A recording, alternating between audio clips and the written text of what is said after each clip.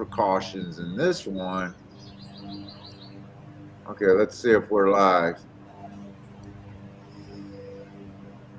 Looks like we're going to be live.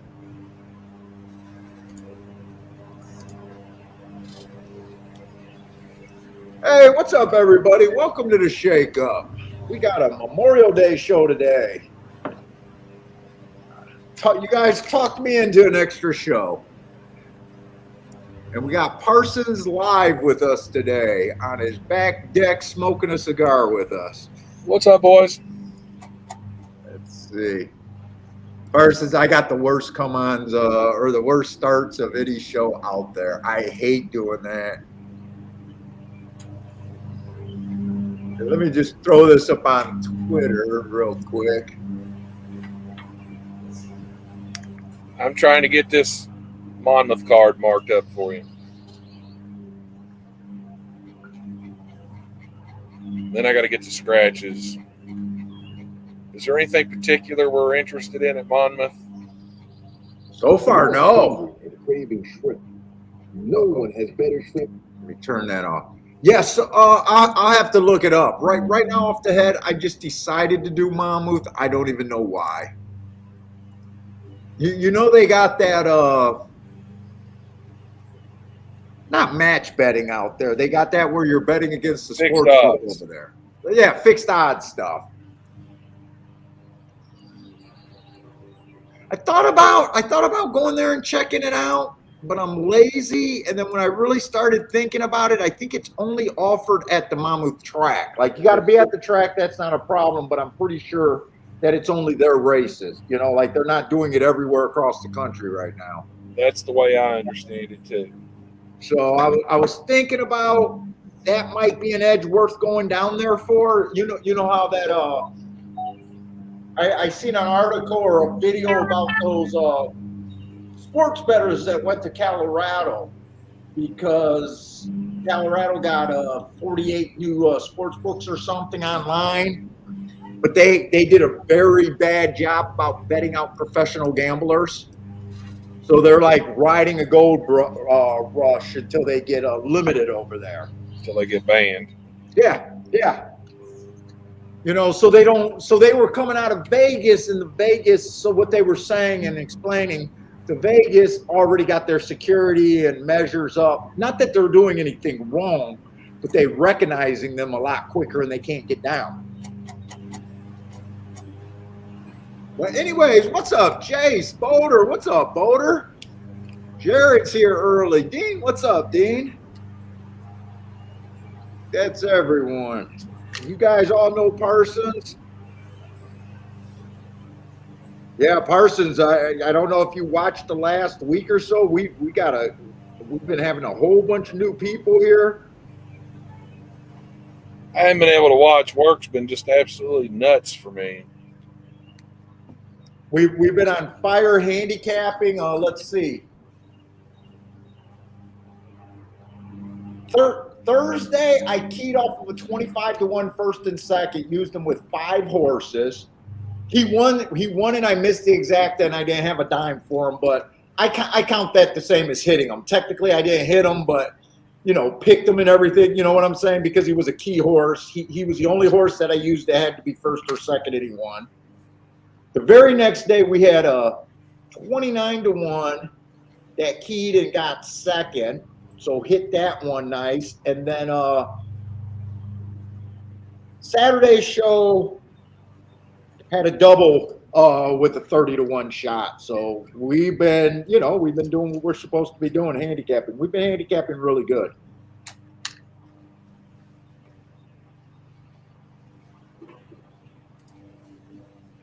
Oh, I got to get lit up. I got to get my video on. Oh, Jace, this is your shot. Your track, Monmouth. We're doing Monmouth. I have no idea why I'm doing Monmouth today. I guess it was between Monmouth, Pimlico, Churchill, and Belmont. And Belmont had a lot of stakes. Maybe I should have did the stakes. But for some reason, I just want to do this one. What's up, Long Shot Louie? What's up, man? Maurice, great to see you again. Oh no, my Vegas trip is in. I go to Vegas. Let's see, I'm going to be able to do Thursday and Friday show this week. So I think I go to Vegas Monday or Tuesday of next week. So there won't be any show. There won't be any regular shows next week. I'll be coming home Belmont Saturday on the red eye. I might, if Vegas is cool for the Belmont, maybe I'll try to do some live streaming on my phone. But it won't be the same show as what we're used to. There'll be no way for me to share my form. It might just be me coming on for like 5 minutes at a time. Who knows? Maybe I won't do anything. I don't know. Grandma, what's up, Grandma? Omar's here. What's up, Omar? Sean. Yeah, happy Memorial Day. I don't know if you're supposed to say happy Memorial Day. It's for the veterans and that lost their lives. You guys, you know, I think we tried to do a moment of silence at like 3 o'clock, I think Grandma said. If you had a loved one, family member, or friend that made the ultimate sacrifice. I'm not good with this kind of stuff, guys. Help me out, Parsons. I feel like I'm driving, but I know Parsons served. I know Grandma served, and quite a few of you guys served.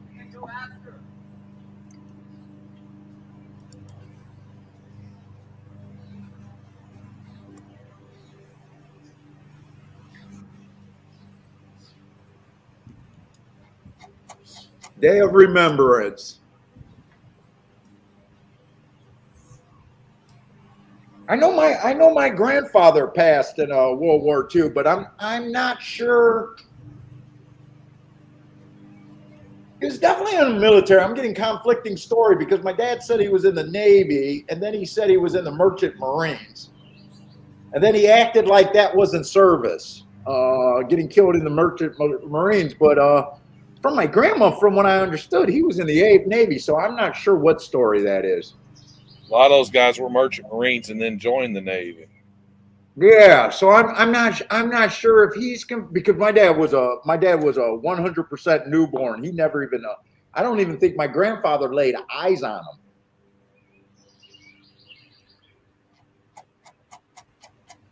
At that time.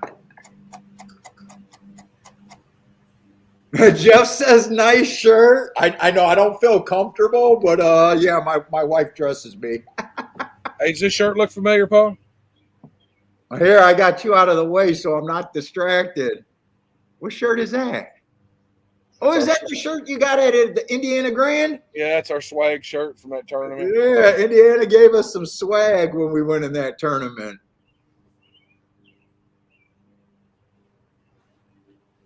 Let's see, Grandma says taps across America. Anyone in the country that can play taps?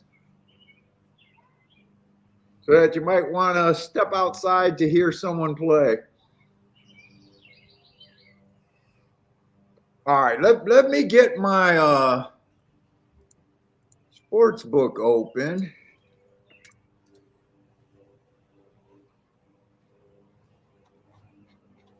Hopefully, I don't think we have any problems with sound and everything because I'm hearing you fine. And unless they let me know, I don't think we have any problems right now.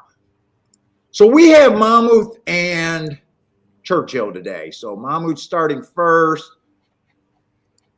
Oh, I did not realize that we're already 4 minutes out there. Let me look at the bias reports to see what the hell we're even supposed to be looking at. I'm guessing it's going to be just speed and stalkers there.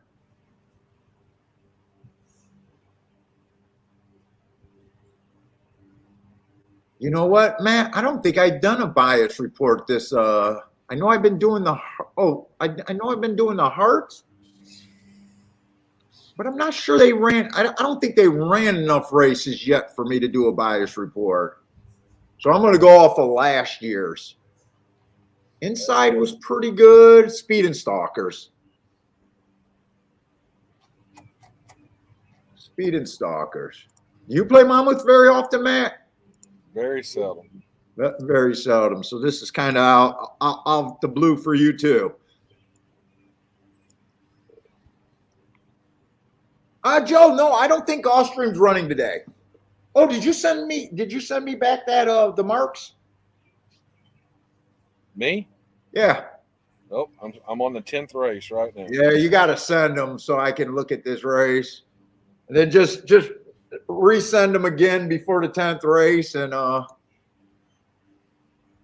that'd be the best way to do it.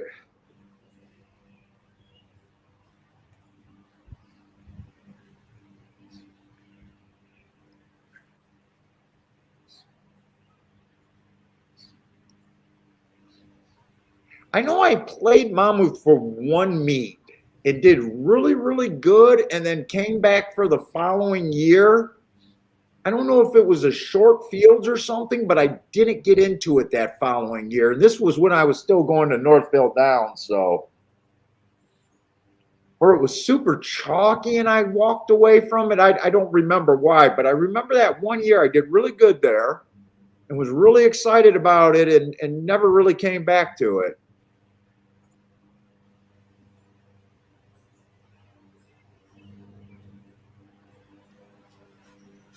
Well, shit. What the hell's going on my tablet? Oh, you're having problems? Here, I'll send mine. No, I've got it. It's just not letting me, and I've saved it, but now I can't get out of the damn thing and email it to. Uh-oh.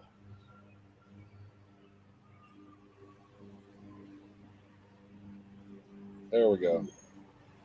There, it just went. Cool. It's coming right now. Jace was at Monmouth yesterday. Hey, Jace, did you do anything with the what is it called? No, it's not a what is it called when you play against the sports book? Fixed odds wagering. Did you do any of those bets? I seen a few guys on Twitter doing that. Although the guy that kept posting his ticket, he was a pretty big chalk eater. All right, it's on its way to. Yeah, I'm just gonna miss the first race because I'm getting the form now. And I can see that they're already heading to the gate.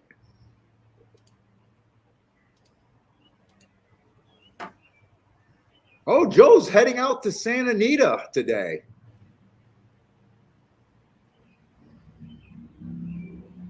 What's up, Justin? Oh, no, not 5 days in a row. We didn't come on yesterday. Yesterday I was working out and pinched a nerve in my neck, so I'm hoping I stay okay today. Having a little problem moving my neck back and forth. Let's see. All right, I'm gonna get me a Coke.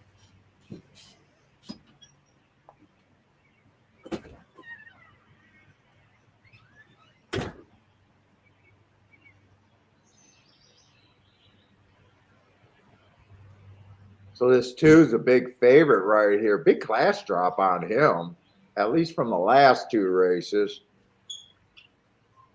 Boy, that turf course looks pretty narrow there, unless that's just a chute or something. That looks narrow as hell over there.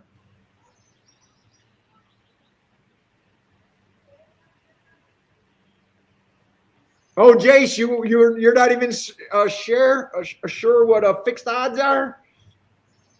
I'm not sure how it works. I'm not sure if you got to pay juice or it's just you buy the horse at those odds, or I'm not exactly sure how it works either. Yeah, I do think you have to be there to bet it.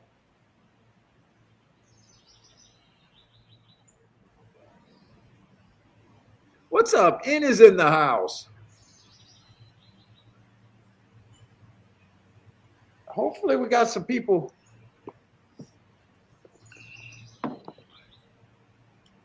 These short shows, for some reason, I don't get the notification out there.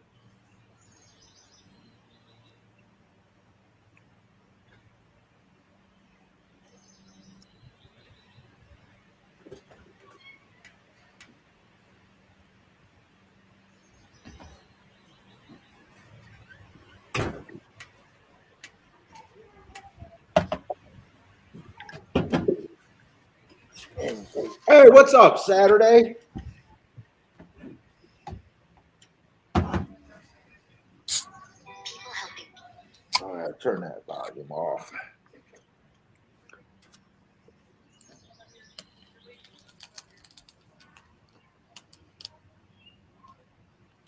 A lot of horses were coming coming from Tampa in this race. A lot of the horses.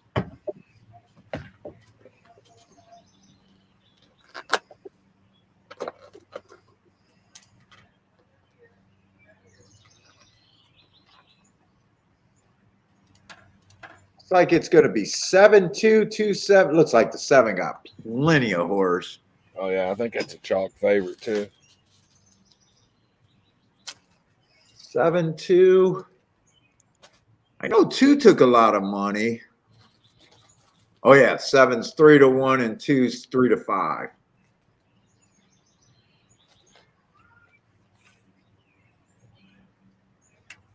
That was all the Tampa horses right there. Let's see. I think we got a bit for Churchill. Get this stuff set up.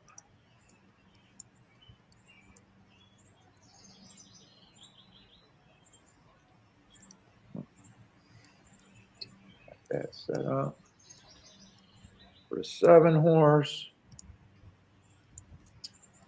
Get it set up over here too.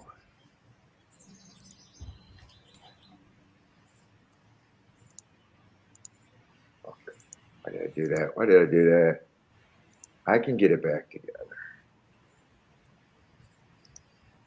All right, there we go. We should be set up. 7-2-3, 7-2-3-5. 5 was a Tampa horse. I remember that. And who was a 3? 3 was a park shipper. So far the Tampa did well on the turf.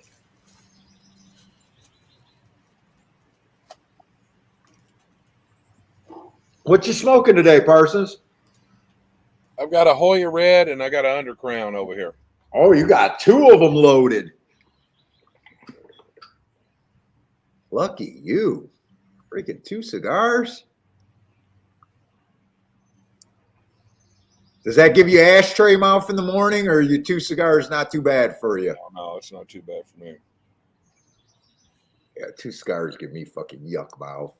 If I smoke cigars 3 times in a 3 days in a row, I tend to get a headache that 4th day. Hey, what's up, Mac and Company?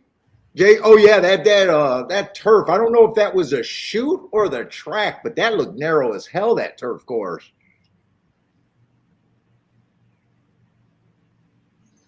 Yeah, I did hear that there was a forced payout on Scotty's show in the Santa Anita.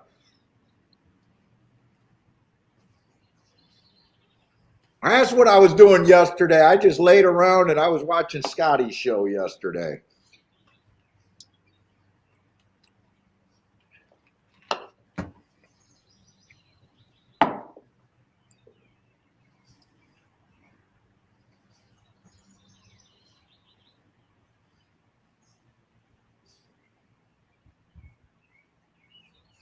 Yeah, I think I seen in the article over there, Jace, that they had like, I don't know, maybe six windows for the live betting at the fixed odds.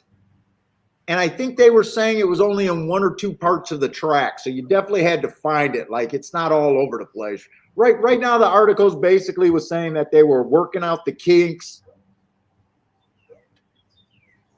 I think they said something like 70 or 80% of the winners did pay more than the par mutual would have paid by varying degrees. Hey, what's up, Timothy? But right now, like, they don't know about the numbers right now.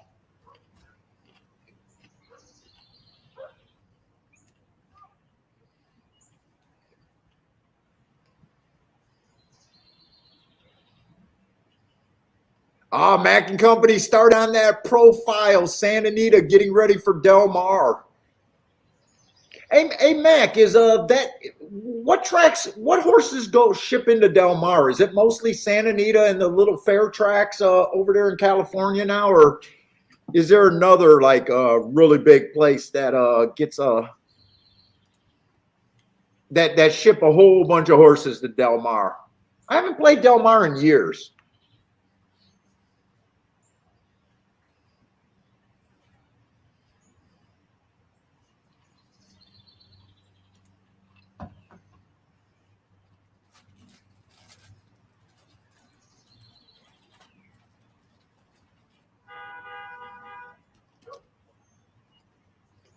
What is it? Who missed the $200 pick three? Is someone that you know, or oh, that might have been Scotty on his ticket. Golden Gate, Santa Anita. Those are the main track ship. They probably don't get that many East Coast horses going over there just for Del Mar, do they? They started that ship and win program. Yeah. And you're seeing more East Coast horses going west to Del Mar. Oh, yeah? But not a bunch. Yeah, that's what Max says. Once in a while, you do get East Coast going. Yeah, they've got a thing going on. I don't know if they're doing it this year or not, where if you've never ran it, if the horse has never ran at Del Mar, they'll give you $2,000 for shipping money, and then they give you a bump of 10 or 15% purse money. Really? Mm-hmm.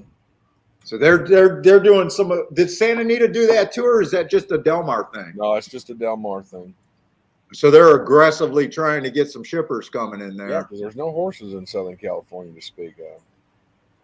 Well, that's because Mack and Company gets his buddies out there, his three friends, and they make fucking snow angels on the track while they're trying to run over there. Tell Mac to stay off the fucking track, and maybe they'll get some horses.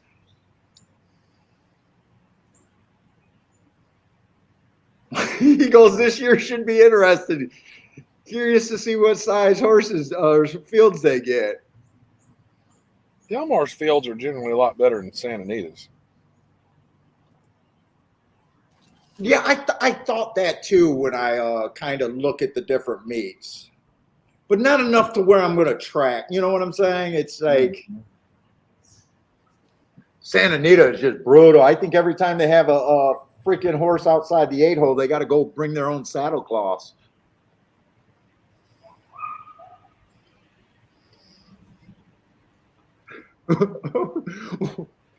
Over there in California, once they get up to 5 horses, they got to definitely use their fingers to continue counting over there. It's just brutally short fields.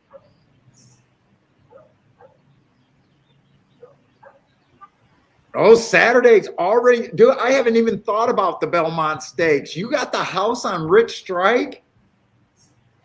Ooh, I don't know about that, man. Like horses can improve.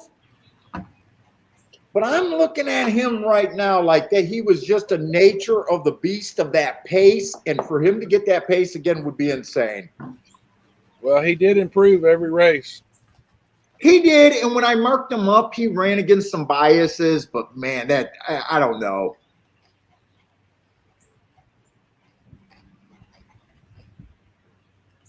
Let's see. Timothy says Woodbine has the same bonus program for shippers.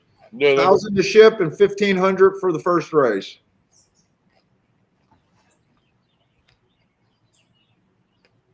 Shit, can I get that? I'll take Bentley to Woodbine if I can get 1,000 for the road trip, and $1,500 extra if I can get them in the gate. You think Bentley qualifies?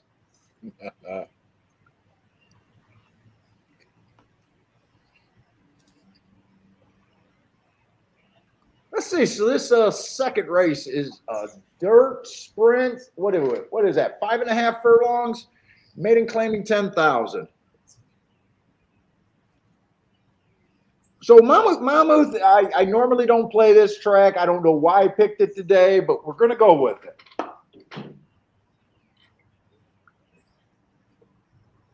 Might be a little bit more conservative, but we'll see. I never know what I'm going to do.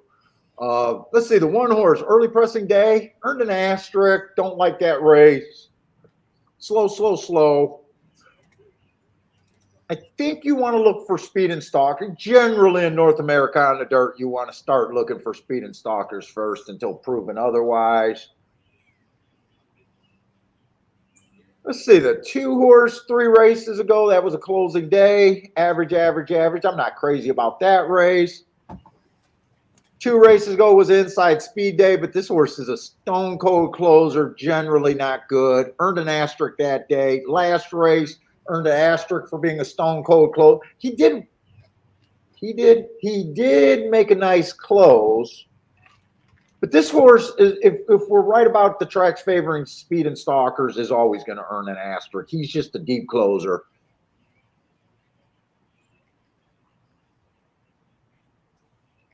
Let's see, 7 only ran 1 race, looking like a deep closer, was pinched back at the start. Might be enough to give him the asterisk, but I'm not that excited.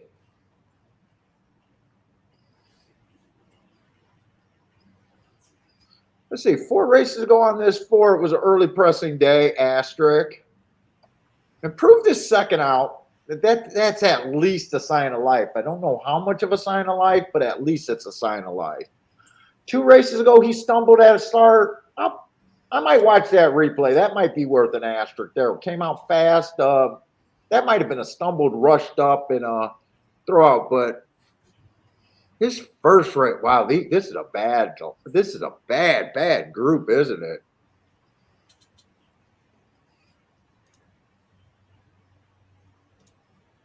Five horse, from what I see, looks like the horse to beat here. Dropping from maiden special weight. 2 races ago at maiden special weight, ran on a bad rail. I like that excuse. Comes back. Drops to this level, dueled the whole way on a stalking day, going too fast to win. At least that's a sign of life. 2 to 1's not going to excite me, but at least he's the horse that looks like a racehorse. 6 only ran 1 race, but that does not look like a racehorse as of now. And I think 7 can take money here just because there's no one else to go. If you don't like the 5,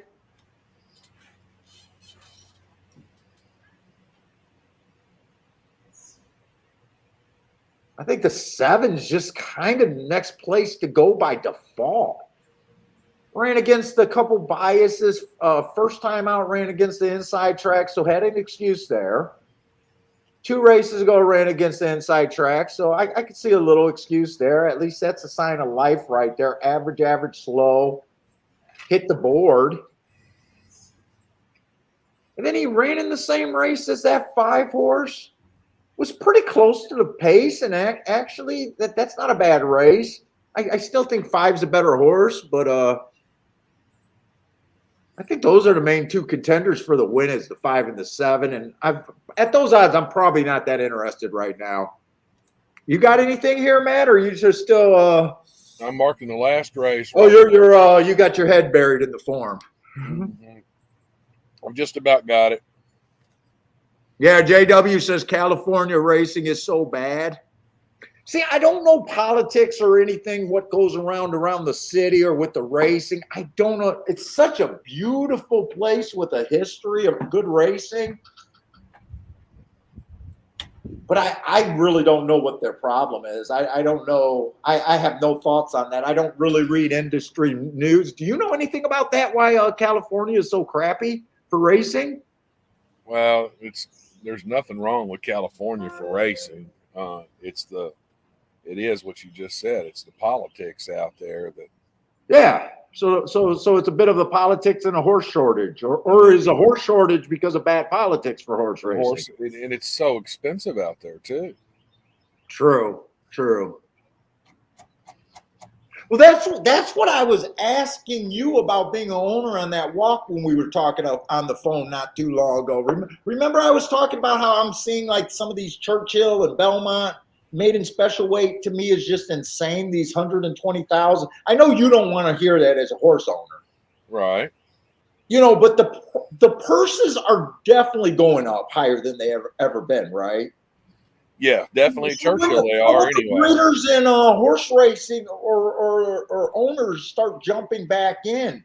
And then part of that thought was, is it just because the cost of, even though the purses went up, is it just that the cost of buying a horse and training a horse still makes it ridiculous and hard to make money? Is that still the drawback? Is Yeah, that stuff went up? it's extremely difficult.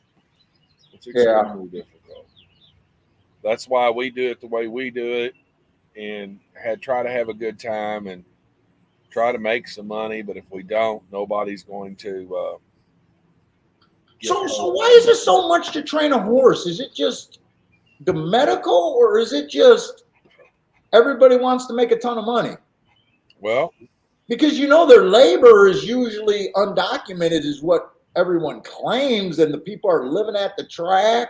Is that what's out of hand? I don't believe that they're all undocumented, No, I didn't say all. I meant a lot of them. and they've really cracked down on the undocumented ones. There was an article in Blood Horse about somebody in their barn got caught with a bunch of undocumented. Because why would training be that much more than it was years ago? Just inflation is that, but the purses are so much higher. I guess I just don't understand the business of it. Well, I mean, the trainer's got to make a living. His the purse money, that's a bonus to him. That's not how he makes his money. He makes his on his day rate. And so in our barn, I think he has 8 employees in the barn working for him. Yeah. So he's got a payroll on those 8 or 9. And then every now and then you'll have to have an extra. So, we're a small barn. So he'll have 8 or 9 employees. He has 1 rider. But every now and then you need another rider. So you got to freelance somebody to ride for you. And then, and you got to pay for all the food and all the bedding and all of that for the stalls. That's true. My wife's in the food thing. She works for a big company, U.S. Food Service, doing their stuff, books. And food's crazy because gas is crazy. So hay would be crazy because shipping rules the cost of everything. Well, not just the shipping. Think all the gas and diesel to get it out of the field. Yeah, the field. Yeah, exactly. Hey, what's up, Boulder? Zero Contrast. What's up? Jay, oh, thank you, Jay. I'm glad you said you enjoy the channel. Good luck to you, but you're playing Belmont. Belmont, I'd be interested in the inside on the dirt.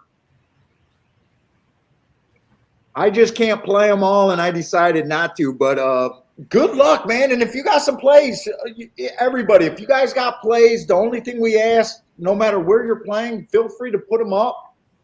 Even if it's not the tracks that we're looking at, just put the name of the track that you're putting up there.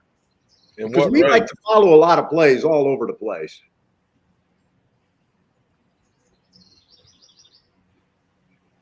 So just one of the things that I first noticed, so on Scotty's show, I watched Scotty's last 2 shows. And people have been asking me about Scotty, and usually I'm like super, I'm super chill. I recommend his channel and all of that stuff. But I did see something that drove me crazy. I blew up his sheets, for his ratings and everything, Matt. Uh-huh. So he does put a percentage for what he thinks the horse, or what his algorithm puts a percentage for what he thinks the horse's chance are, right? 10%, 12%, whatever it is. But his math is wrong. So the horse has a 33% chance to win the race, so you can play the horse at 8-5 instead of 2-1. His math is bad. 10-1, he'll say a 10% chance, and the recommended price is 8-1. It should be 10-1 minimum. His math is bad.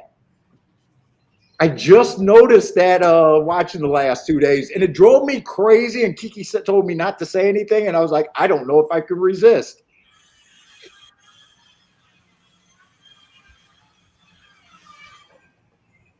Like, I'm always telling you guys to hold off until you're getting overpaid. His thing is his program is setting you up to get underpaid.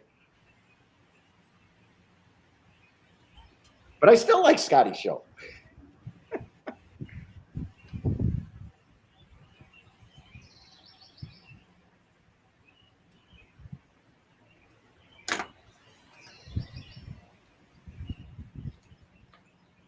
I think I'm done. Y'all done? Cool. And we still got a while for Churchill, right? I just want to make sure Churchill's not creeping up on us. And by the way, if you guys are new to the show, I will sit out races that I'm not playing in. I'm not a tout here. I believe that everyone in my chat room are good handicappers and they just like hanging out, talking. And if I can add a little bit of insights, that's our only goal. So I'll tell you which races I'm playing. I got no problem sitting out. Parsons, you're pretty much the same way. Yeah. You might be a little bit more action than me, but you know, we don't try. I don't try to give out fucking horses. I'll break it down to where I think the race is at, but we do not consider ourselves a tout service here. Hey, what's up, Paul? Yeah, Belmont. I chose. I don't know what made me go with Monmouth today.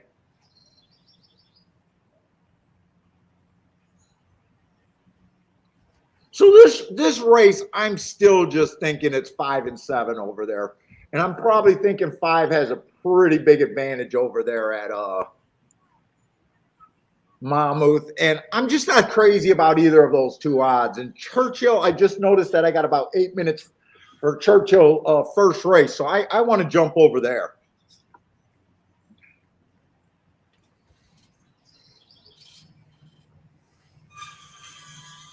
Yeah, you guys. Hey, what's up, Joshua?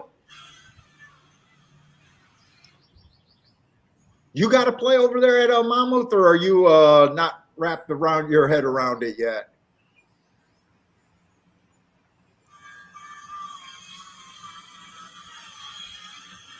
Oh, did I lose him? I didn't lose him. I can hear the saw going.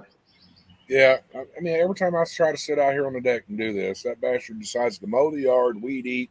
Now he's up there. He's just cutting up pieces of strange lumber and throwing it in the burn pile. I actually don't think it's that bad. I could hear it, but I don't think it's bad.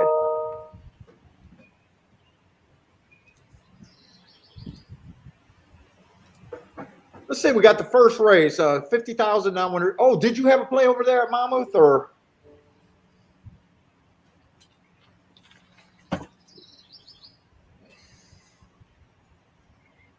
I'm going to take that as a no.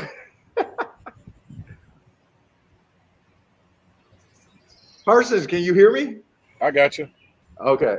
Do you got to play at Monmouth or no? No, I've just. Oh, okay. I haven't looked at anything. I'm just. Gotcha. This one horse does look interesting at Churchill. 2 races ago, earned a heart. Inside of the track was good. Was in 7 hole. I like that race, actually. That's a really good race. Last race was a speed favoring day. She got out 2 lengths off the lead. Looks like that was the slowest pace of the day. I think that's a sneaky good race right there, too. One's at 5 to 1. I could be interested in the one at Churchill a bit.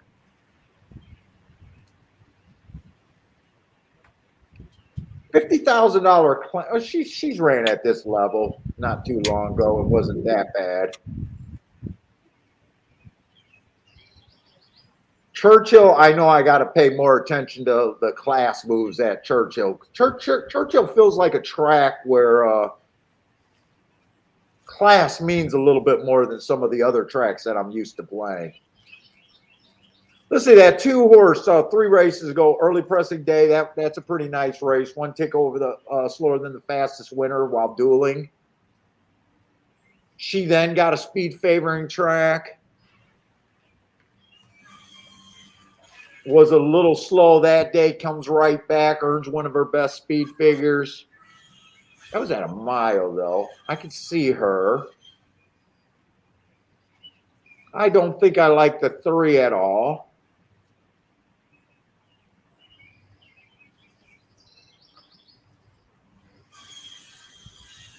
Four's the favorite. 4 looks like she can let horses get in front of her. Last race was a nice race. She was a closer. It was a stalker day, but I still think horses can get in front of her.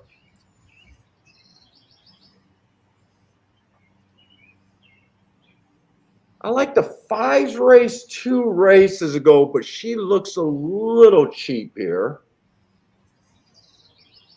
I'm mostly interested in the 1 here.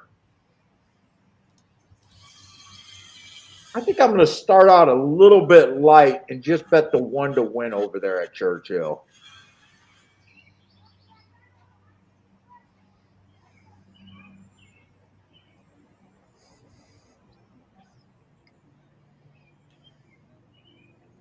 If I get an exact box, it would be 1, 2. I think I'm going to do mostly the 1 to win.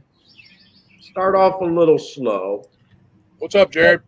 Box of 1, 2, 5 exact is where I think I'm looking at here at Churchill. Let's see it. I got to put that bet in now so I can watch the other race.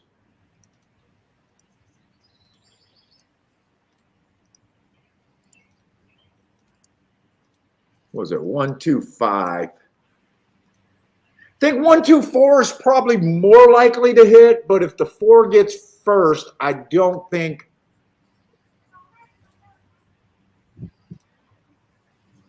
the exactas would be worth anything. Maybe I should have used the 1, 2, 4 and just keyed the 1 first and second, but I don't know why. I just decided to go with the box there. I'm just going to write my contenders over to the side. 1, 2, 4, 5 is what I was working with there. Let's see if we can see this Monmouth race. So Monmouth is just loading in the gate here. Nice. Long shot, Louie. I love the comment. You only play massive overlays, 50% or higher. Does that mean you make your own betting line, or do you use the morning line, or is it just a gut about how where a horse's price is supposed to be?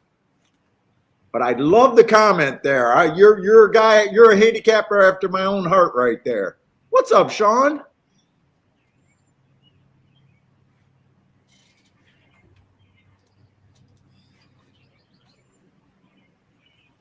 You got to play at Monmouth here? No, Monmouth, I just think it's 5 and 7, and the prices weren't that great, and just didn't really feel like. I thought 5 had a pretty big edge over to 7. 7 wouldn't surprise me, but those were the only 2 horses that I thought I could legitly get to there. First, it's like, really early in the day, we'll see. I just didn't feel like that was my spot right there. What's up? Run is due. Got to play 2, 4, 6 exact over there at Churchill.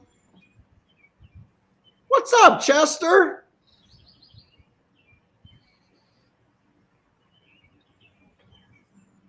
Chester Johnson's back. Randall Gordon, what's up, man?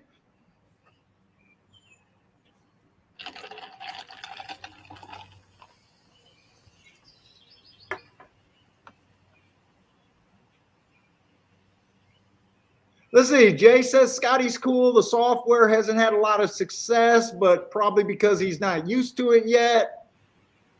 But he has been doing good at Mountaineer with it.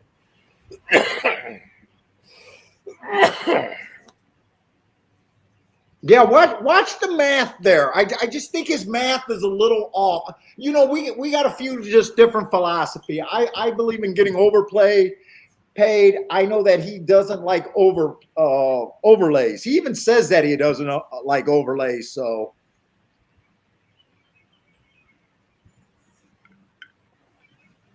I'm not grabbing that from my own opinion of his show.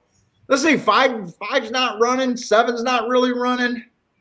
Oh wait, no, that's the 5 dueling for the lead. 5-4 is what this is going to be. 4-5 or 5-4? 5-4, I believe. I believe at 4 so 25 to 1. I think we talked about the 4 horse, but not enough where I was interested to do anything there. Yeah, he was the one that we thought stumbled and rushed up. Although I seen someone watch the replay and said that the stumble wasn't as bad as it sounded. But he did have a triangle, meaning he went match strides with the fastest winner that day. So that's actually a good mark in a weak field. I think it's 5-6 at Churchill. 5-6. I think that's it. Shit. I don't think I'm near that, am I? No. Wasn't you 1-2-5?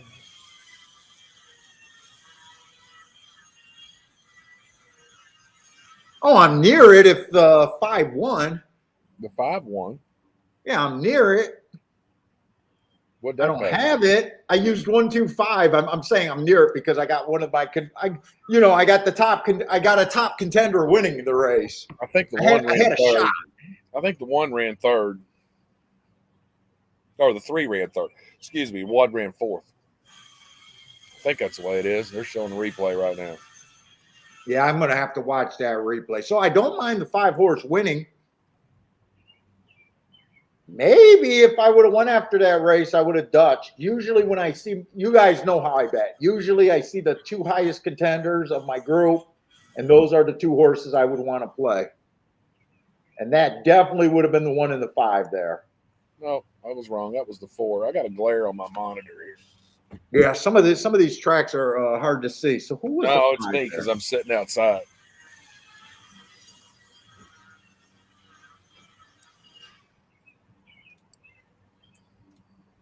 Three to 1 morning line, and he went up to 8 to 1. Even though I don't look at their morning line, he was a hard horse winning. There was only 2 hard horses in the race. Okay, I don't got a problem with that result. Definitely going to want to watch that replay, though. Did you make a play there, Matt? No, I haven't made a play yet. Hey, what's up, John? That looked like a play that you would have did.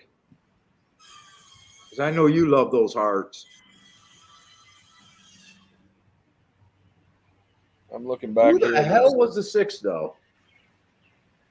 I don't think I liked the 6 at all. I did not like the 6 at all. And he looks like a closer. I definitely want to see how that race ran.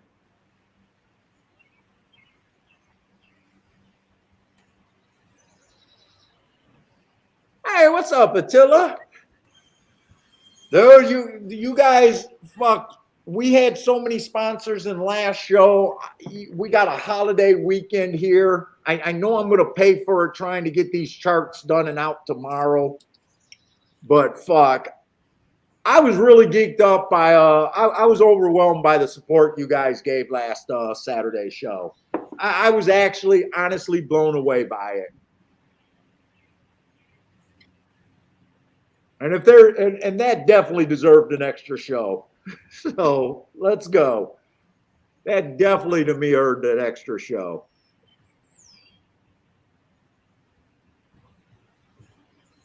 Charles says, click the like button if you support the troops.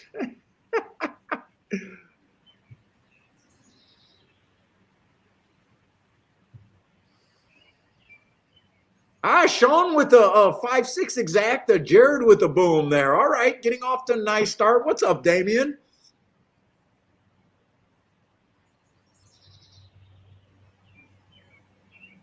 That was not a bad exacta. I don't think I would have. I could not. I'll tell you right now, I could not have hit that exacta. But I could have Dutched the 1 and the 5 there. I was trying to get away cheap, and probably might regret doing that a little bit.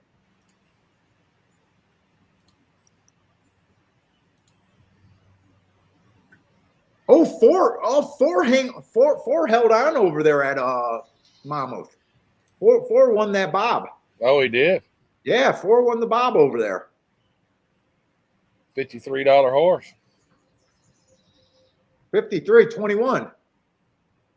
Paid $53.40 is what I meant. Wait, what? He paid $53.40 to win. That's where I meant. I said 53. Wait, did I miss that? I think you missed that. The second race at Monmouth? Oh, yeah, it is the second race.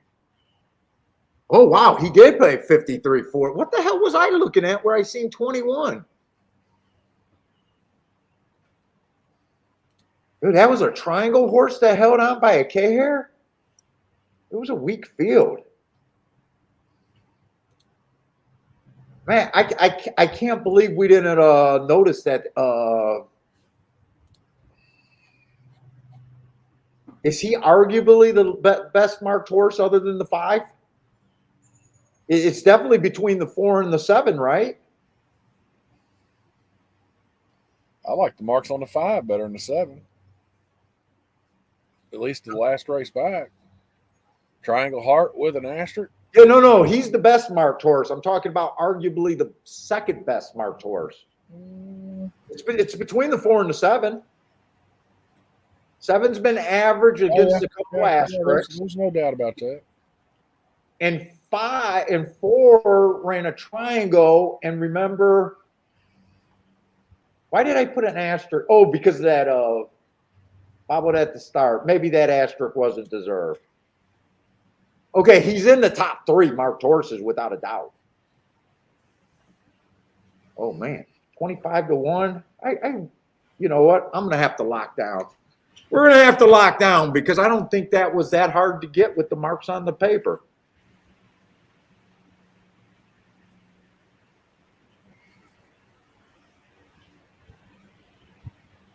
Looks like he went wire to wire.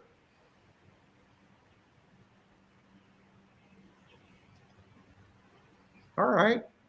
I don't mind seeing that.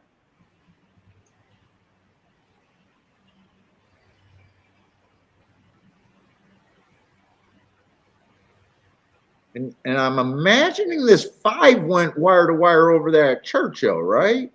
Or did he rate? I don't know. I just caught him in the stretch. Yeah, right now I'm seeing the head on over there because I was watching a Monmouth replay. I'm thinking that's the 5 in the red cap that's dueling with the 1. That's definitely the 5 in the red cap. Oh, son of a bitch. 1, you couldn't hold on for me. I would have loved the 1-5-5-1 there. 6 stalked to get second. 6 was pretty close to the pace today. He was always within 3 lengths of the lead.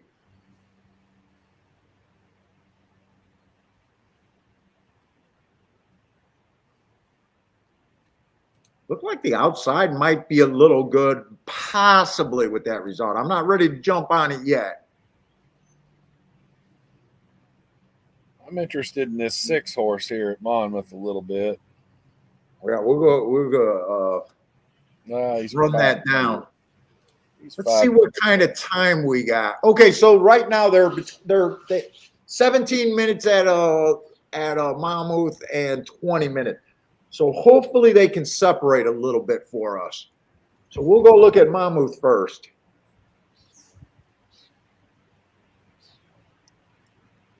So let's get this together. So we got optional claiming 40,000, 6 furlongs on the dirt. Yeah, five got a nice bob held on. Look at looks like the 5's butts in front of the 4 horse, but the head bob is the stretch out on the 4. It looks pretty damn good.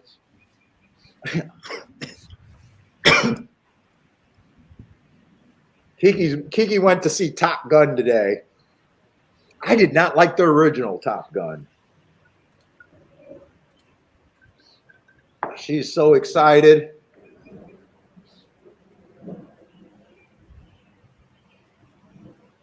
Let's see, this 1 horse, 3 races ago was an inside day. She had the inside average match strides with the slowest winner that day and then slow at the finish. 2 races ago, early pressing day, and she was nowhere near the lead. I gave her an asterisk for that one. Stepping up a bit in class. I haven't been trusting these Tampa dirt horses shipping, especially the Gulfstream. I don't know how it's going to be at Monmouth, but The turf horses I don't mind, but the dirt horses they've been underwhelming, and some of them have been getting really good marks. So I am keeping an eye out on that. Let's see, 3 looks like he's stepping up a little bit. Oh, Matt, we want to talk about some other factors. Speed figures, if you notice them, a little bit of a class, if you notice big moves in class.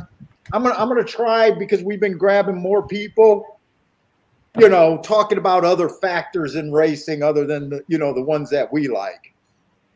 Gotcha. And some of the new people have been asking about it and been enjoying us talking about some of the other factors. So I'm trying to make an effort of it. It is a little bit hard for me, though.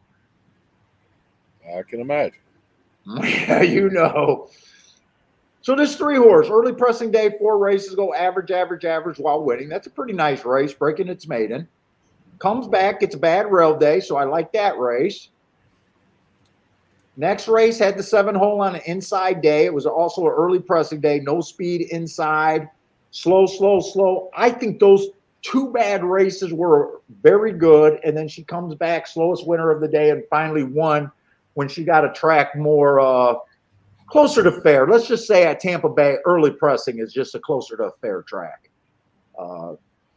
So I think those asterisks explain why she was able to win, but comes off the pace a little bit, looks overall like a stalker there, but still feels like she's stepping up in class here. We're going to have to, we got Monmouth just starting, and I don't play Monmouth that much, so right now I'm not sure which feeder tracks are the stronger circuits right now. I'm guessing New York is probably going to be stronger than Tampa Bay, but right now I'm just guessing on that. You got any opinion on what might be the strongest circuits coming over there to Monmouth, or? Like I said, I haven't played a whole lot of Monmouth ever. Okay, all right. So you don't. We're kind of on the same page where we're not sure. We don't have a problem admitting what we don't think we know. But I'll tell you the way I'm looking at something.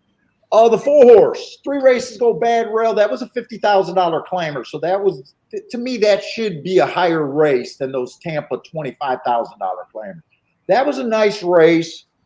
Was off the rail and had the right running style. Put up her best speed figure. Track was in her direction that day, though. 2 races ago, it was an inside speed day. She was in the 6-hole, barely had any speed. Big old asterisk there. I love that her speed figure was down when we say that it was an inside speed day, and it pops right back up on more of a fair track for her. Allowance 1X over there, that should be stronger than this race. I think overall this horse is dropping down to me. Let's see, where can I just stick this arrow where we can see it? And I need Ed to be back because Ed's the guy that enjoys this stuff. But I thought it was a great idea from Ed, so I'm going to roll with it. 5 just broke his maiden first time out. Nothing's wrong with that. It was at a lower level. But she definitely handled her business and did it pretty easily. It was a stalker day. She's definitely stepping up. It's not her fault that she started at a low level, but it is a little suspect to me, put it that way. Slowest winner of the day, but so far has done nothing wrong. I'm still looking for speed here. 6 horses dropping and has speed. 6 is kind of what I'm looking for myself to start off. That's why I said I was intrigued. Oh, that's who you're interested in. Yeah, see? We might combine. We might have too much weight on this guy or gal. Looks like she broke maiden at $50,000 level at Belmont last September. They've been keeping her. Then they immediately put her in looks like a New York State Stakes. They definitely liked what they seen. And then they've kept her at 50,000 both races after that. I don't know. She looks like the only really true speed horse in the race to me. Now, we do notice that the other New York horse beat her 2 races ago, but I don't have a problem with horses beating each other. I mean, that's the nature of racing and horse racing. I think she has an early speed advantage over the 4 horse, but to me, the 4 and the 6 horse are my top 2 contenders for a win. I'm not saying much there. They're the top 2 or 2 of the. There's 3 horses. Actually, everyone's getting bet in that race, aren't they? When I looked a while ago, they were both like 2-1, 5-2. Yeah, and then I just noticed that the 3's taking a lot of money, and even the 1's at 7-2. Really, the only reason there's not a lot of fat on this bone, that's for sure. They're forcing you to be right. They're forcing you to have an opinion here.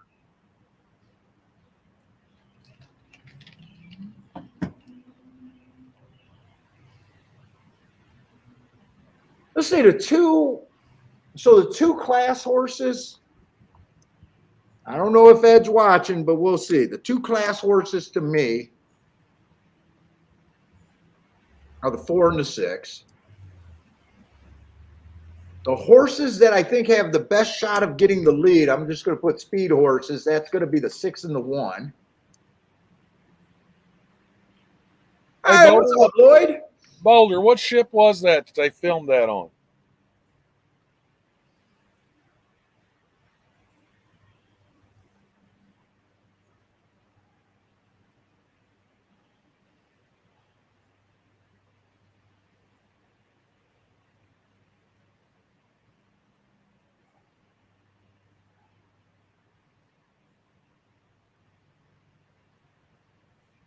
Hey, Maurice, are you asking me about the bias reports that I put out there?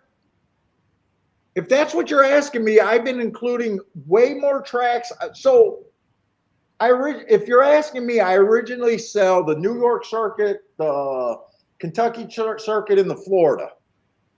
But I've been throwing in Parks, Monmouth, Oaklawn, Fairgrounds. You haven't been doing Oaklawn Fairgrounds. They've been closed since. Well, no, I'm just saying I've been throwing in tons of new tracks, and I've been including the heart guides for the same price that I always did everything. I'm not sure how long I'm going to be doing it. I'll put out a warning. You definitely got to be a handicapper and understand biases in that for my stuff to even help.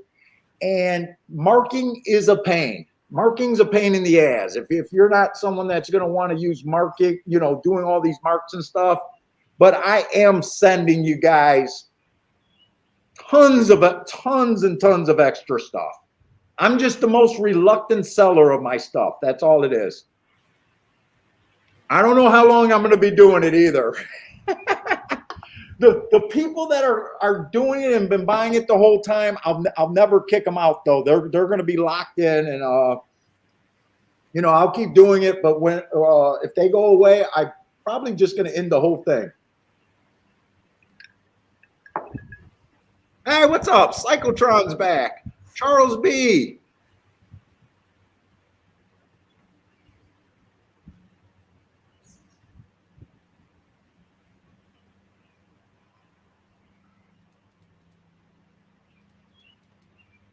And we got to kind of get over there to Churchill. So I'm going to keep my eye on this 614 over there at Monmouth. I'm not so sure with those odds how good of a race that is.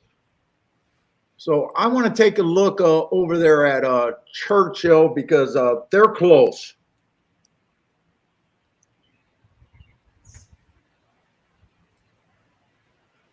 And that's the second race.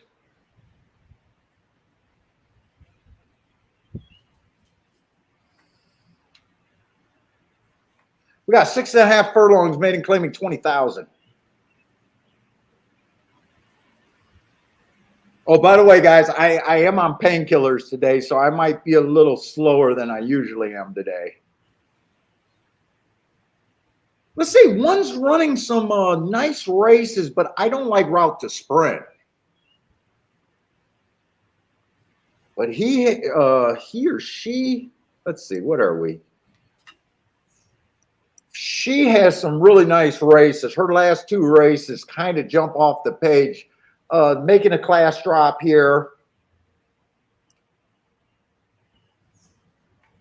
But I myself don't like route to sprint. Let's see, 2's a first-time starter. I ignore first-time starters. There were 3 horses. Last race was a nice little race right there.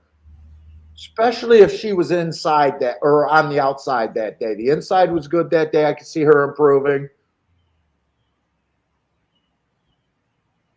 5 earned those match strides with the fastest winner on a route.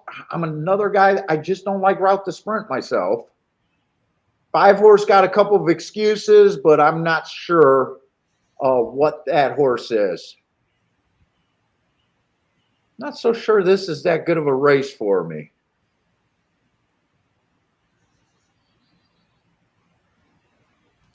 I might just like that. Well, 3's been at Emerald Down, Turf Paradise, or whatever that track is. That's a West Coast version of Penn National. Yeah. I do like her last race, possibly her last 2, and her being the only sprinter. I'm probably, if I like anything there, it's probably kind of chalky, the 1, the 3, and the 4. Not so sure if that's, I'm not so sure if I want to fire at that right now either. I believe I'd play the first-time starter. I don't like anybody in here. Well, you like first-time starters every now and then. You're more open to first-time starters than I ever am. That does not surprise me. You still got your old ways of doing things a bit. Well, just looking at everybody else, nobody else really jumps off the page at me. Yeah, I agree with that. Let's see.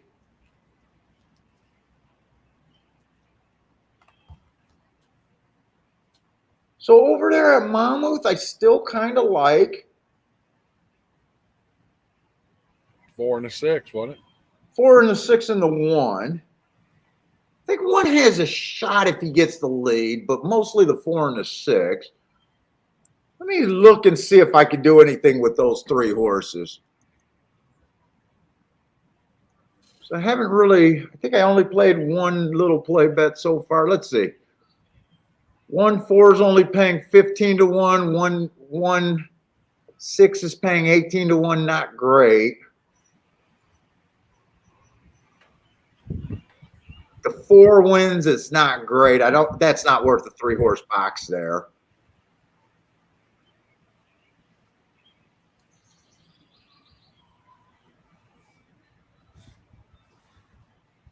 I don't think I could do it exact. If I play that race, I think I'd just Dutch the 1 and the 6. And 6 has to stay at about 3 to 1 for me to even want to do that.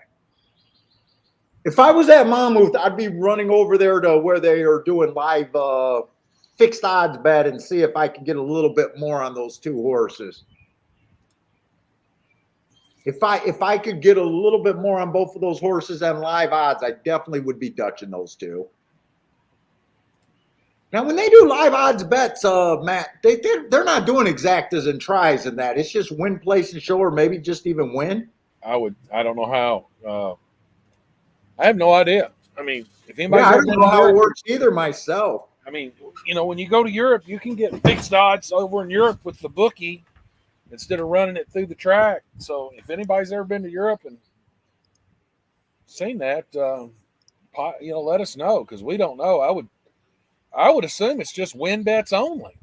And someone asked me if they did juice, and I'm not even sure how they do juice, or if they do juice, or if it's built into how they price.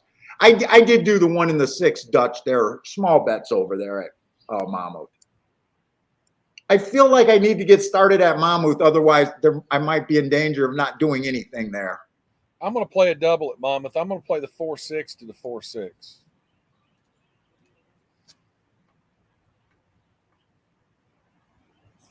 Let's say long shot Louis likes the 5 at Churchill, but not at 9 to 1.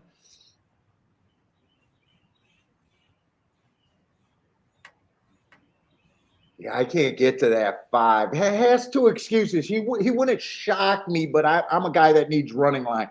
I see the excuses. I just don't know if there's talent there. Well, there goes their 6 horse at Monmouth. He gets the lead. Well, let me get locked into 3 to 1, please.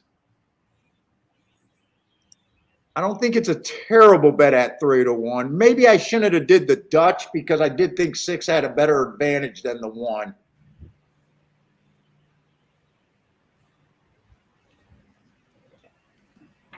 Well, one's running pretty nice, but he's still got to pass the 4. I think the 6 should have 23 flat. I don't see where a 6 would have a excuse here. I mean, that doesn't sound fast to me. I don't think I should be worried yet. One's done. Got to worry about the 4 and the 3. Cut off. Protect the rail. I think you want to protect the rail. He's not sure which horse he wants to lean on to kind of intimidate.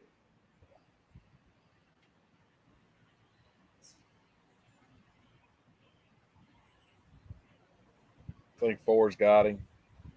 Yeah, by another K hair. Well, we called that right.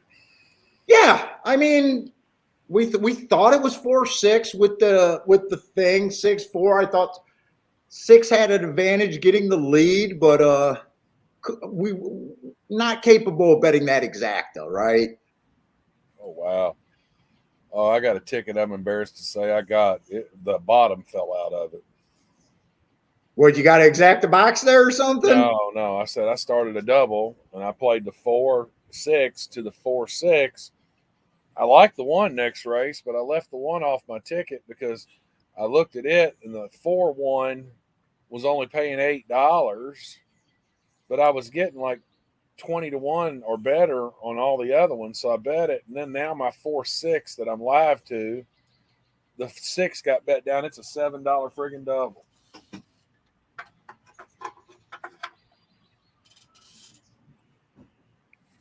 Yeah, 4 just had him measured. All right, I don't mind. I don't mind that bet. Jared's saying the 6 got up. No, 6 didn't get up. No, it did not.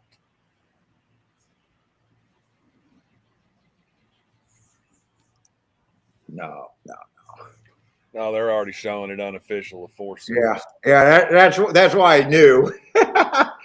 It wasn't that I was saying my eyes were better than Jared. It was just I already seen that they had that.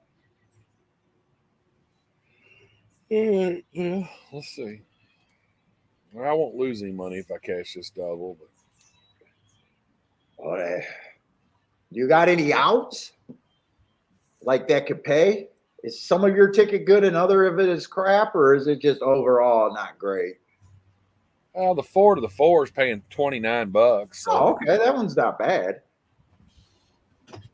I'd be happy to be alive to that ticket. I mean, not even knowing who you're alive to, but I'm alive to the 4 and 6, and the 6 is only going to pay $7.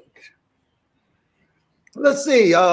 Churchill, I didn't do a play. I was interested in the 1, the 3, and the 4. If the 4 wins, I don't think you can do anything with the exact.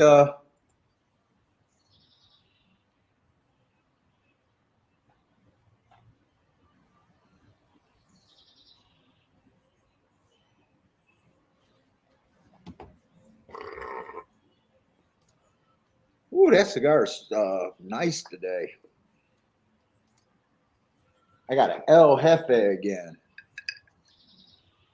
I want to go with Churchill. I want to see if his first-time starter wins. Oh, I think I was dead right about this race. I could have Dutched the 1 and the 3 here, or even just played 1 or the 2.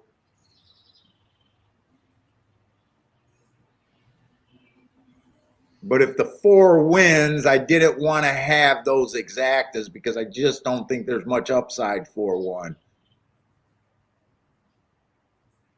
And 2 might get lucky and get second. So that's a good sit out for me there.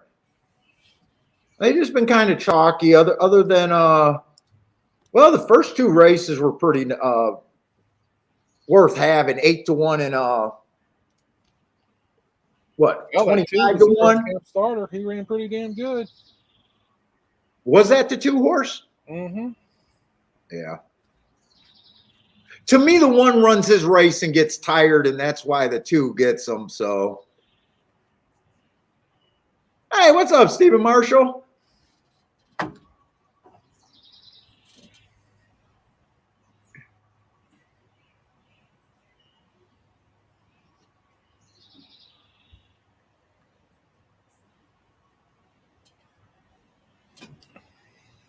Jay says, can't argue with that. But the patrons are some of the nicest people you'll ever meet. I think he's talking about Turf Paradise. Oh, okay. That's about Turf Paradise. Yeah. Oh, how do you say this name? That's a new name, and I think I'm gonna kill it. Who's that? It starts out Mattias. I gotta scroll up to find him. Mateus? Mateus? Mm-hmm. I don't What's know. up, Mateus? I could be wrong. I hope we're close on your name, Mateus.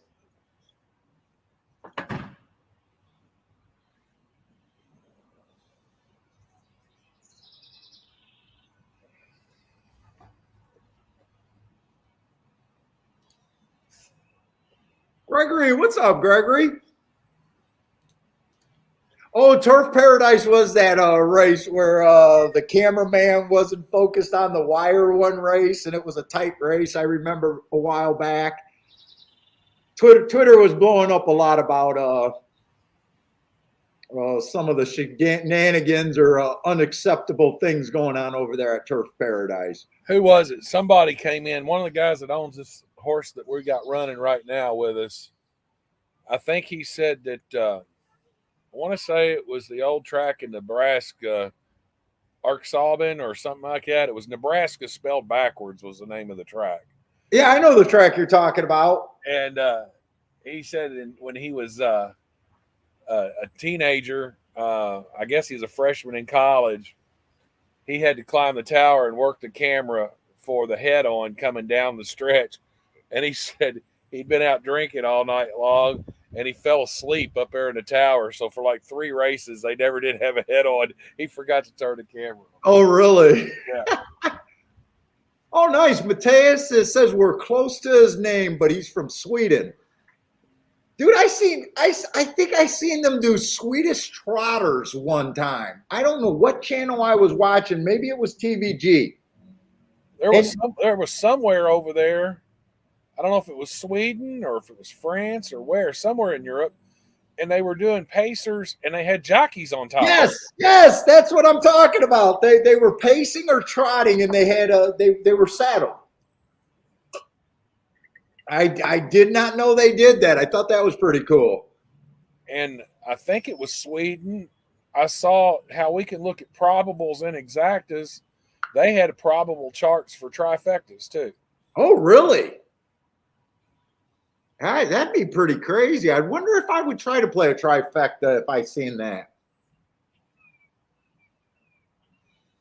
You know, especially some of these low ones where you're trying to find some extra value. Maybe I don't know. Usually when I get in that situation, I just walk away because I just say the expectation is bad.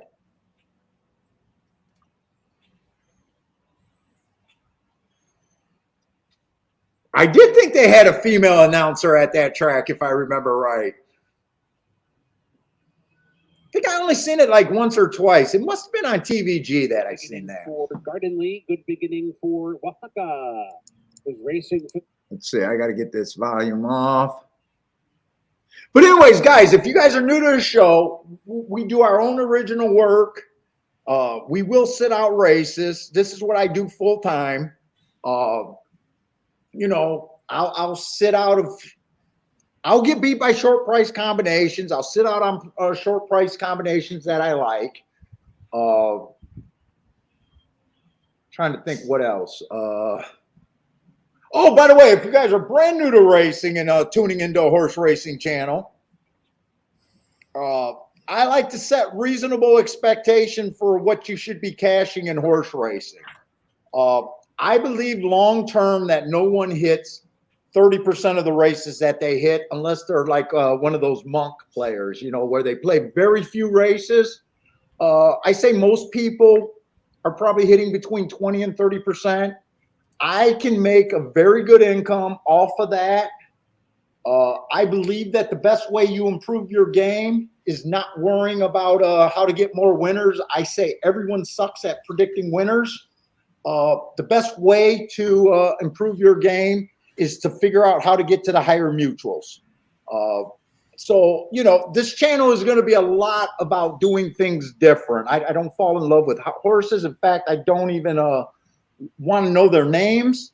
I don't look at jockey, trainers, workouts, breeding owners, that sort of stuff. So we build up profiles, biases, reports, and that's what I play towards. Paul, Matthias says that those jockeys on those pacers and trotters, they call it a Monty, is what they call that. Monty racing. Monty racing. Mm-hmm. Cool. I kind of like it. If I could just learn how to handicap it. It's definitely different. I never got into trotters or pacers. Have you? No, I can't figure out how to handicap them. I don't know how to read the form. In these thoroughbreds, we always say one length is 1/5. And Yeah. I don't know when they say they're 2 lengths behind, how to transfer that into the form. It's not 1/5. It's got to be more than 1/5 of a second, as slow as they run. Yeah. Tilla's asking, what is the odds threshold for dutching 2 horses to win? You got to be very careful with that. First of all, your odds threshold is always based on what you think the horse's odds are. You want to get overpaid on that. Generally, if you dutch, well, not generally, the math says if you dutch 2 3-to-1s, you're basically getting even money if one of them win. Even money's generally not. So I don't believe in like dutching too many 3-to-1s. Every once in a while I might do it. A 3-to-1 and a 5-to-1. That's suspicious. Yeah, but Paul, you don't do a true Dutch. You just bet them both to win. When you say I also don't do a true Dutch. When I Dutch, so a true Dutch is when you set it up where you win the same amount either way. So a true Dutch on a 5-to-1 and a 3-to-1 would be something like this. Yes. You would bet $4 on the 5-to-1 to win, and you would bet $6 on the 3-to-1 to win.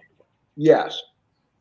I don't do that because I know it's better for to get to the higher price horses more. So generally when I dutch them the same unless I say that I'm dutching 1 for more. And even when I do 1 for more, I'm not doing them where they both are equal. But I'd say when both of your contenders are 6-to-1 and higher, you're pretty safe doing it. But the real thing you want to make sure is that you're getting overpaid on both of them. Is kind of where I'm thinking all the time. But when you're between 2 3-to-1s, that's when it's better, to play them both in the exactas, possibly if you can in the exactas, or picking one or the other, or just sitting out. I believe that every time you're right, you should be bringing home a paycheck. It should move the bankroll. That's why often in one day I'm able to hit 1 or 2 races and be a winner. Because that's how I set up my game. When I'm finally right, for the most part, I don't want to just pay for my sins. I want to get up on that one hit. But dutching, you definitely got to be careful about, dutching a 2-to-1 and a 3-to-1. The shorter they are, the worse it gets.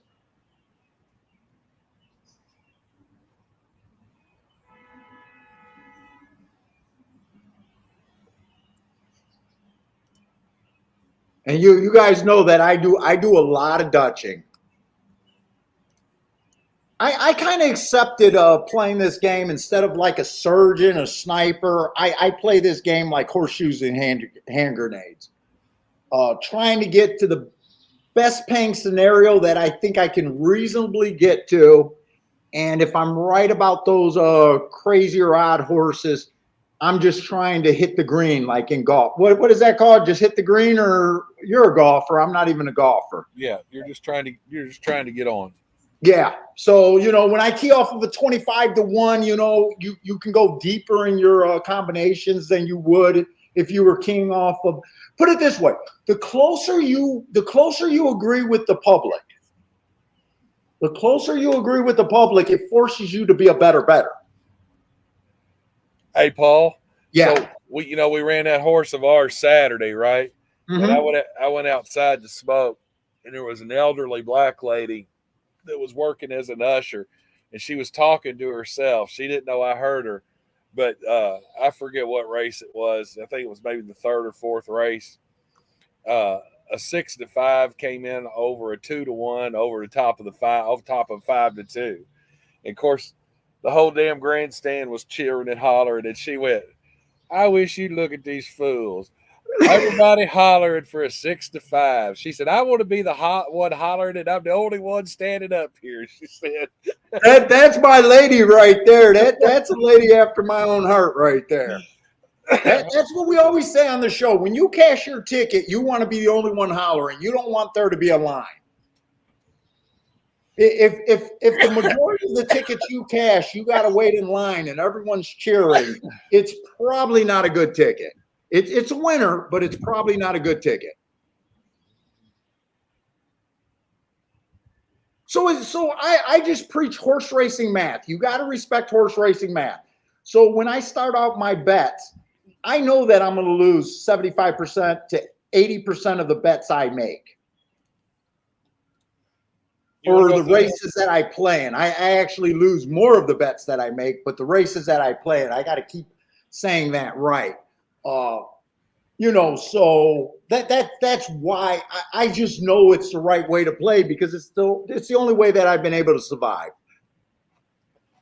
We got about 10 minutes if you want to run through this Monmouth race. Yeah, we do. We want to look at as many races as we can today. I'm not sure which track I feel like a better edge is right now. I don't have a problem with either of these surfaces right now. It seems like Speed and Stalkers are definitely holding up. I was too, Stephen. I couldn't believe we got 51-1 on that horse with as many of us that was there. Oh, we'll let you go into that when we got some more time, Parsons, because you were still excited. You're still excited about his prospects. Yeah, we'll go into that here in a little bit. We'll go ahead and go through this race first. Yeah, so we got an 8,000 claimer, 6 furlongs on the dirt. The one horse looks pretty good. Matt Strides with the fastest winner 2 races ago. Average. That's not a bad race on an early pressing day while dueling. Steps up in class, 20,000. Now she's dropping. That was against the bad rail. I like that race. I like both of her last 2 races. And she's overall dropping here. So I can definitely see why she's taking money. My biggest problem with her is just the price. Let's see. 3 is scratch. Let's see. The 2 horse 4 races ago was matching Strides with kind of the slowest winner of the day there. 3 races ago was just slow on an early pressing day. Ran against the inside bias 2 races ago, and last race was a stalking day. I don't like her, hate her. She's just in the race to me. 3-1 doesn't sound like any additional value there. 4 horses taking a bit of a drop here. Matt Strides with the fastest winner last race. We've seen the 4 horse at 25-1 earn that triangle, and that was enough there. Not convinced she's a speed horse, though. I can get to her off of that last race, but the other races, not so sure about. 5's actually the exact same horse as the 4. 6 was coming off of a year layoff last race. Ran a nice, useful race off a year layoff. 2-1 sounds hard to swallow, but she matched Strides for the fastest winner for 2 calls while dueling.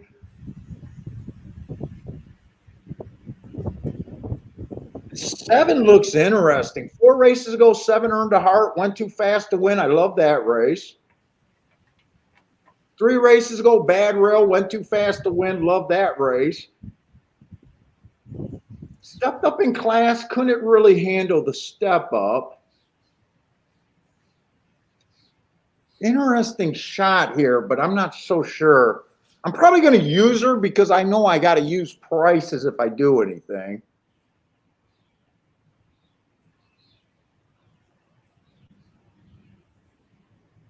To me, I'm looking at this race. If I was to make my betting line, I would have this one horse at even money. So right now, 5-2, I'm not crazy about, but 5-2 is actually a decent overlay on that horse.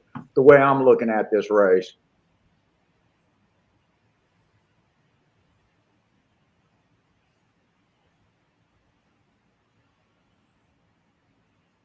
Do you like anyone here, Matt? I mean, I'm alive to the 4 and 6, and like I said, I'm ashamed to admit that I'm alive to the 6, but the bottom fell out of that after I bet it, I guess.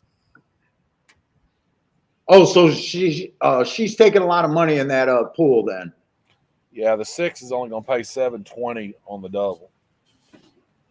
So I got to try to beat the 6. 6 is the horse that I'm having problems with here. That year layoff in her dueling, I could see her regressing or I can see her improving off that second race. That's almost a 50-50 call. Is she going to do better or worse here? Yeah, like I said, when I played my double, I think I may have it mixed up with the 4, but I think it was about $20 or a little better on the double. So somebody hammered it at the last couple of clicks, I guess. I think I would have to leave the 6 off the ticket here. I like the 6 a bit, but I got to let her off the ticket, I think. Because I think if I play, I want to use the 7, even though she does look a little cheap, but that's the horse that will bring value to the race. And I still like the 4 a little bit. I think I'm looking at the 1, 4, 7, but my contenders are 1, 4, 6, 7. I know that's not really narrowing this race down too much.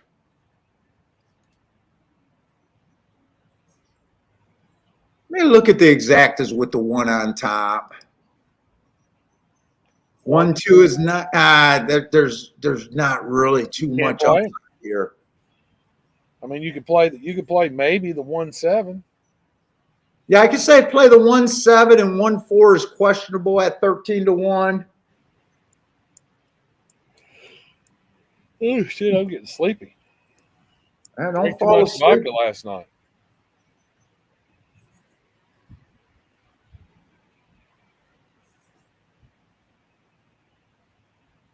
Oh shit, 5's a Starship horse.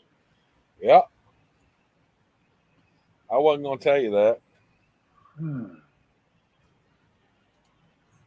Dude, I can even see her getting second.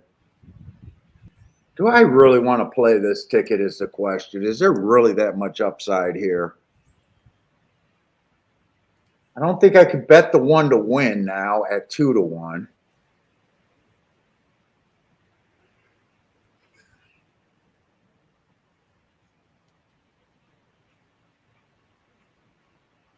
Hey, what's up, Lou?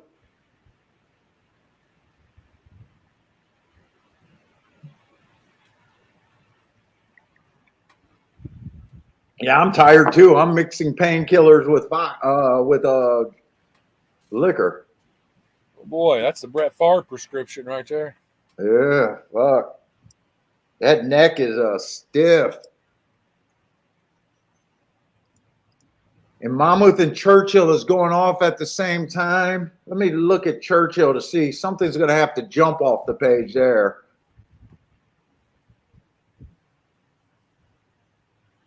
So far, I'm kind of seeing nothing but chalks today.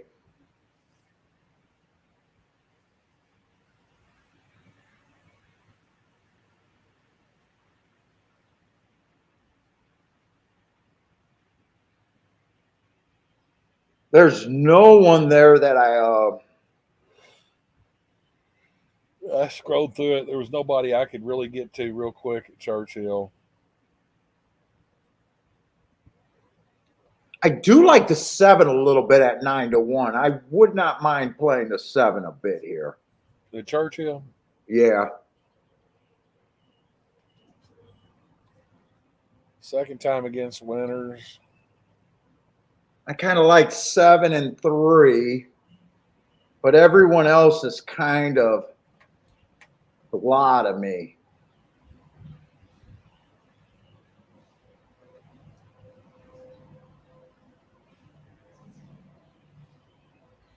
I think I'm going to play that race. I think this is going to be a play that I might hate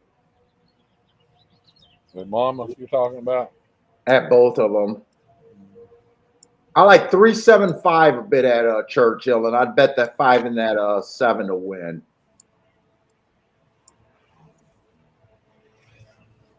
I think I'm going to do that. I'm doing this in my playback category. Action bet. Yeah. If you guys are new to the show, I play bets and medium bet, and I have maximum bets, even though I don't necessarily do too many maximum bets. Most of my bets will be either my play bets, which is just my lowest range of playing a ticket. So it's like I got just enough to be interested. I don't want to play so many play bets that I bury myself. But I do like to play a few.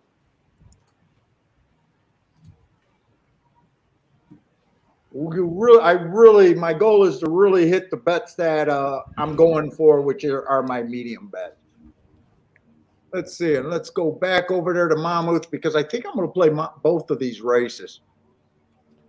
I'm just going to let this double roll at Monmouth. They're in the gate. You better hurry. Yeah, I'll be able to get that in.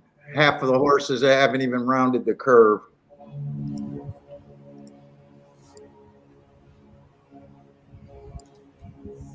One on top of the 4, 5, 7. 7's the only horse there that I'm interested for the win, though. I should be able to get all of that in.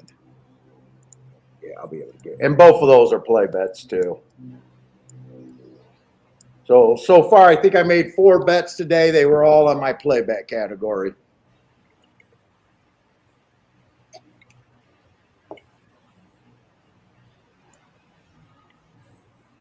I just don't want this 6 to get out there and get the lead. I want the 1 to be boss, 7 to. Okay, I like the way this race is starting over here at Monmouth.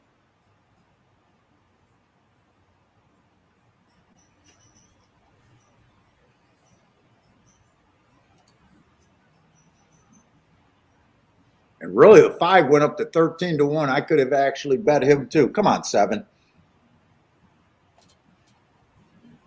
I 6 think it sets this up for the 6. Yeah, they're dueling pretty good. Oh, 6 is passing them easy. I said it was 50-50. This horse is either going to err or regress, and it looks like he's on the side of running good. Oh, no, he's flattening out. One's the horse to beat. I need a little bit of help for the exacta. Bear watches 2.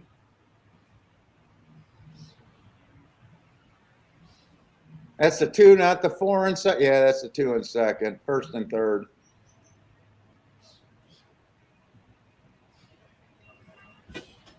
Two, I think, was the second choice there, or third choice. Yeah. And another AB ticket. All right, 1 did win. Went off at 2 to 1, but I had 5 to 2 set in my head to get to do a win bet there. At 5 to 2, I think I would have just bet him to win and nothing else. But all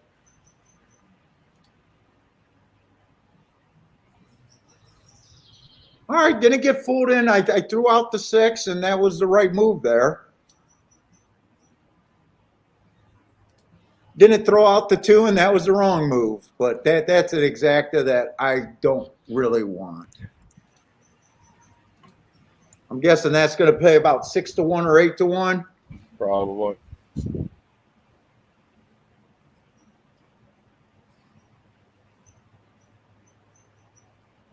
Hey, what's up, Larry?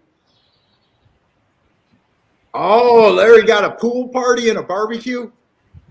Shit, my pool's not opening this week. I think my pool doesn't open up until the kids That's because you get live out up, of school. It's because you live up there in the Great White North. Now, usually most pools are opening right now. But that water's friggin' cold. We got a nice little heated pool, private little subdivision pool. I think there's 80 houses in our subdivision, and it's really nice because more subdivisions used to have pools, but back in the 50s and 70s or whatever.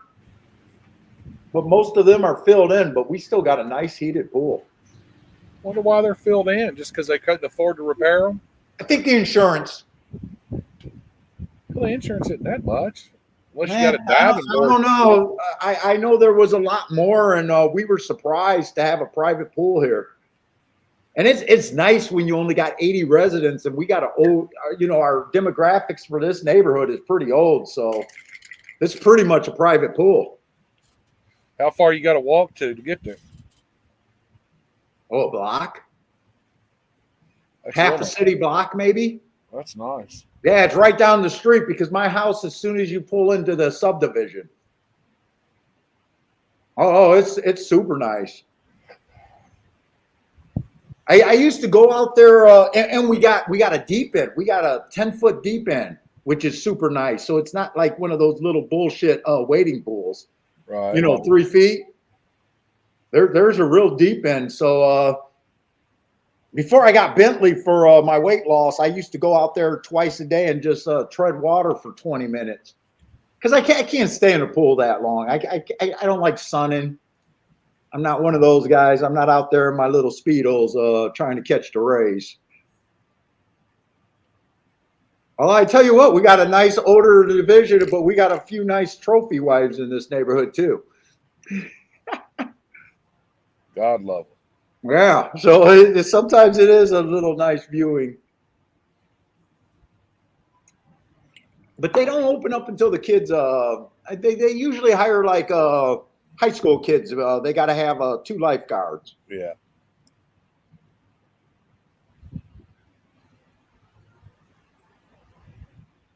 But it's nice.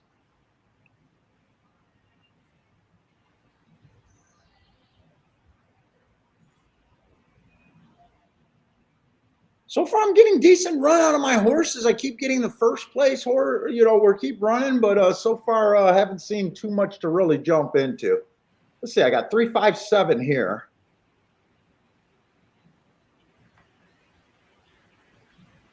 Seven looks interested. I don't think my 5's that interested. We'll see. Oh, he's trying to make a move now. And then I got 7 and 5 to win. So 7 looks interested enough. I need him to continue this move and not let he let the 8 pass him. He needed to keep. I'm worried about the 8. Unless he flattens out here. I need him and the 6 and the 9. I think 7's up against it. And 5's not really firing at all. No, 5's done. I think a 7 is too, unless he can just zoom up this rail. Nope, he just flattened out too. Let's see, that's 4 action bets. I might put my action bets away for a little bit. That's like the 3rd winner I had, and just can't connect on a gimmick so far. It's been pretty chalky. Not enough to get discouraged yet. Oh, Larry's down there in Fort Lauderdale. Oh, my God, I love Fort Lauderdale, Larry.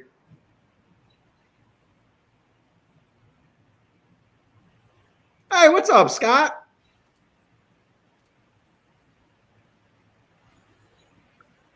If my wife said we're moving to Fort Lauderdale, I would instantly put the house up on the market. I would be gone instantly. She's not having it.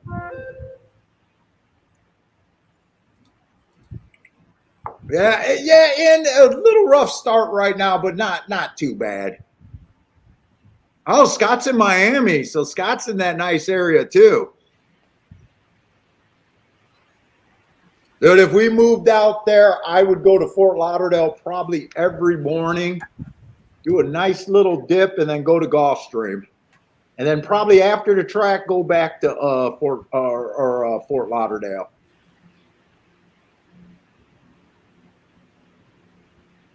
I would not play from home if I was in Miami, though. I would go to the track every day.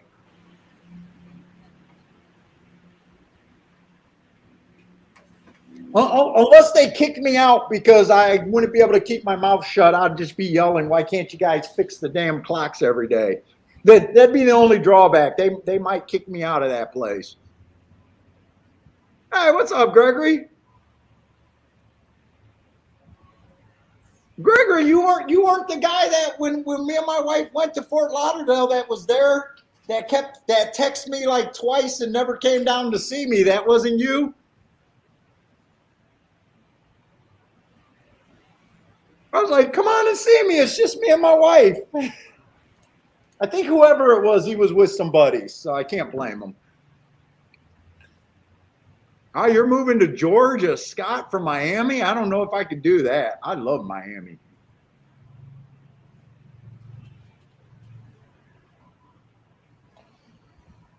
Yeah, Steven, I sure hope so. I meant to get up this morning and go to the track. And let's just say I had a vodka factor going on this morning and didn't get up too early. Yeah, he called me drunk as hell last night.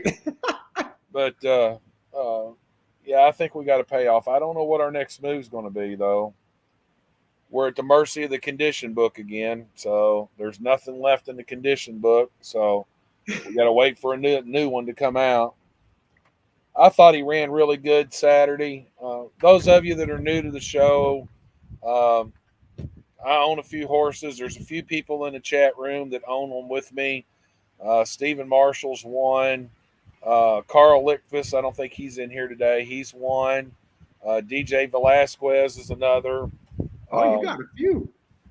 And then there's somebody else, too, that's name escapes me for a moment. And if you're in the room, pipe, go ahead and sound off. But and I apologize. But, no, I thought we ran good. I mean, we were right there in position going into the turn. And then Raylu, he said he didn't check, but it sure looked like he checked. And when I got home and watched the replay, he checked. There was no damn doubt about it. And when the horse checked, he went ahead and he tried to change leads. We lost every bit of momentum that we had to hit the board. I don't think we would have won the race, but I do think we could have maybe finished a good third or fourth and got a decent check for the ownership group. But needless to say, that didn't happen. And but you know, Raylu said that, and I couldn't see it from where I was. I was down on the rail watching the race. But Raylu said once he passed the wire, he passed everybody on the gallop out. So you got to remember, he's a young 3-year-old. His foal date was just Tuesday of last week. So his first race, he was, even though, you know, we ran 3-year-old maidens, he wasn't even 3 yet when we ran at Keeneland. And then when we ran Saturday, he had only been 3 just a few days. So he's got a little growing up to do, but he's all business. He's pretty professional. And our trainer said if this wasn't a good horse, he didn't have any business doing what he did for a living. So he's pretty high on him as well. So we'll see. We're going to be forced to either run at Churchill or not run until after the spring meet's over and go to Ellis or go to Indiana or, God forbid, maybe go up to Belterra. But you don't want to go to Belterra. Well, you know, the track itself's not that bad up there. It's just the purse money's so damn depressed. That's all. Did you say Turfway Park was an option, isn't it? No, Turfway won't open till November. Oh, you want to get active before then. Yeah, no, we can't afford to let this horse sit on the sidelines. So when I got some time on the show today, I want to check out that race. I want to watch it with impartial eyes. Okay. And I haven't, you know, we won't know. I need to go back and look and mark him, see what his marks would have been. But you know, I think he was average all the way across the board, or he may have been had a heart in there somewhere. I haven't looked, but never check it out. I'm surprised you didn't. Well, you might not. We probably didn't do that race yet. Charted, huh? No. That's in this. What I was supposed to be doing today. Right. Charles got a boom over there at Park. Hey, Maurice, are you in Vegas? We're going to Vegas in like 2 weeks. Not this Tuesday, I think, but next Tuesday we'll be in Vegas. Lloyd, there's when you're a small barn like we are, it's hard to get the big name jockeys to ride. So Brian Hernandez rode for us, and Brian's a pretty damn good jock. I like Brian a lot. Um, and we asked if he would ride him again, and he said, "Sure, absolutely, I'd love to ride that horse again." And so when the race came up, before we even entered, when you enter, you got to name a jockey. And so we called Brian to see if he would ride, and he was already committed to Asmussen in that race. So we couldn't get him, so we had to back up and get Raylu to ride. And Raylu's not a bad jockey. Shit, he had a ride in the Oaks, he had a ride in the Derby, he had a ride in the Black Eyed Susan, he had a ride in the Pimlico and the Preakness. So he's riding big races. And but yeah, that little shit pissed me off a little bit Saturday. So. And I know that wasn't Joshua that was at New York or at fucking Gulfstream when I was there. I know it wasn't Joshua. Joshua would have been throwing shit at me. I know it wasn't Joshua. Well, let's see. Well, your Maurice is right there by the Red Rock. Oh, I stayed at the Red Rock for 2 NHCs. The year that I qualified under my wife's name, and then another year that I qualified under my own name. Red Rock is awesome, but getting all we don't usually leave the strip anymore. Paul, we got 13 minutes if you want to run through this Monmouth race and then go straight into the Churchill race. Yeah, we want to find something today, but I got to cut down on my play bets. I don't want to bury myself right now. I'm a little interested in this 3-horse at 15-1.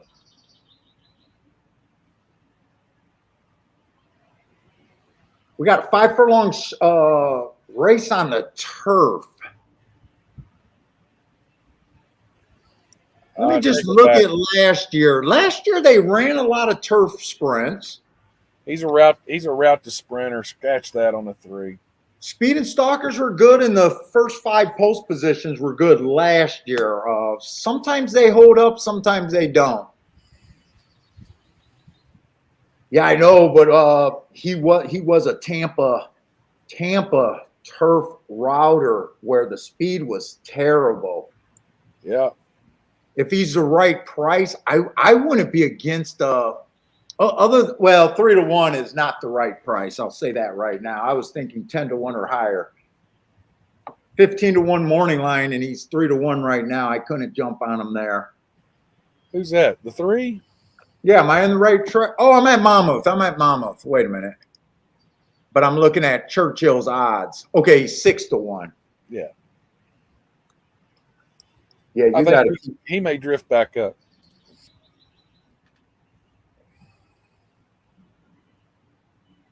Yeah, the 2's been showing some decent speed. 3 races ago, that was an okay race. 1 tick slower than the fastest winner, average slow.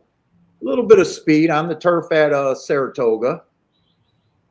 Comes back, gets a bad rail 2 races ago, went fast for the first call. Matt strides with the fastest winner, average slow. That last race at Belmont was a 1-race sample, so I really can't I look at that the same way everyone else does. 3's a little interesting, other than he's route to sprint, which I don't like, but that's the Tampa. I'm still not trusting this Tampa form at a lot of racetracks right now, especially the dirt form. Yeah, but he's a turf horse. Yeah. Well, I got the 5-horse who's a Tampa dirt that earned that heart 2 races back. That's catching my eye. Yeah.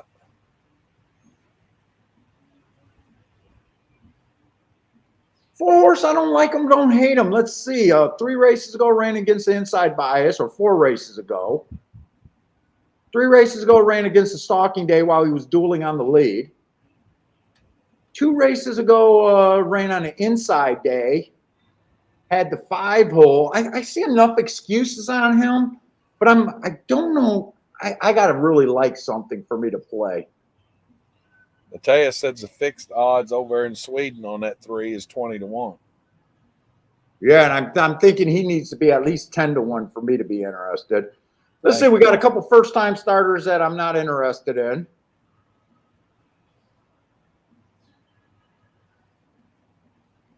This race on this 9-horse 2-back is not as bad as my marks have it. I think a 9 scratched, Paul. Okay, we don't got to worry about him then.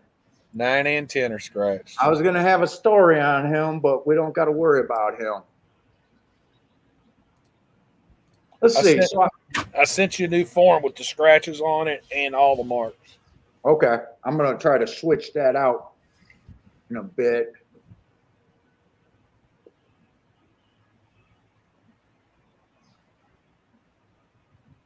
Let's see. There are some interesting prices here. I'm mostly interested in the 2 through 5 here. Hey, Ian, I don't know what the site is. I was just repeating what Mateus had said over there in Sweden. Mateus, if you can put up that website for Sweden, I'll bet 365.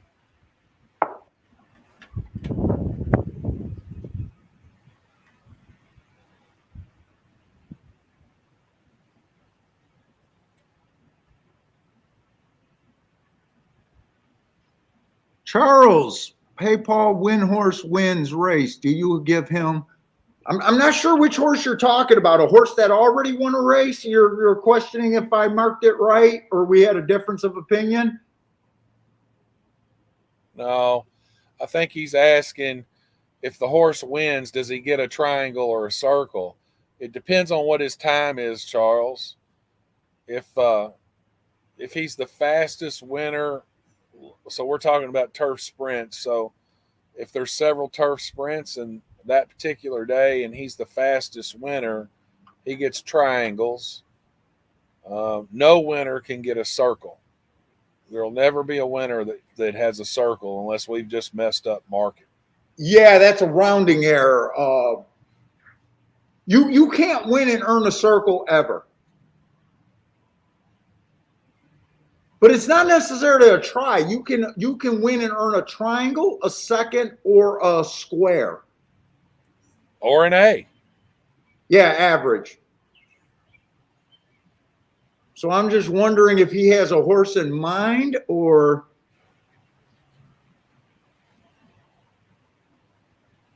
that I'm not sure about. Because sometimes, I was high on painkillers marking this, and sometimes we do have rounding errors.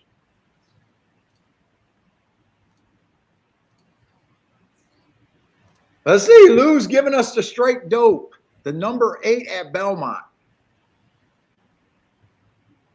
All right, Charles. Somehow, between the two of us, one of us managed to answer his question. I think that's. I'm just now seeing that.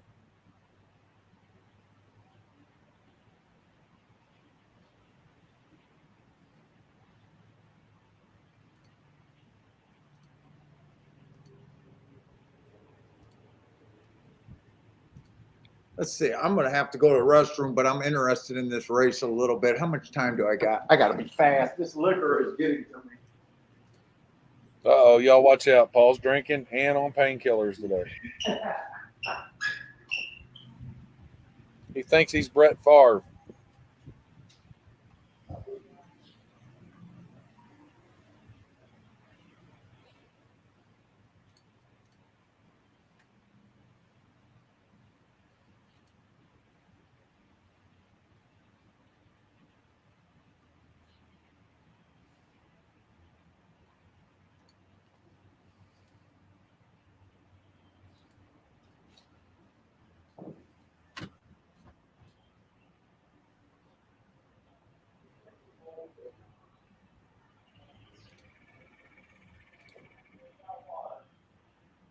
We'll get you treats in a little bit.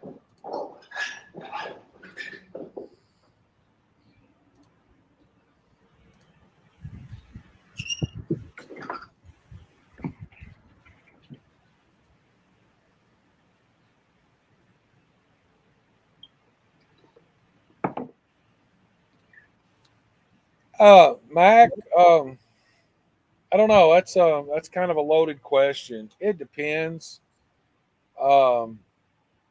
Here in Kentucky, the purse money has gotten so lucrative. And it's really the circuit I follow. I mean, I don't follow. I mean, I play along with Paul with Gulfstream some, but other than that, Kentucky is the circuit I follow.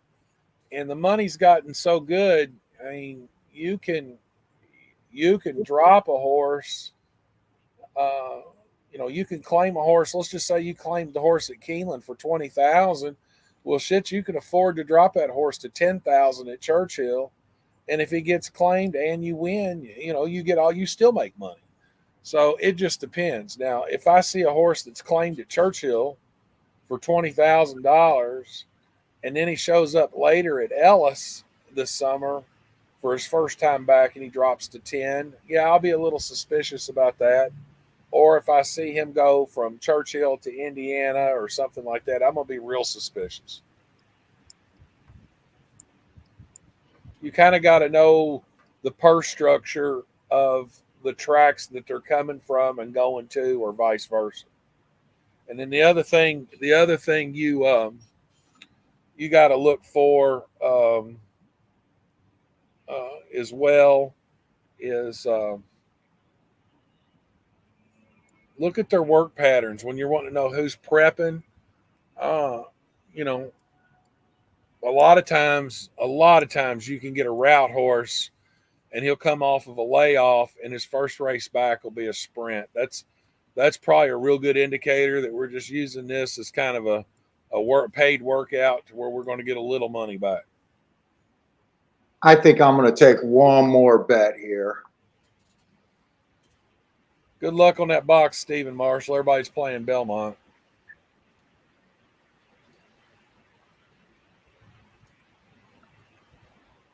I think Stephen Marshall said he was boxing 1, 2, 3. Attila's Dutching to 5 and 6. The only question I have over here at Monmouth is this 7 horse. I'm not using him. I'm a little nervous about the action he's taking. Well, I thought that 3 would drift up. He's drifted up, but nowhere back to his morning line. But I want to use the 2 and the 4 here. I'm going to go for one more here. Somebody else played the 8 at Belmont.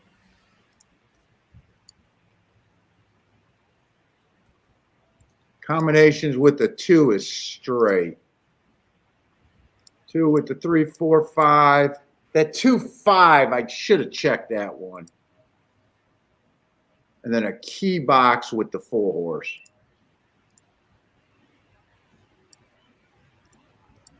Four and 3 is really the only reason I'm in this race.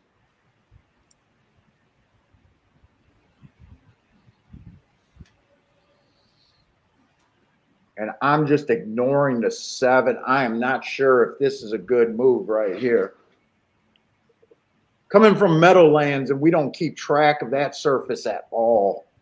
No, and that's so. I don't even. Do they run the Meadowlands in Monmouth? They don't run those simultaneously, I don't think. I have no idea what that is.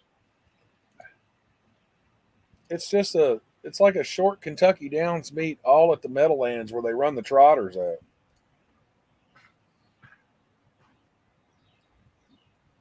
Oh, I wish I had 2 cigars today. I'll tell you that. This cigar, or this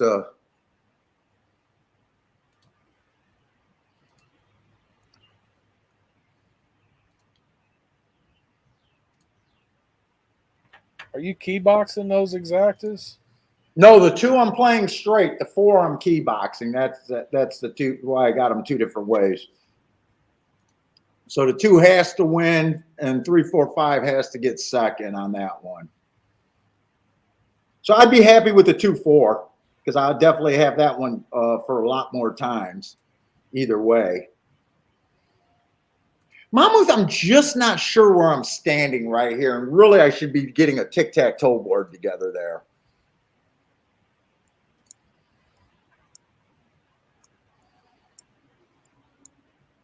Because I will admit, I don't want to play on a fair track.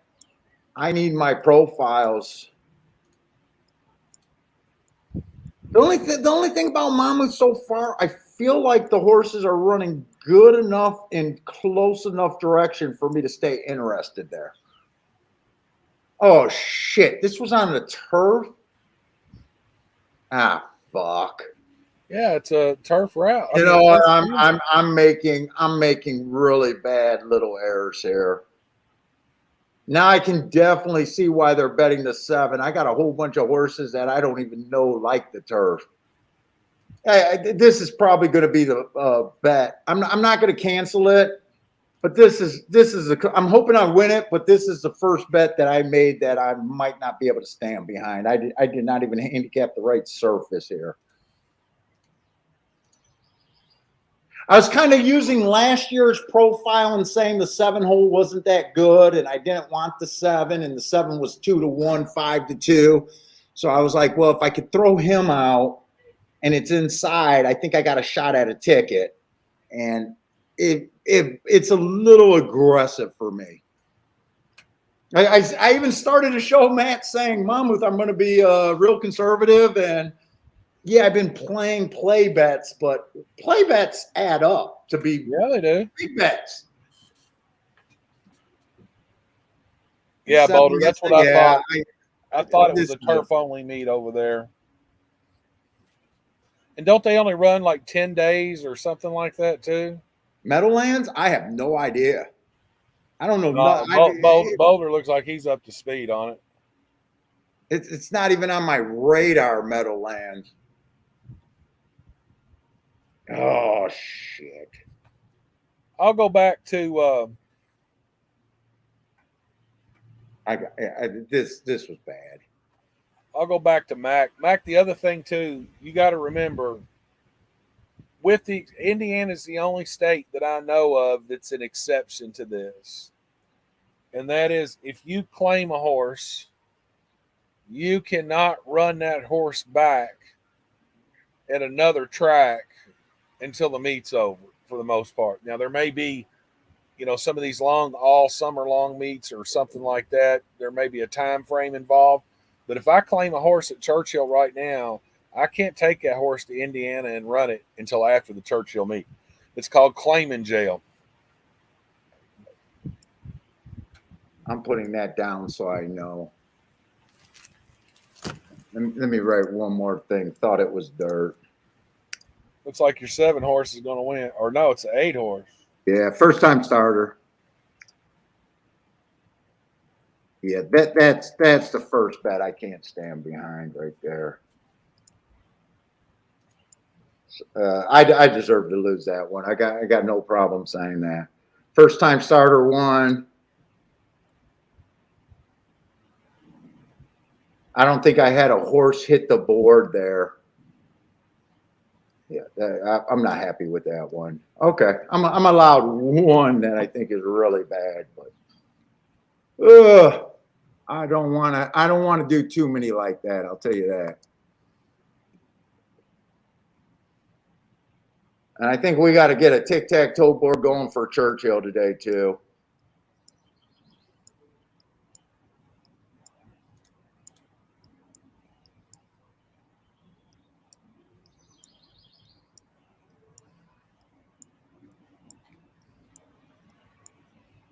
Not happy with that play. Here's one of those maiden special weight 120,000, just obscene. No, it's not. We love it. I know you love it. You wish you could find some 4-horse fields for your pony right there. You're not that price. I was standing in the paddock Saturday, and somebody said, "Oh, don't we look real good?" I said, "Yeah, that's a problem with a $120,000 race. Everybody in the friggin' field looks good."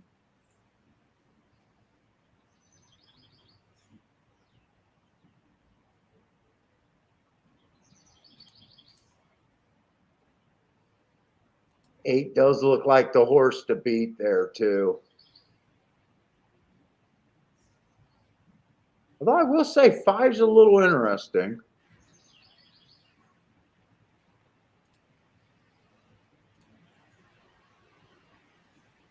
But the horse that I'm really, do I got enough time to look up this Gulfstream? You probably didn't look up that. I don't have this Gulfstream horse looked up. Yeah, it's probably looked marked on your new program that I sent you. You didn't, but you didn't do Churchill, did you? No, I didn't do Churchill. Yeah, this is a Churchill. Churchill race. Yeah, that's a Gulfstream shipper on March 19th. That looks like that could be a good race right there. It was a speed favoring track. Holy shit. Wait a minute. No, one race sample. That was a turf race. Never mind. I think I'm just going to sit this race up so I can catch up with everything.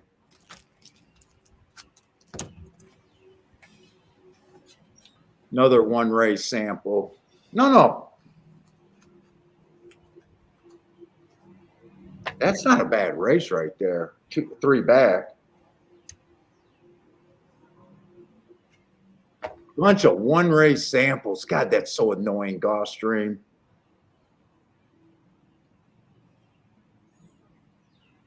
I tell you, I hate it. I didn't think they were going to card poly races. I thought they were just going to use the poly for when they took everything off the turf. And what did I tell you? You can't believe their fucking press release. They fell in love with the new toy, and that's why they got that's why their handle went way down for championship meet. Their handle's way down. Because handicappers that build profiles and stuff are bigger bettors, probably, right? Guys that do their homework. They don't want to deal with these timing issues. If I just don't crush Gulfstream like I do, I keep saying I got one leg off the door at Gulfstream, but I can't leave. I mean, last show we hit another 30 to 1.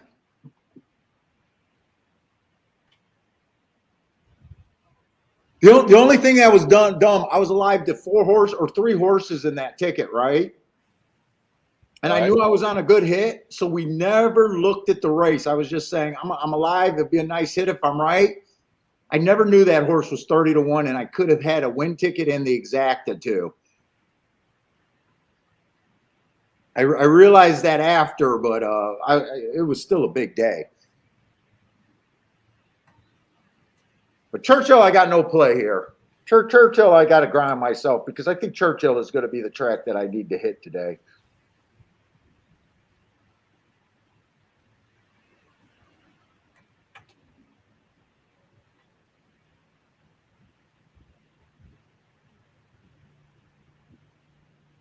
I was a little interested in this one, but the one's not running a lick. So I was interested in the 2. I'm going to see if he can get up the rail. I thought the 8 might have been acceptable to beat, but he looks really dangerous right now. 2 got him, but I got my 2. That's another. Let's see. I want to get these tic-tac-toe boards going just to see if I'm missing something. Now, usually when I'm under the weather, I have really good days traditionally at the racetracks. Hey, does anybody in the room play Prairie Meadows? Anybody to chat?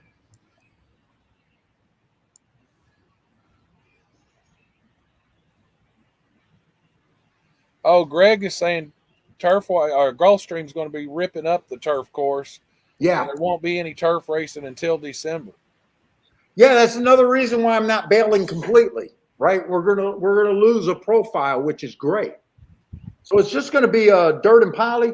And that's what they're saying is when they're waiting to put the timer in. I find it unacceptable that they're waiting.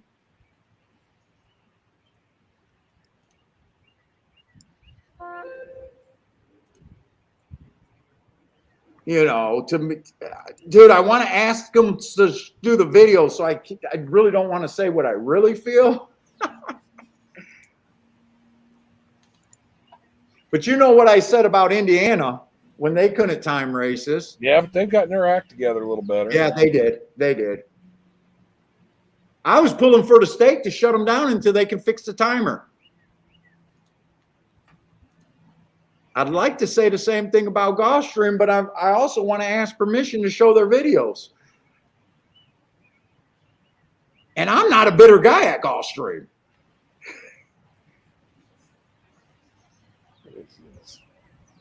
I'd hate to hear what the guys that've been struggling at Gulfstream thinks about Gulfstream not being able to time races.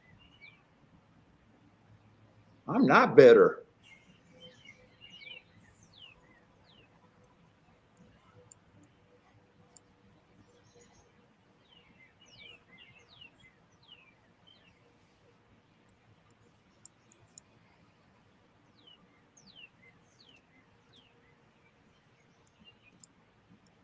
Yeah, it's been speed and stalkers at both tracks so far. Kind of inside over there so far today.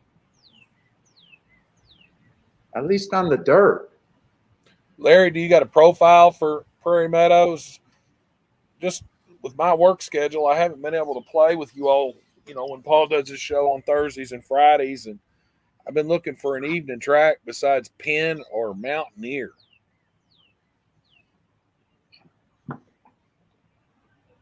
Hey, what's up, Ryan?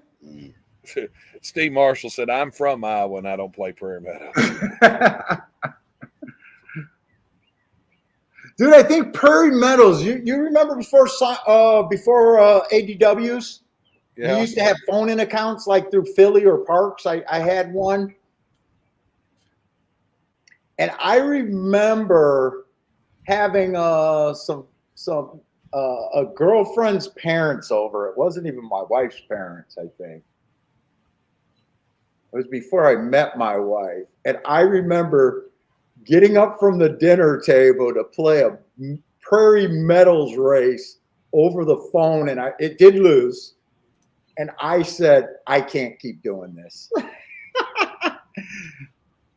I think that's the last time I played Prairie Meadows, and that's when I got rid of that old phone account. I was like, I'm getting up from the dinner table to go, when I got company over, to go play a freaking race. That's one of the lows.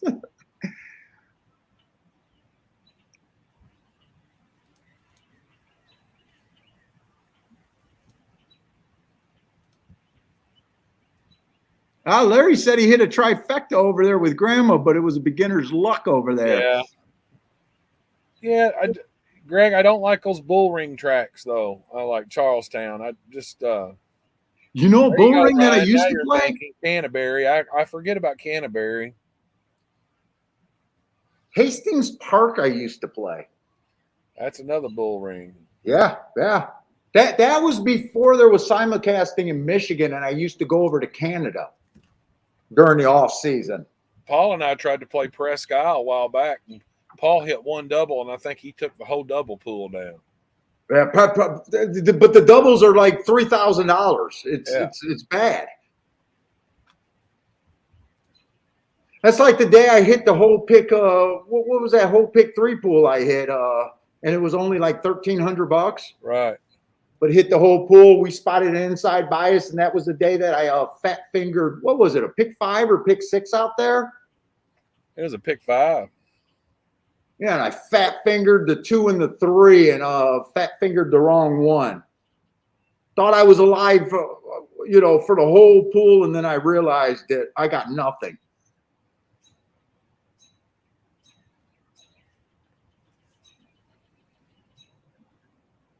That beat I wore on my face probably for about 2 weeks. That set me in a slump. That was the same day I took the whole pool for the pick 3. That was the same reason I hit the pick 3. It was nothing but ones. Remember that? Mm-hmm.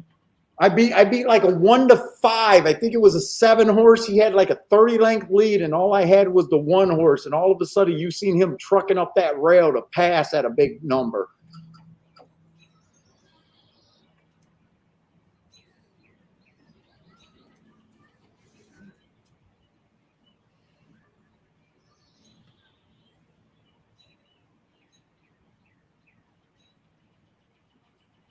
Let's see what Luke. You guys realize how many races Chad Brown's winning in New York?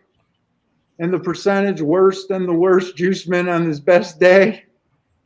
I don't pay attention to that. Belmont, I'm definitely interested in the rail, and that's what I would be focusing on today if I was playing at Belmont. I never even notice trends like that if they're winning at a really high percentage. Might check out Canterbury. I've got let's see how many. I'm just so stuck in my little world of my track profile. As long as racing makes sense to me for the most part. I don't have a lot of data for Canterbury. I got to go back and look and see.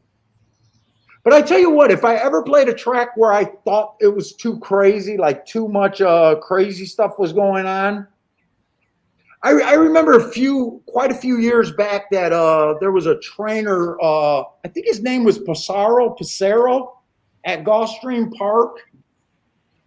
And this guy was, I think he was the leading trainer that year. This was back in the 90s. And I had to walk away from Gulfstream Park then. He was basically, his whole thing was he was claiming like $20,000, $30,000 horses, dropping them to 10 or $8,000 claimers. His whole goal was just to win the title, and he'd have like one or two horses every race. He made Gulfstream unplayable that year. Like every decision was, well, this horse wins if he's healthy, but, you know what I'm saying? Yeah. You know, you got a $30,000 I don't claimer. understand those guys that do that, because it's not like they win $100,000. They just get a little glass trophy. They don't. Lou remembers Pissarro back then, Pissarro. He absolutely ruined that meet. Now that was before that they ran a Gulfstream full year round. He was an old guy. He might not even be around or training anymore. That had to be in the early 90s. Because I remember being in Detroit Racecourse's clubhouse betting then. Greg says he put hot pepper on the balls of the horse to run. Well, fuck, he didn't have to do anything with what he was doing. I mean, you drop horses 3 class levels, and I think they all were basically speed horses. You know what I'm saying? And it was just, he just made it unplayable. It was that bad.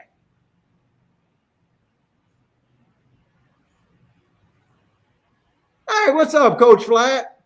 I'll be right back. I'm gonna get me something to drink.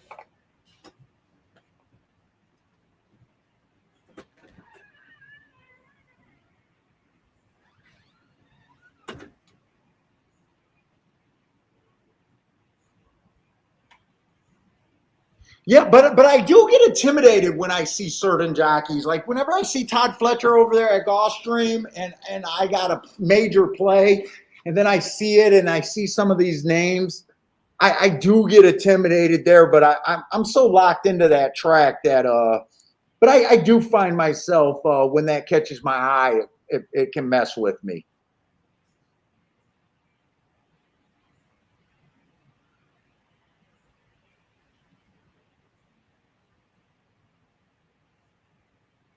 But for the most part, I don't get into that cheating or worrying about it. I don't believe if you know they're doing that, you should use it to your advantage. And if you don't, it's almost like the year that with not maximum security. What was the horse that they disqualified from the Derby? Like everyone coming out saying that they knew the horse was drugged. Well, if you knew that, to me, you should have cashed that 13-1 or whatever he was at. Rattlesnake, the anti-venom. I've heard that, but you can't tell me they don't test for that. Oh, what, the cobra venom or whatever they say? Yeah, cobra venom. I don't believe that's why you win or lose. I know I got the benefit of cheaters and I've lost because of cheaters, but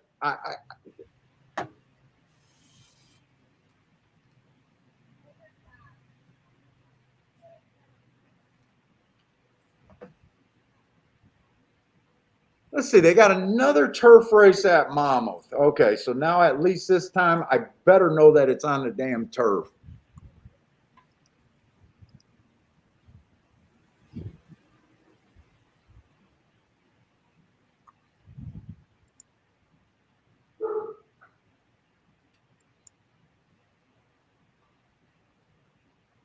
Oh, looks like they're doing taps over there at oh, the national anthem over there at Churchill.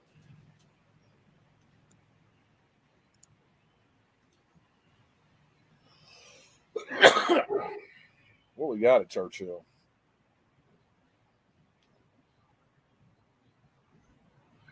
Let's see, Lloyd, dude, Lloyd, you're right. It is hard for me to walk away from Gulfstream. It really is.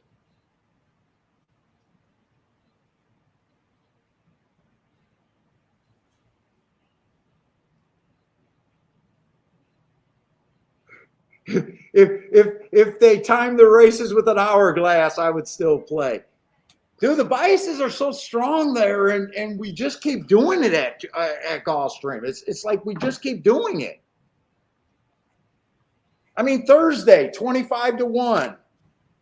Friday, 25-1 that got, or no, 30-1 that got second for me. I think that was at Gulfstream, and then 30-1 winner that closed out a double for me. That's just in the last 3 days that I played. Hey, what's up, Elliot?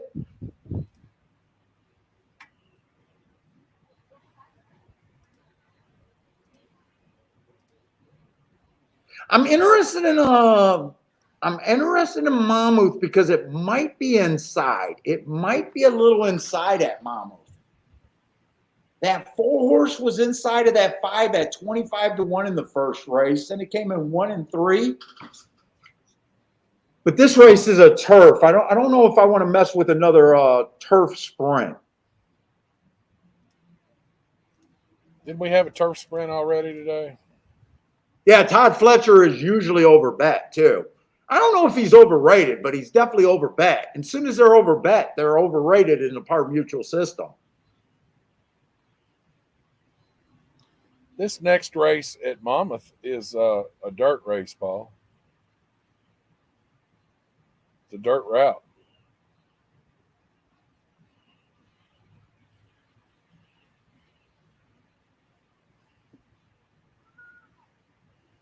Wait a minute, I got the wrong form. Wait a minute, this is a dirt race at Monmouth. Yeah, that's what I just said. I think it's our first dirt route race today. Could it be inside right now? I don't know. I'm a little intrigued with If you guys are new to the channel and not used to how I play, I'm a biased track profile handicapper. The reason I believe in biases is because it gets me to the tickets. I will admit that I can't prove them. I will admit that it could just be coincidence, but I don't care. If it gets me to the prices that I need to get to, I'll err to the side of just keep doing what I'm doing, kind of thing. So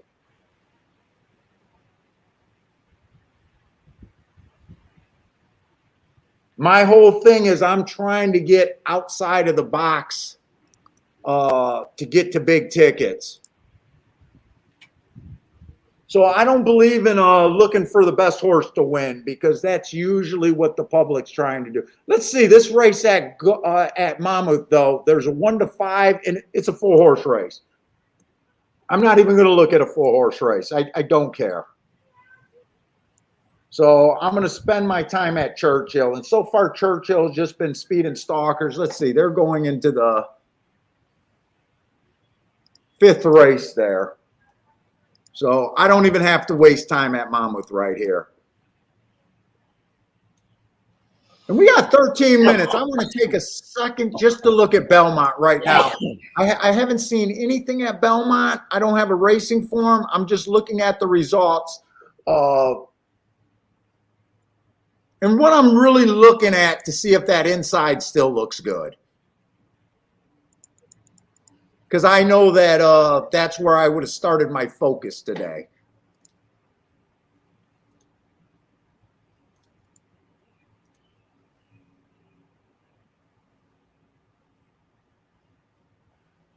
Let's see, the 3 won the first race, but was that on the dirt? He was in post position 2. As long as that was on the dirt, that could have been catchable. Maiden special weight, was that on the dirt? Why doesn't it say if that was on the dirt?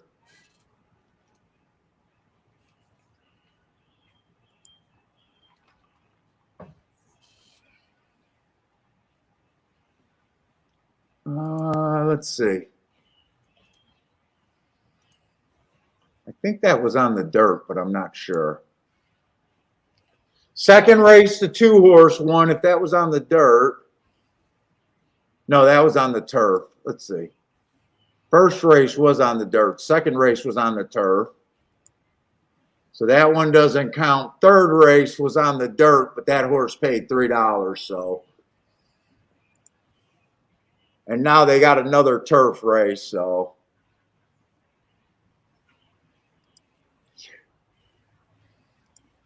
Okay. Keep an eye on that if you guys are playing Belmont on the dirt. It might be still inside. I'm going to play a little exacta box here at Churchill. 257. Let's see, Churchill Downs. We got a starter allowance $50,000 race. Let's see, the one stepping up just broke his maiden. First race out, it was early pressing day. He was a closer. I like the excuse, came back and won, but is facing winners for the first time. And starter allowance $50,000 does sound like a little aggressive of a step up. Oh, by the way, guys, if you guys are new, the other thing about the way I handicap, I mark my form, but I don't look for winners the night before. I just put the marks in, and that's it. So if it sounds like that I'm just now looking at the races for the first time and I don't have anything in my mind, that's true.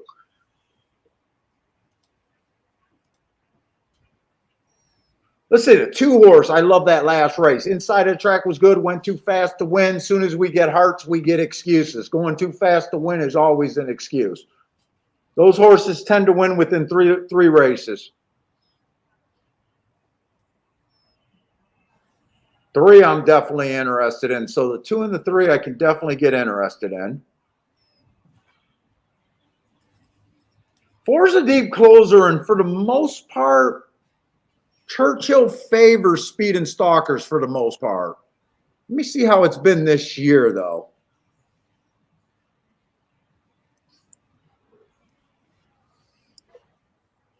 Running styles this year at Churchill. Let's just see if that's been true this year.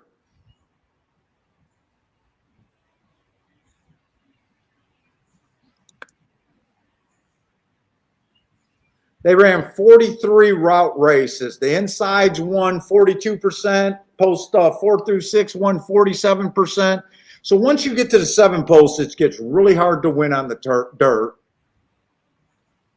And actually, all the running styles are in play. Speed, stalkers, and closers. They're closing at 23%. So that is better than what it has been.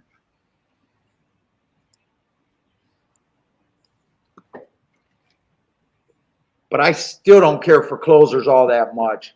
Horse been doing a nice job getting in position in the last 2 races at the top of the stretch, though. At this level and at a little bit higher. See what else is here. 5's coming off of a super nice race. Inside of the track was good. Had the 5-hole last race. Went too fast to win. There's quite a few horses that went too fast to win, which makes me think that we can have a real speed duel here.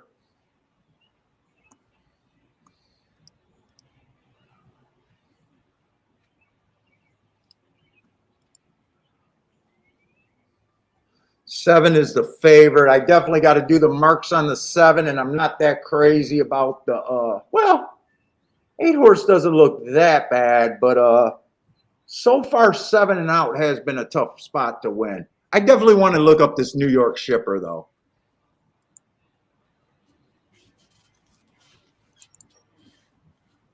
And I am freaking drunk today.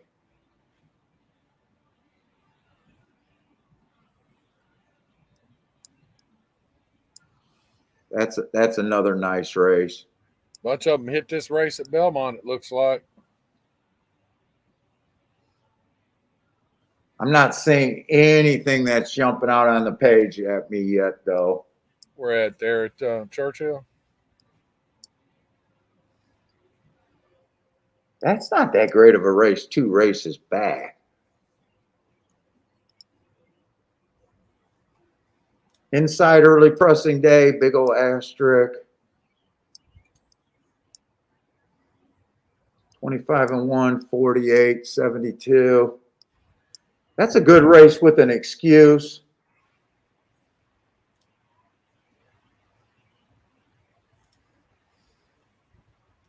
That was a bad rail early pressing day.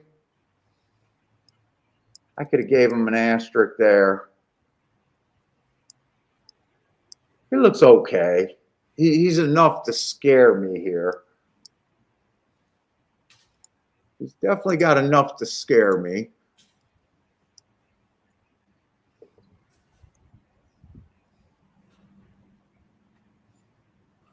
One's the favorite at 7-2, and 7's the second choice at 7-2.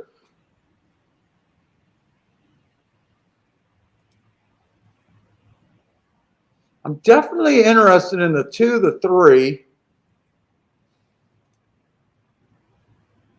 and the 5, but there's not a lot of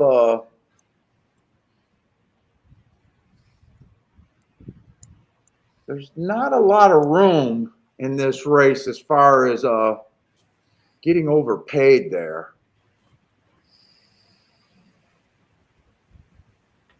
Let's see, all of these horses that earned the heart, they all ran on May 12th. Different races, though. Let's see, 5, the 6. Different races there.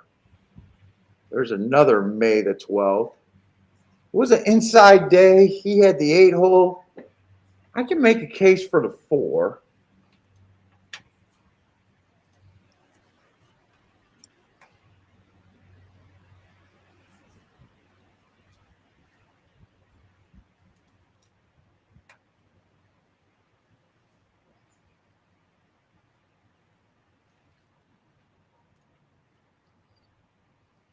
I don't want to use the 7. You don't like my 7? 7 looks pretty good. Fuck. I think I could throw out the 1. I'm throwing out the 1. Stepping up in class, slowest winner of the day. Wouldn't shock me, but I got to narrow this down. I got to get away. I got to get rid of some chalk horses here. Could I play a double here? I think I'd feel better in a double. Shit, next race is a turf sprint.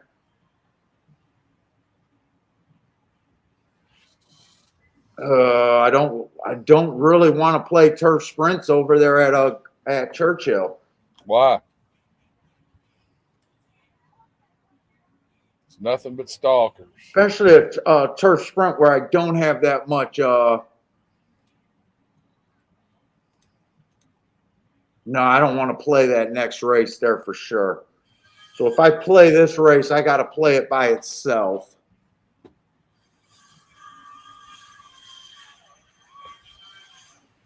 I'm going to throw a little bit of a tick. 5. I like the 4.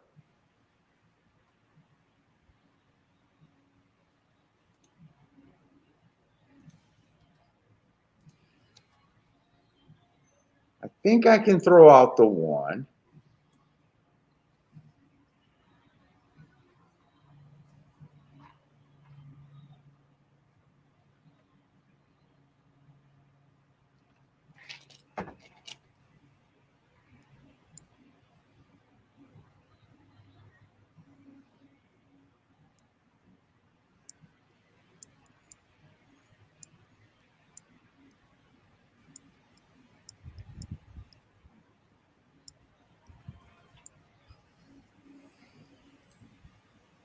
I don't think I want to key box this.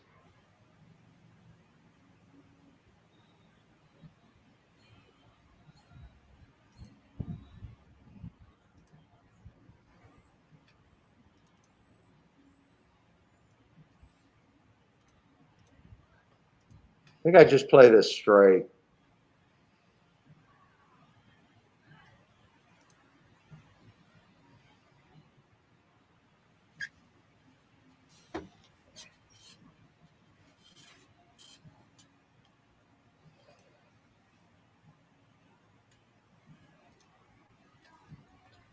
I want the 4 horse to win.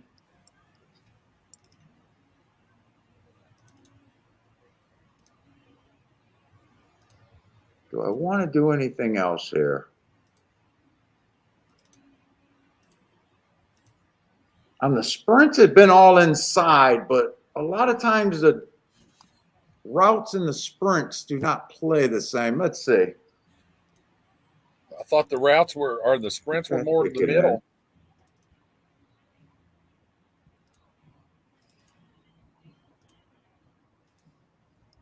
4 and whoop, exacta. 4 and 5. Those horses.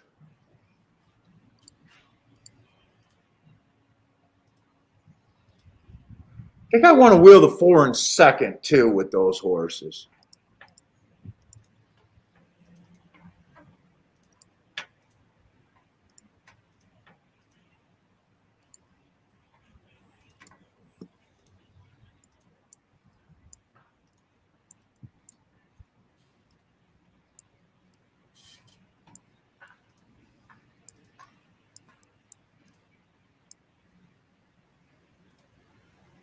Let's see. 8 looks like he's going to stalk or close.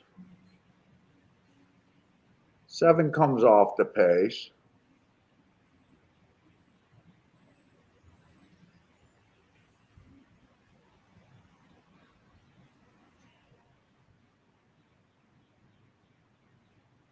Dude, I'm hoping 2 can't get an easy lead. If 2 gets an easy lead here, I just can't bet them all. I think that's all I'm doing.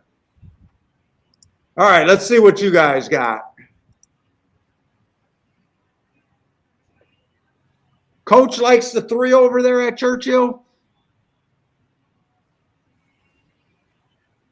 I boxed the 2, 5, Well, I hope 7. is the one acting up at Churchill. I hope he is. I did not see this horse getting the lead.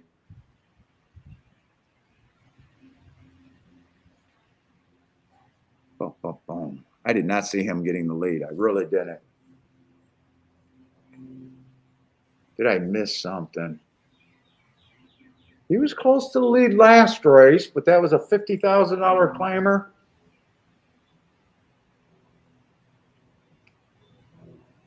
Boy, I did not see him getting the lead.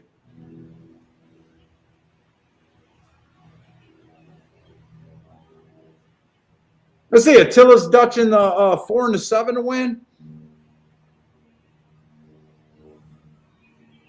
Man, I don't like. Come on, 4, but I need or 5, but I need this 1 to get out of the way. 4 I won't see till late, so I know 4 will be closing if he's going to come at all.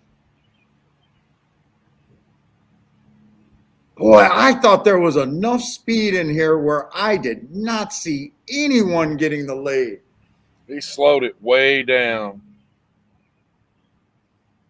Other than me thinking that the inside of the track was good, but I wasn't sure if it was good at a route. Oh, shit. He slowed I think way this track down. might be good inside.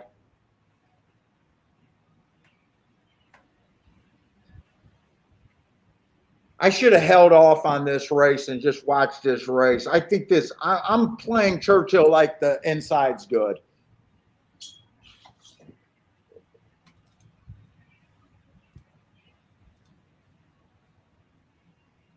Two had no excuse for not showing any speed.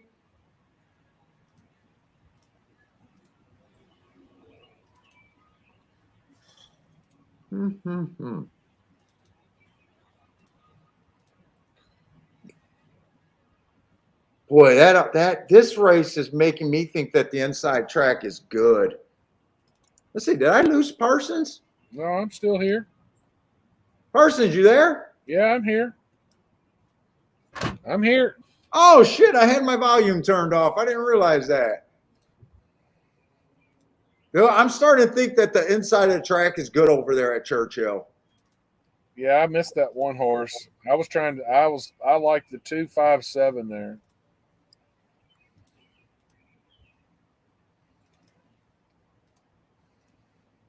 And I think closers are no good.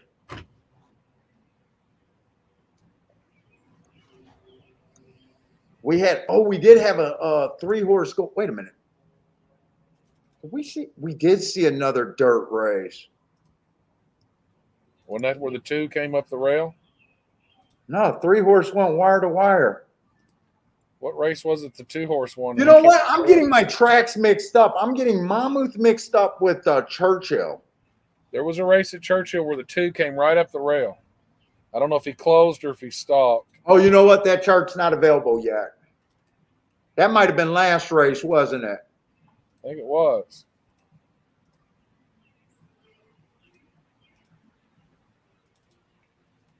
Let me see.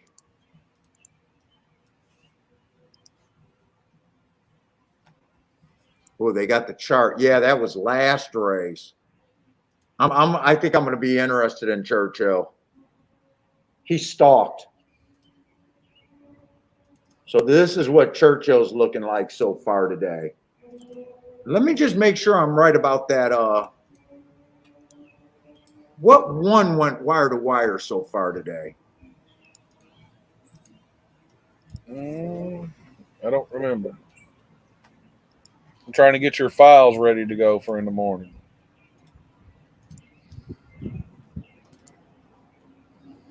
It's a pain in the ass when I don't get them ready ahead of time.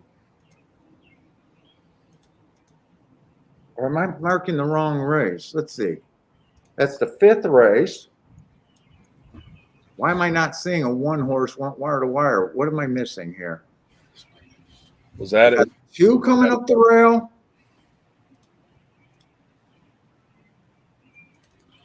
Give me just a second and I'll look.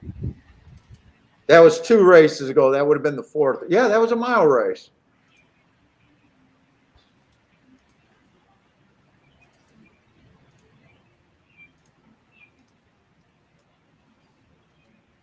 Why am I so freaking confused?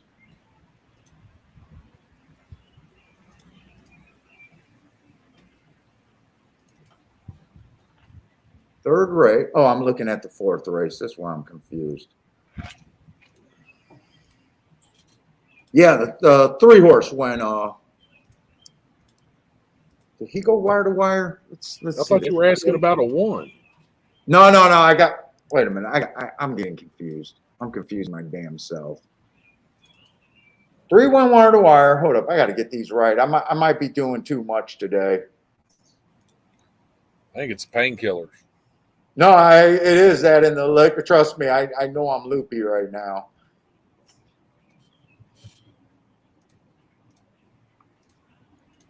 Let me go to equine base. It's so much easier on equine base. I don't have to be in the right race. Let me just see if they got all the chart.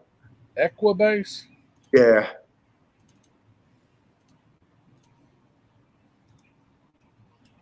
Let's see, I'm loopy. 5 won the first race stalking, came 1 length off the lead at a sprint. Second race, the 4-horse stalked. Third race, the 3-horse won.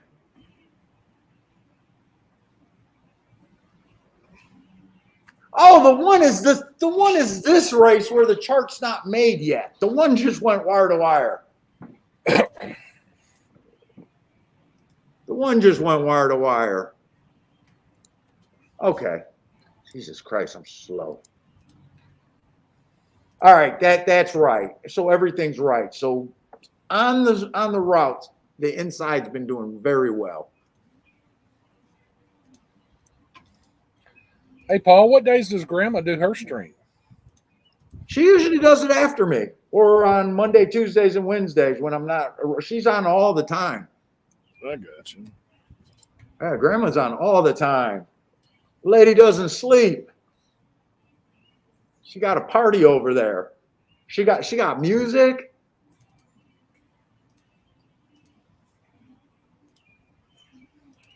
She asked yesterday because she advertised her stream. I was like, fucking of course. The first lady of racing? Absolutely.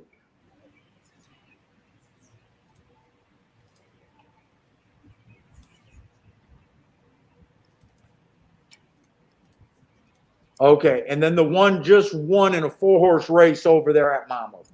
I'm not sure how he won. So Monmouth, I'm interested in the dirt. Churchill, I'm definitely interested in the routes if there's any more. So, yeah, you're gonna have to take up for me, Parsons, because I'm losing my shit over here. Yeah, Grandma sometimes falls asleep during her own stream. That sounds like me. Remember one time I fell asleep on you? I think I've done it twice. Yeah. There's always snoring in the background when we're on Skype sometimes.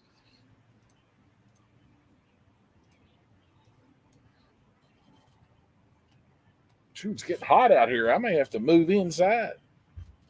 God, I wish I was outside. You don't have crazy glare on your screen or anything like that? No, I've got the umbrella up on the table. As soon as I get that jacuzzi room done, I might move back there. As long as the Wi-Fi reaches. All right.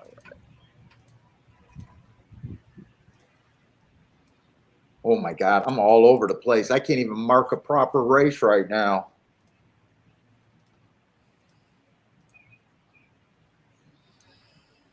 Because I'm looking at Belmont. Okay, Monmouth. Monmouth 7th race is where we're at. Last year at Tampa, took a bit of a All right, there we go. 7th race. Jesus Christ. If I would have realized they had so many turf sprints today, I wouldn't even looked at Monmouth. I have no interest in these turf sprints over there.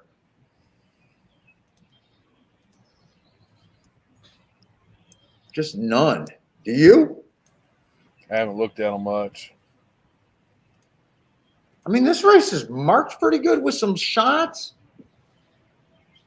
But man, without a track profile, I'm just not sure what the hell to do. Well, your track profile on the grass shouldn't change as much, should it? Not generally, but I don't. Let me look at it. I don't think they just run that many year to year. I thought they ran a bunch of them. Let's take a look. Let me look. I definitely got to find something worth going after here.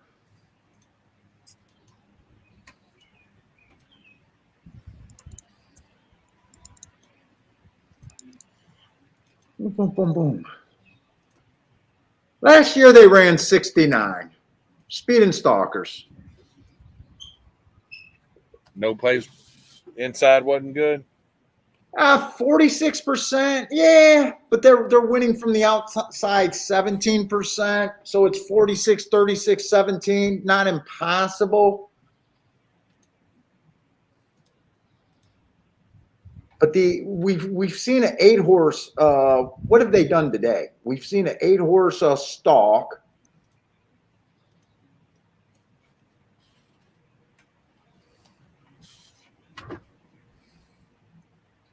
Let me get to a good stopping point here, and then I'm going to jump into this. That was the 5th race. And this is just going to be the 2nd one, so.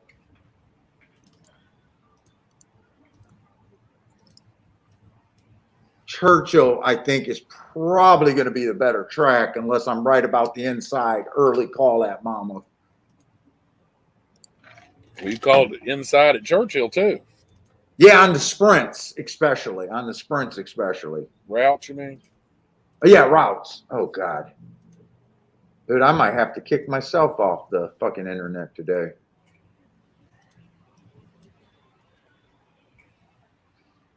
Let's see. We got 16,000, so they're not classy. I mean, it's just a turf race.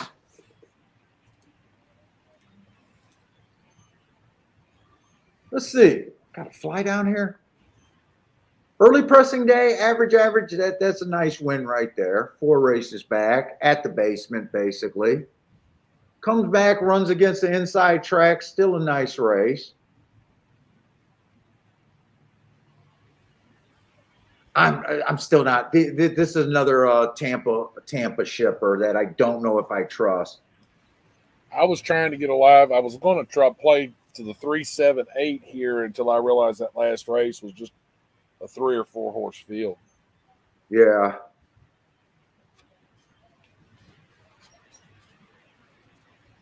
And then last race, inside of track was good. He had the inside, was just average, slow. At this level, I don't really see any turf there. I do love the mark on the 3-horse last race. Went too fast to win. 11-1. I mean, fuck.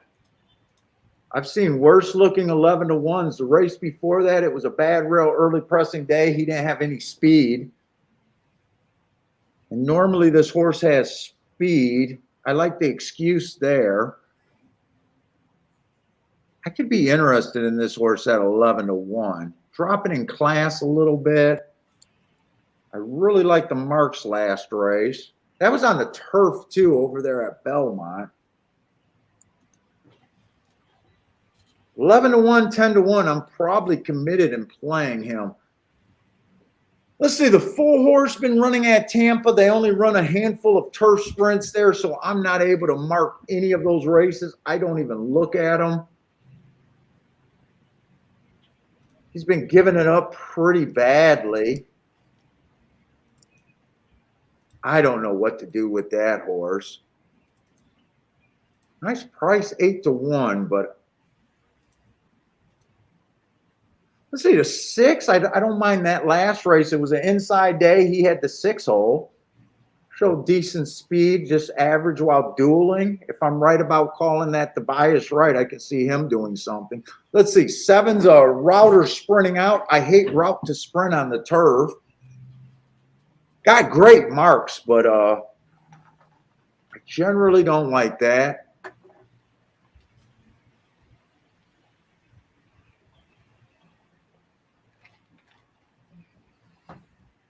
Nothing scares me in this race. I'm not sure where I'm at here, but I can definitely get to the 5 and the 3, especially the 3.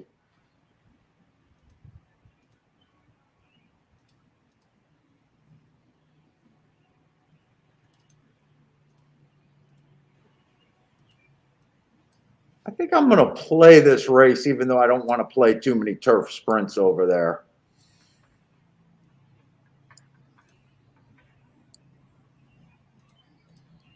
I want to use the 3, the 5.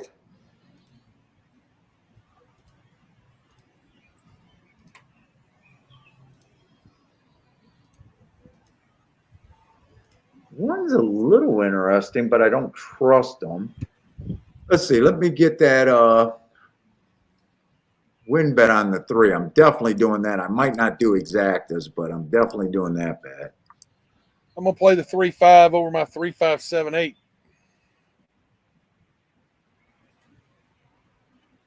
Yeah, I don't really know what to do with that 8.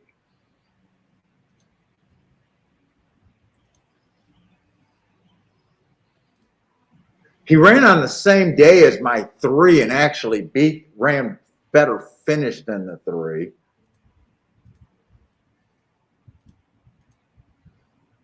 But not by much. Do I want to do a 3-5-8? That's what you said you were doing, right? 3-5 over the 3-5-7-8 key boxed. I might just wheel the 3 first and second and just have a strong opinion on the 3. It's 5-8. If 5-8 and the 3 horse box come in, that's not great. I think I'd rather key here. Just make 3 my key horse and use another horse or 2.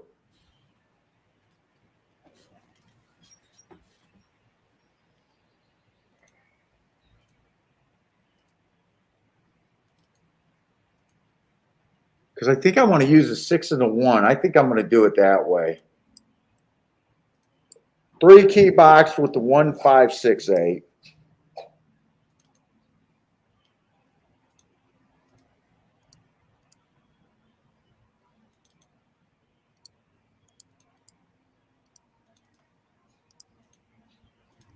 What's up, big guy?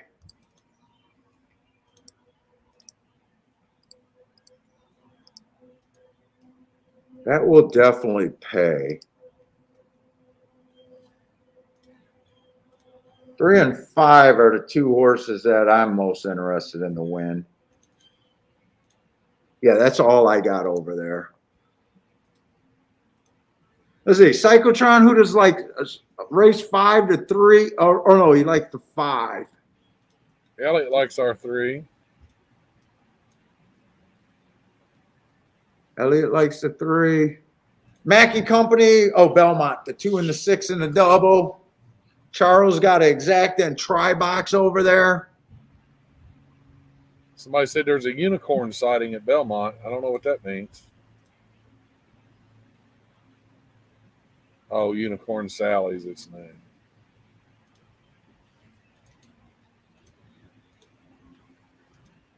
I'm playing the 3 to have the lead, and the horse gets out dead freaking last. Oh, God.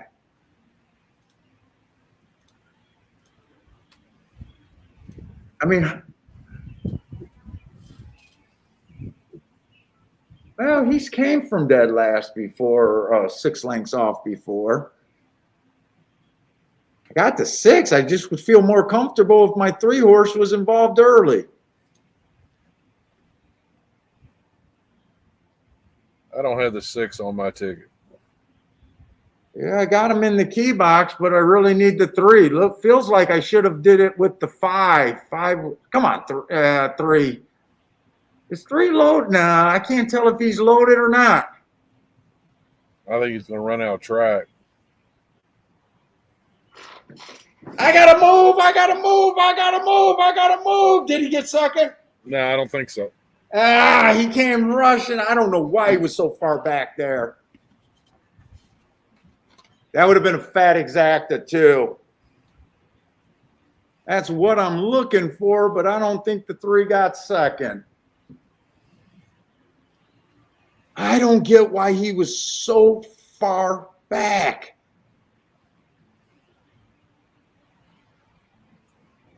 And he's handwriting. You got a horse. You got to remember they got that whip rule at Monmouth. No, the 9. He's going to get 3rd. I need aftershow. Maybe 4th. I thought they took the whip rule away at Monmouth. Nope. I thought I seen an announcement, but they can only use it every blue moon. They got some sort of rules in place. So far back. I don't.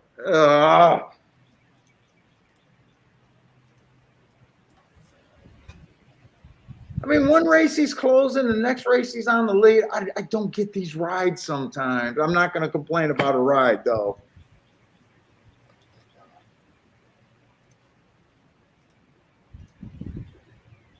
I can't complain about a ride.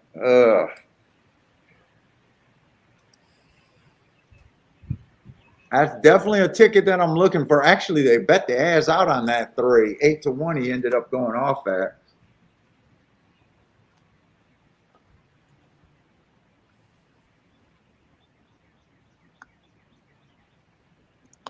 All right, I'm digging myself a hole. And another turf sprint. I do not like turf sprints other than at Gulfstream. I just don't like them. And I already said I wasn't interested in this race when I was looking at doubles. Joshua, he's kind of a medium build horse. He's not real big. I'll be honest with you. I think he's probably a miler is what I'm thinking. But we'll see. And like I said, that horse just turned 3. Hey, what's up, Billy? As far as his actual foal date. Brother man, what's up?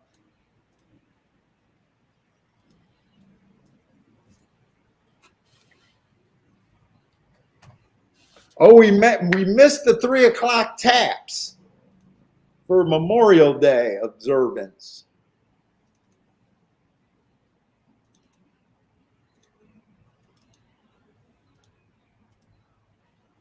Oh man, that ride was irritating to me because I think the horse had something.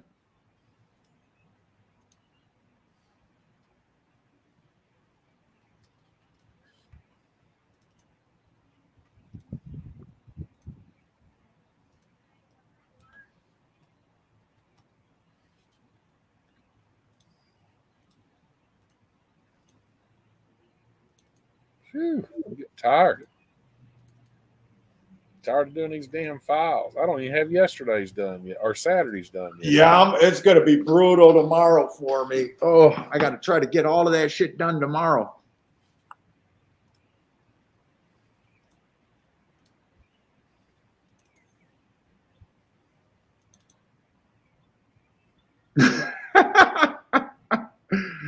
Billy got to carry his 50-pound dog, scared of the ride.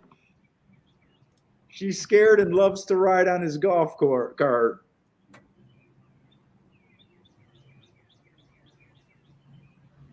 Yeah, Jared, aren't you near Monmouth? Hey, what's up, Jerry? There's Bender's track.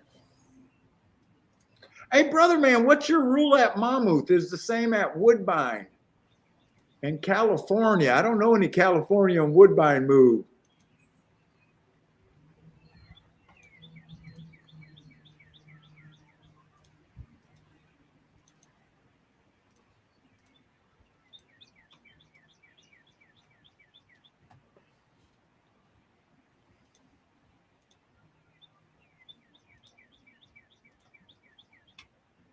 Yeah, I got too many turf sprints today. I'm going to get off of these damn turf sprints.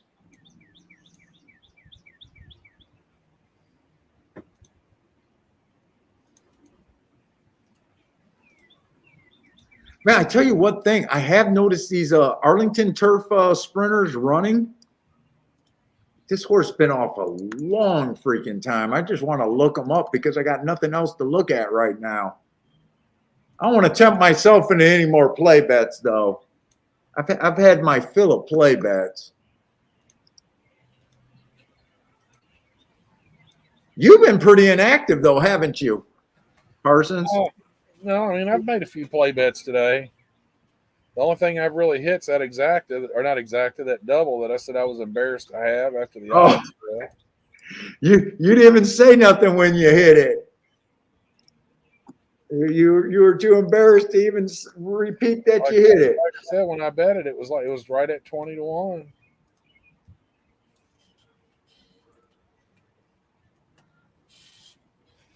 Yeah, I want nothing to do with this race. I'm not even going to try to look because I said that the last race and I thought I found something.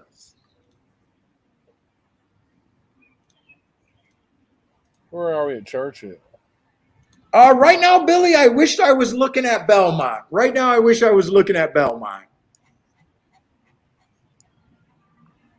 Yeah, Churchill got a turf route race or turf sprint that I'm not even dealing with it. I'm gonna have to make something happen on the dirt.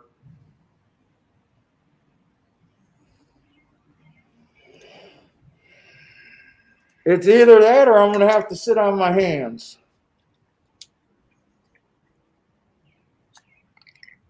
The play bets today are just not doing anything.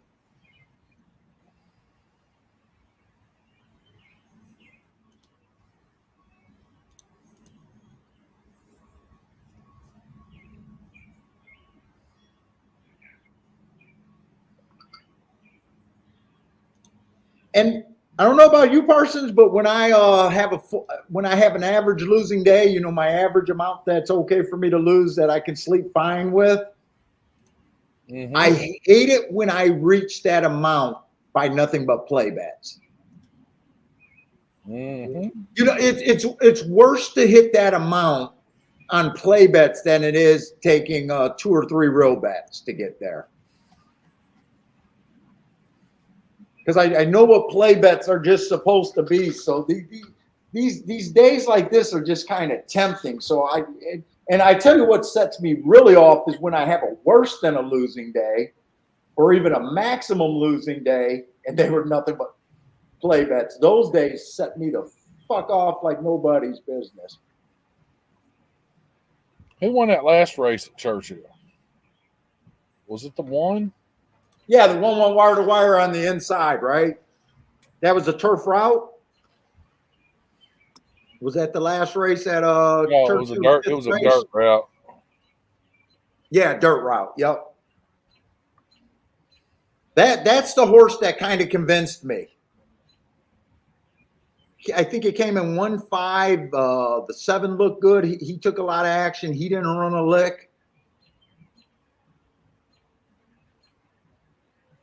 The 6 never really got going.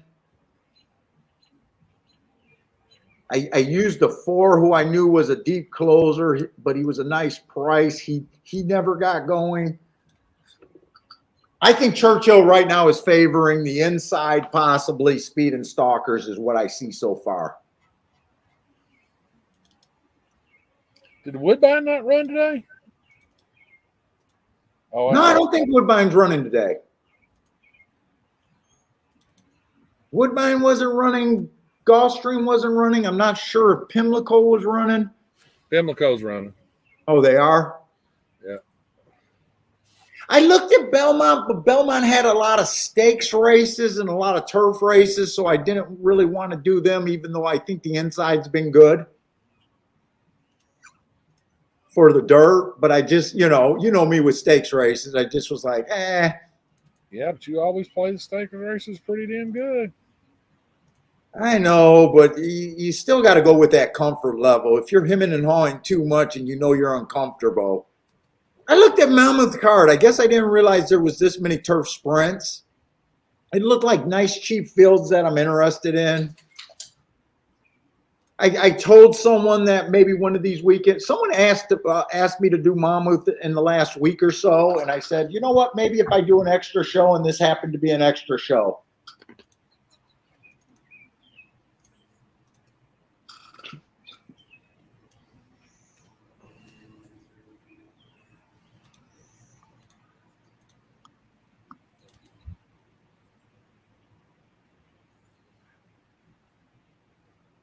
Somebody's front row proofing, it says.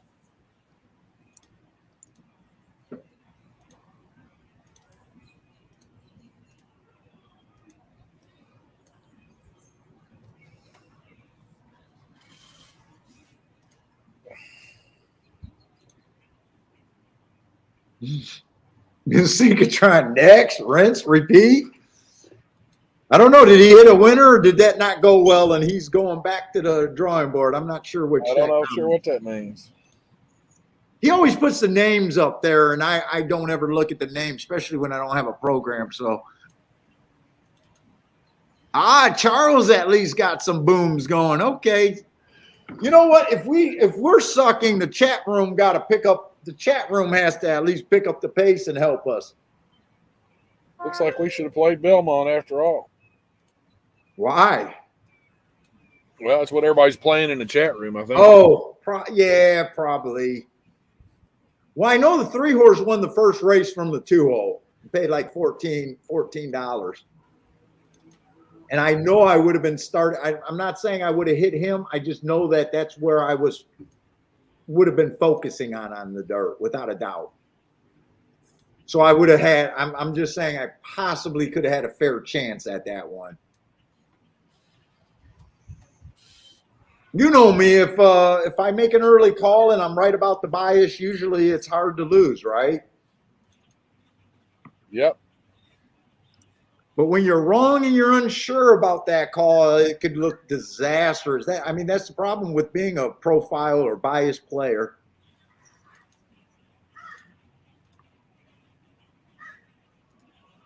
But so far, I haven't made 10 plays, so we're still looking just to hit 2 races. If I can hit 1 or 2 races, I still think I could be at 20% or 10%.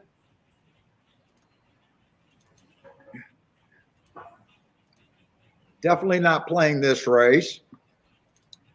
Do you like turf sprints, or do you need a profile or something? Are you interested in this race? If you're interested in this, at Churchill, yeah, if you're interested in this race, man, take over. Trust me, well, I'm struggling. I can sit in the back of you. I'm going to I'm going to try. I'm going to throw a little bit of a hand grenade here. Okay. What I want to do. Let me see. Check. We got 4 minutes to post. Let me see if this is profitable or not.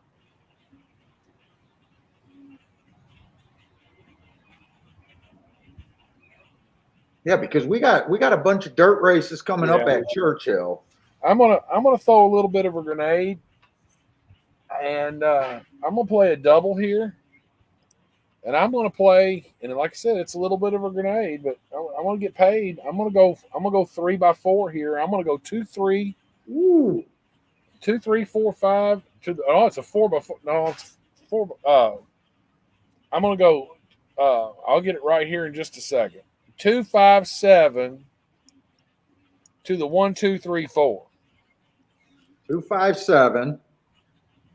I'm just gonna write it down here. So look at the screen and make sure I got your bet right. 2, 5, 7 to the 1, 2, 3, 4. I think you said. Yep, that's right.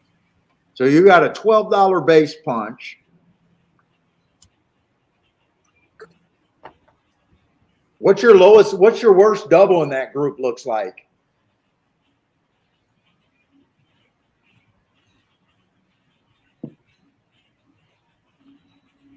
Let's see, 2. You said 2, 5. $24. Oh, okay.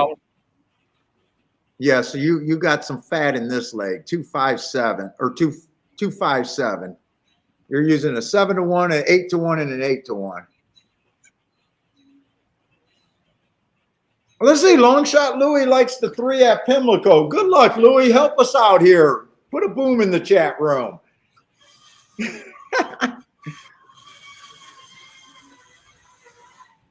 Let's see. Lloyd posted the 8 for us. I'm just not sure which track Lloyd is at.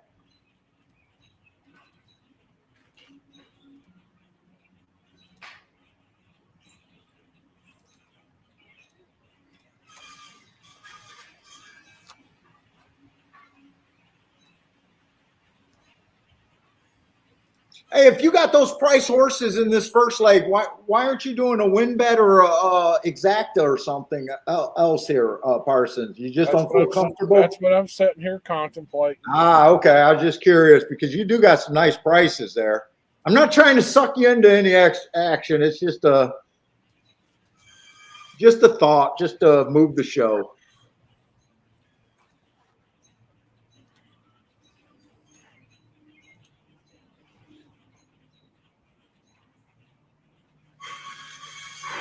I didn't even see. How are we doing in the chat room today?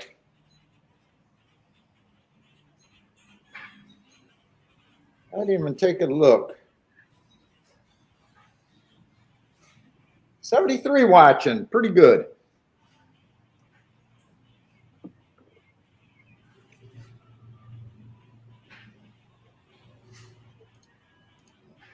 I'm going to put a win bet. Let's see. What horse is this? Let's see. I never seen if Jared heard or answered a comment, but I see Jared's back. Hey, Jared, isn't Monmouth your local track? Aren't you near Monmouth?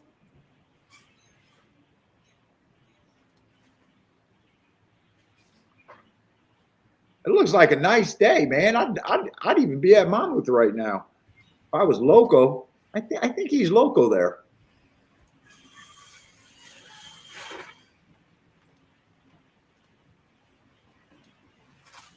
I'm about done with this cigar.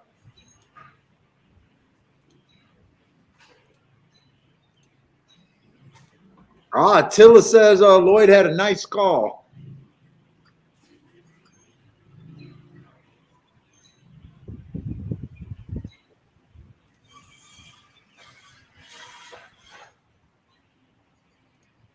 Harson said he was looking at some more combinations, but I'm not sure if he did anything more.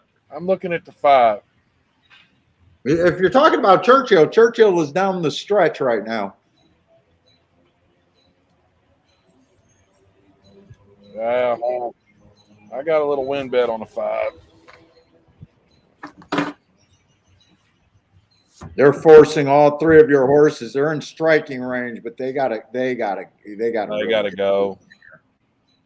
They really got to get moving. Actually, I don't like this. They got to fall apart up front for them to have a shot. That 3's not falling apart. No, it doesn't look like it. He's pulling away. Speed held up pretty damn good there. It almost looked like a merry-go-round with the 3 and the 8 all the way around, didn't it? Mm-hmm.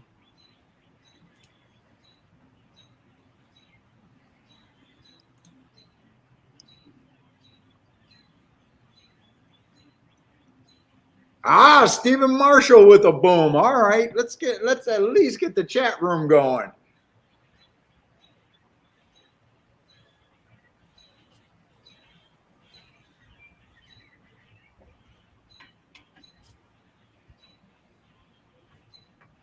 He was a West Coast shipper too over there. Just looking at him a little bit. Let's see. At Monmouth, I got 8 minutes, and Monmouth, I think, is going to be on the dirt. We're going in race 8 there. How many races we got left there? A little 3-year-old race.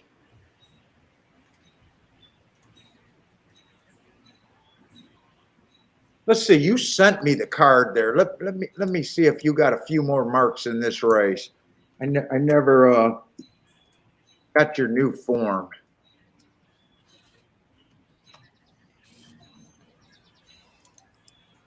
Let's see. Is this it?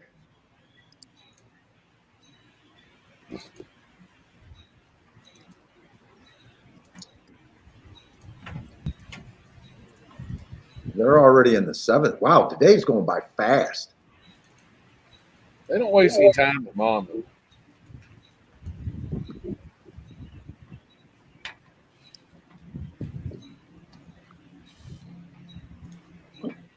This is another turf race at Monmouth? No, this is the 8th race. Okay, 8th race. I was thinking it was the 7th race. I was hoping you would have that Laurel race marked up. Okay, I can look that one up. He's the only horse that I think I want to look up here. Did I not mark a Laurel horse? I must have just skipped right over him. Or maybe I downloaded the same form again. What horse is it? Here, I got it. I mean, 326, the 3 horse. Nope, I didn't mark. I didn't look it up. That was a bad rail day. That's right. I got a new form, so I got to get my pencil.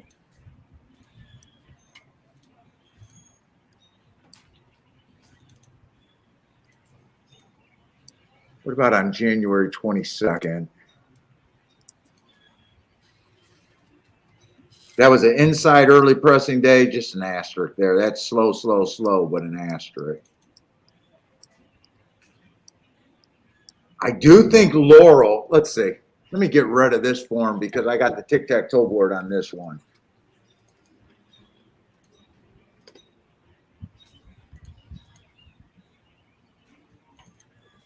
I'm interested in the 2 and the 3 there a bit. They got the 8 horse at 5-2. I think the insides won every race there, including that 4 horse at 25-1. That looks like we might have the look of an inside bias there. Might. It's so risky for me to but I got to grab onto something here.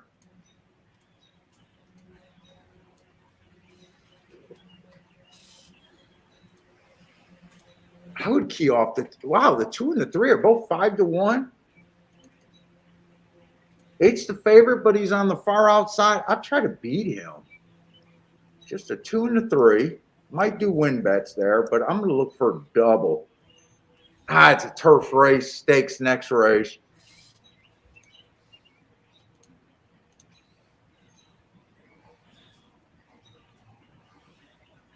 I just got a card that I don't like that much.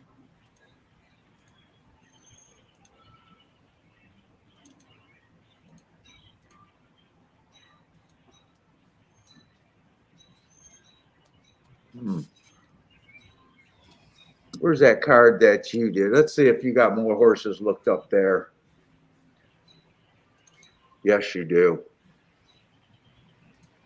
You got that Saratoga race looked up.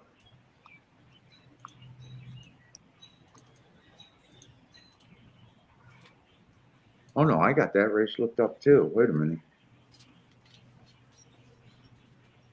No, you got about the same amount of work I do. I'm not sure which card I got now.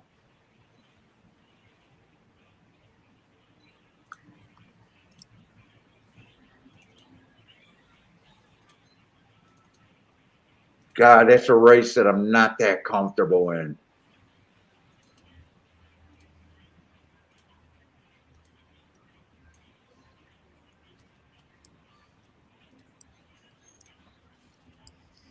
Let me make sure these are even paying.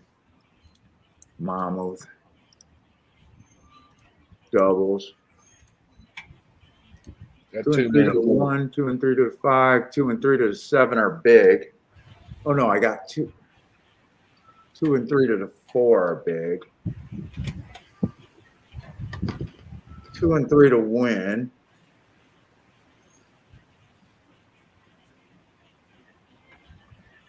I got the wrong numbers written down, don't I? 1, 4, 5. I don't like 1, 4, 5. I like 1, 5, 7 is what I wanted to use. 1, 5, 7. You're talking about 157 next race? Yeah.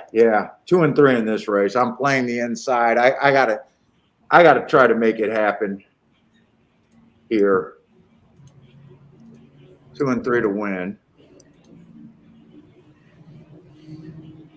I've seen enough at Monmouth to make me think that I want to key off the inside. I got 2 horses that look live enough.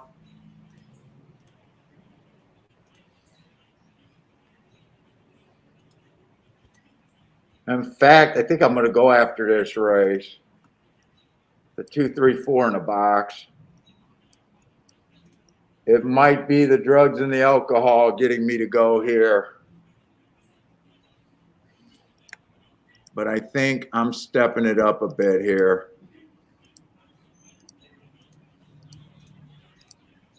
Playing doubles, exactas, and wins. So, All right. I'll be right back.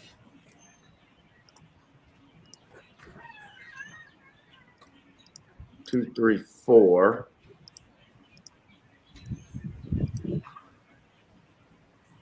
Then the double. 2 and 3 with the 1,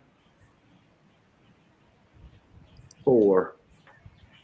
Why do I keep thinking it's 157? It's 157, not 147. 157 in the next leg. Let me fix that now. I'm struggling. Mentally, I'm struggling.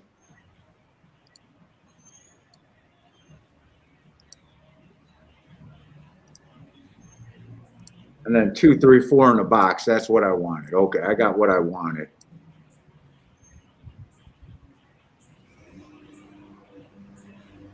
I like the Dutch bet a little bit better at 5-1. I got 4 to 1 and 9 to 2.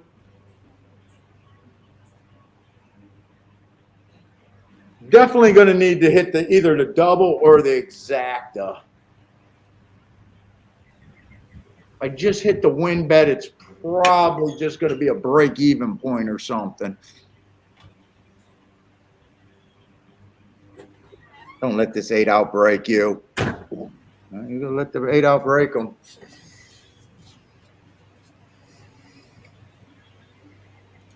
God, did he outbreak them early and easy. Hopefully he's using too much here. Hopefully that's my. Oh, Jerry, thank you very much, man. Our sponsor. What's up, Jerry?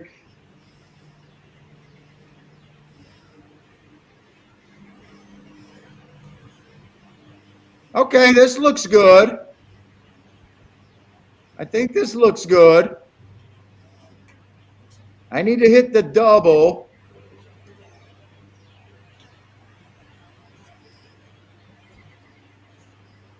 Come on, 2, roll with it. Need that 3 to keep coming. Is that the 3 and 3rd right now? I think so. No, it's a 5. No, it is. 5's a big price. Is that the 5? I can't make I out can't these friggin' things. tell. I can't make out that saddle cloth. It's not the 10. I think it's either the 5 or the 3. I can't It's a tell. 5 or the 3. It's a 5 or the 3. One or two. It kind of looked blue or purple. Okay, it's the 3. All right. All right. All right, finally. 3 got second. All right. We're going to hit the exacta. We're going to hit the win bet. And we still got a shot at the double. And that's all because I think that the track was favoring inside right there. Okay. All right, let's get going, guys. That's a $16 exacta. Okay, not great. So 16 to 1 at least, right? Got to be 16 to 1, right? Not 16 for 2. No, that's right. 16 to 1. Actually, Okay. 15 All right. to 1. 15 to 1 if you want to be technical about it. All right, so not a great exacta. So for every 6, but when I thought I had 2 4 to 1s, I didn't think I had to. I didn't think I had to check that. I didn't think I had to check that. Okay, the exacta. Well, they bet the 2 down to 5 to 2 late. Okay, so the late money came. All right, we got to take it. We got to take it. I mean, shit, it could have been worse. The 8 could have got second, or the 8 could have went on to win when he got that easy of a lead. I was scared there, so I'm not going to cry. And we still got 3 horses going to the next leg.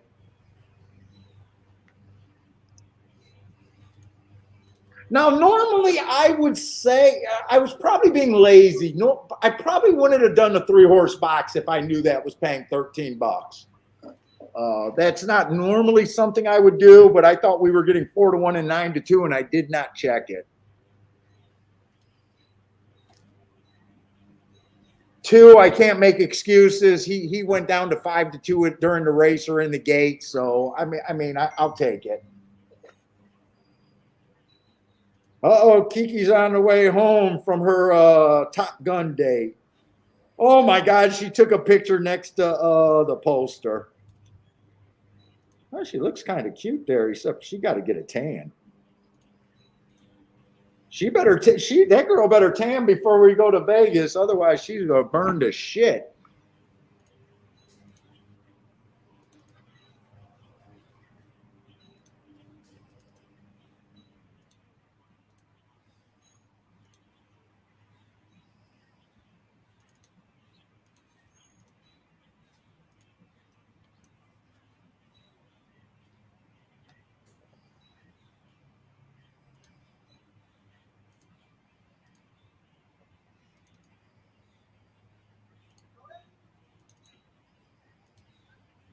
Yeah, 16 to 1. Okay, we'll take it. It's a start.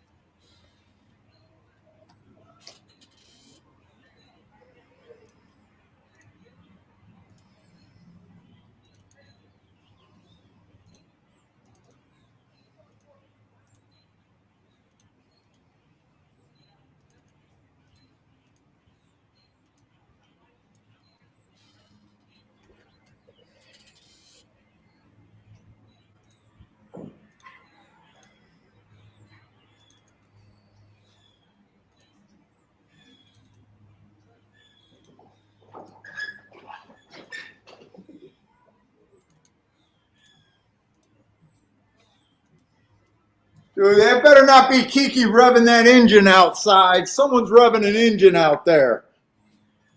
She just seen Yeah. Top Gun. She better not be blasting some danger zone, taking Challenger for a crazy spin. That's what I started saying. Is she driving a Challenger? Or is she driving? Yeah, she is. The BMW has been in the shop for like 3 weeks now. We got a mechanic. He's slow, but he's freaking.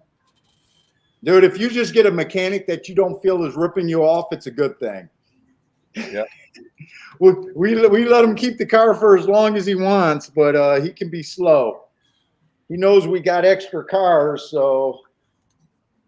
Thanks for the super chat, Ryan. Oh, yeah, Ryan, thank you very much. I'm sorry I missed that one. All right. Another proud sponsor. All right. You ready for this? What's that? Go back to my Churchill play that you wrote down. You got a Churchill play? Yeah, from the last race. Okay. I got a 257 mispunched. I got a mispunched ticket. I punched the 3 instead of the 2. Well, so you're alive? So I am alive. I'm alive to the 1, 2, 3, 4. He didn't mispunch that ticket, chat room. This guy doesn't want the chat room to take his odds.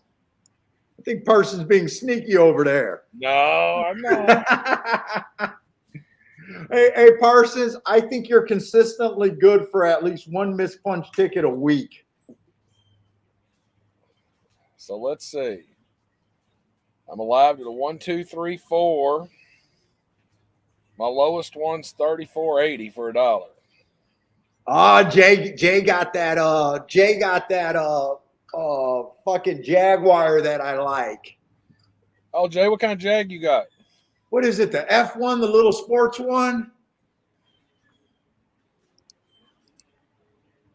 I like the Jaguars.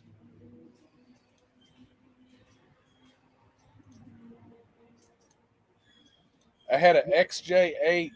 I'm sorry, XJS 1988 model years ago with T-tops in it, and I wish I still had it. Ooh. Yeah, I like those Jaguars. We were looking at them. They sound so good.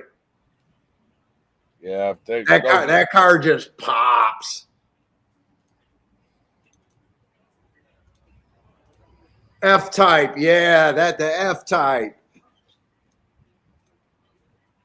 No bombs. That actually Parsons and I just hit our first ticket. It was just they bet it at the end. We got I got exact doubles alive in a win ticket, but they bet the horse down in 4-1 to 5-2, and they bet our exact. But we're live to some doubles. I'm hoping the doubles are juicy. And Parsons got a mispunch ticket. Actually, I gotta put a Matt ticket here. Matt with the mispunch. You're so are you alive to some fat? 1, 2, 3, 4. Is that a good ticket or is that? Yeah, the four's the lowest payer, pays $34.80. Okay. And then 58.60, 64.70, and 83.30. Well, good luck on that ticket. All right, let's look at that race though, because I'm getting interested in Churchill too. Churchill on the 2 sprints. So far, we only seen 2 sprints. They were both.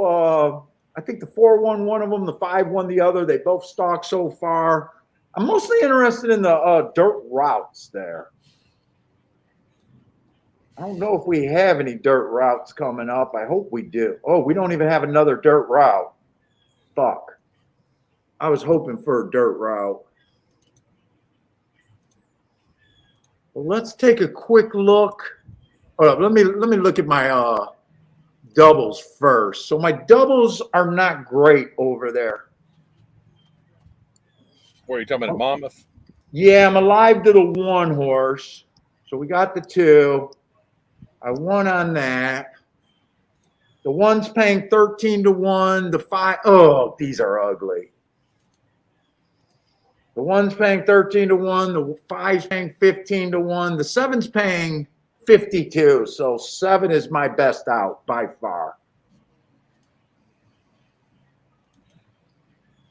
I should have checked the doubles. I just thought you know what? I did check the doubles. I think when they bet the 2 down, they just killed all the combinations too. Yep.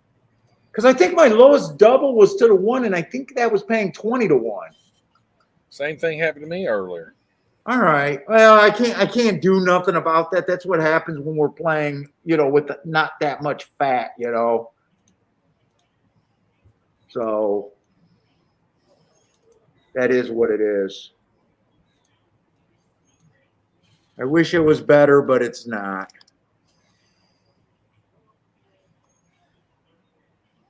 Let's see. We got allowance 1X, 7 furlongs on the dirt here. Let's see. 4 races Steve, going. hang on, Steve. My feeling on that, it's the same way when they act up in the paddock. They're exerting too much energy. I immediately try to cancel the bet if they start losing their mind in the gate. I got a thought about that, Parsons. We always worry about them acting up on the track, acting up in the paddock. Mm-hmm. We never know that calm horse that we think great in the paddock and post parade. How do we know 10 minutes as they were leading that horse to that track that he was acting like a fool? Well, that's where being on the track is a much bigger advantage because. But even you don't know that when they're, I'm talking about from the time all morning he could have been acting like a dickhead. Well, that's true. You don't know that if he's been like that backside all morning. I don't know. I mean, yeah, but I'm with you. I don't like to see horses acting up in the paddock because when I'm at the track, I'm one of the paddock guys.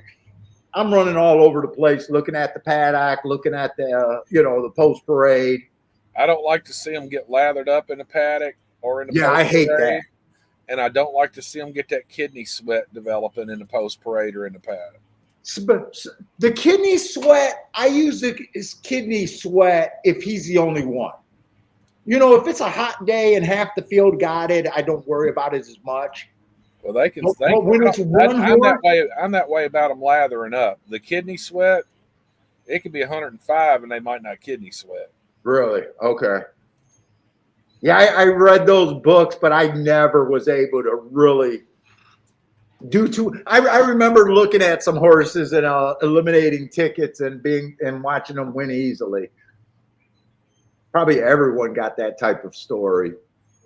Let's see, last 3 races, he just looks like a router to me. Nice race last race, being fast early, average. From his last 2 races, I'd say he's stepping up.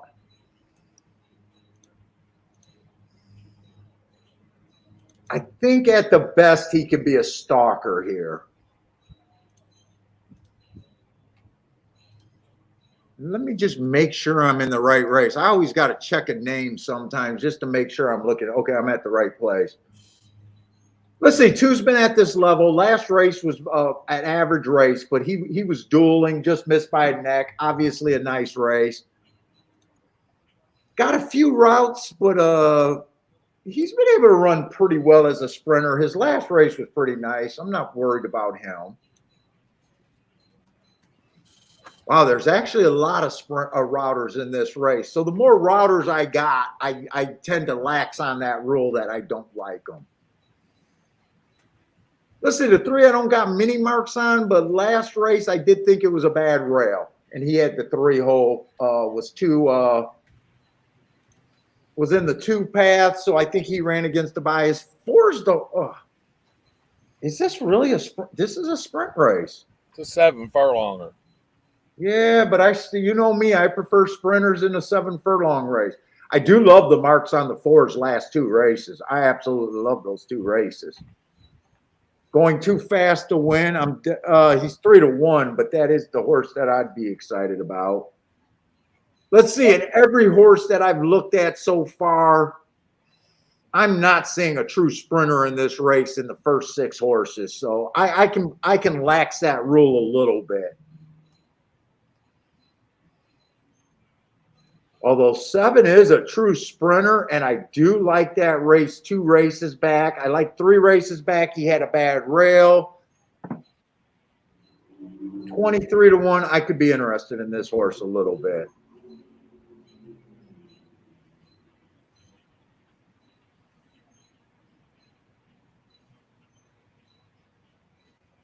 And you got to go way back. This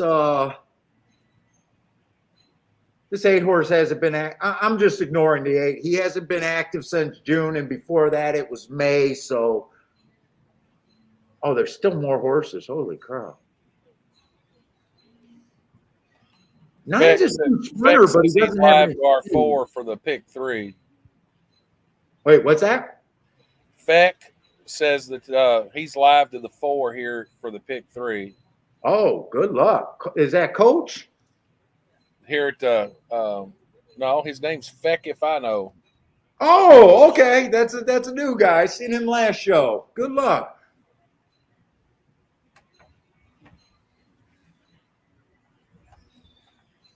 I kind of like where you're at on the inside of the track. I don't like this many routers. I'm actually not that comfortable in this race.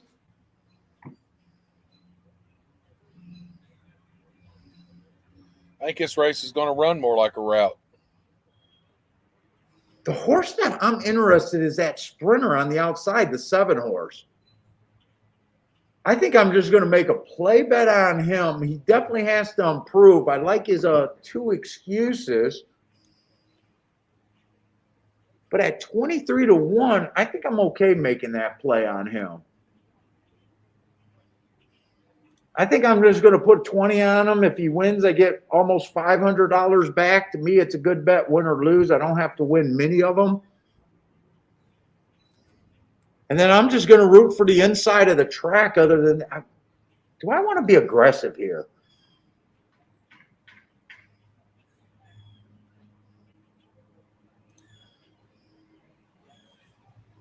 Three, 4, 7 is a box that I could be interested in. 3, 4, 7.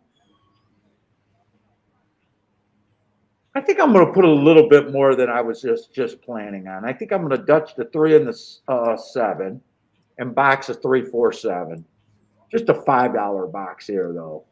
I want to keep this relatively cheap. If it comes in 3, 4, 4, 3, that should be okay. Exacta. 7 gets first or second. Those exactas are going to be great. It's like Long Shot Louis had one at Prescott at 14-1. Nice. Living up to his name over there. It's the Long Shot Louis with the long shots. You can't bet chalks with that name, right? I think we'd have to ban him if he came out here and gave out nothing but chalks. Not with that name.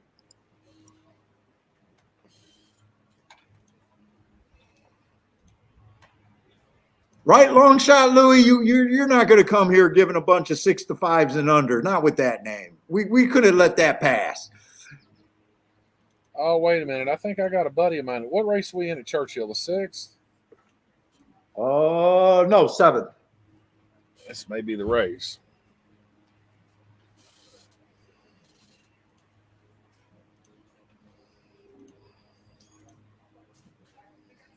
Here we got a bunch of new names here. Long Shot Louis is a name that I haven't seen.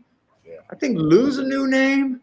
Yeah, a friend of mine is in on the 1 horse, and they had a stakes winner Saturday too.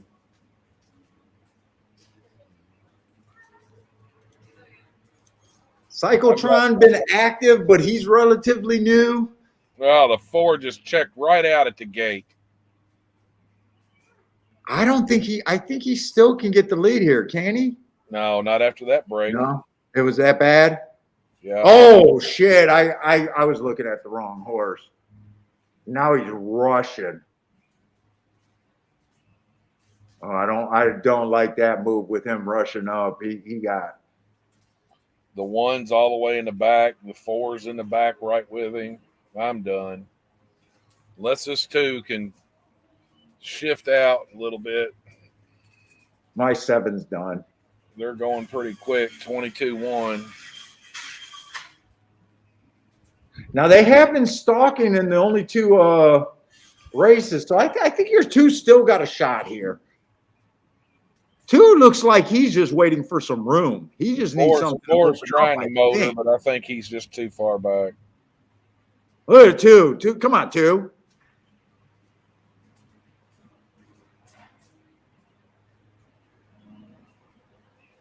We'll take this. Come on, two.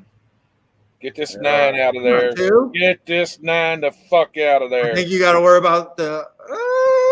Come on, two. Come on, two. One more time. Nope, I don't have it. 10 was the horse that you had. 10, 9, 2.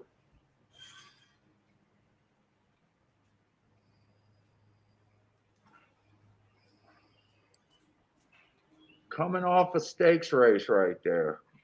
I knew I didn't want to be that invested in that race. I kept that ticket low. My 7 did not run a lick. I thought 7 could be closer to the pace, being the only one of the only true sprinters in that race. 4 got taken out completely. 4 completely missed the break. He took him. Yeah.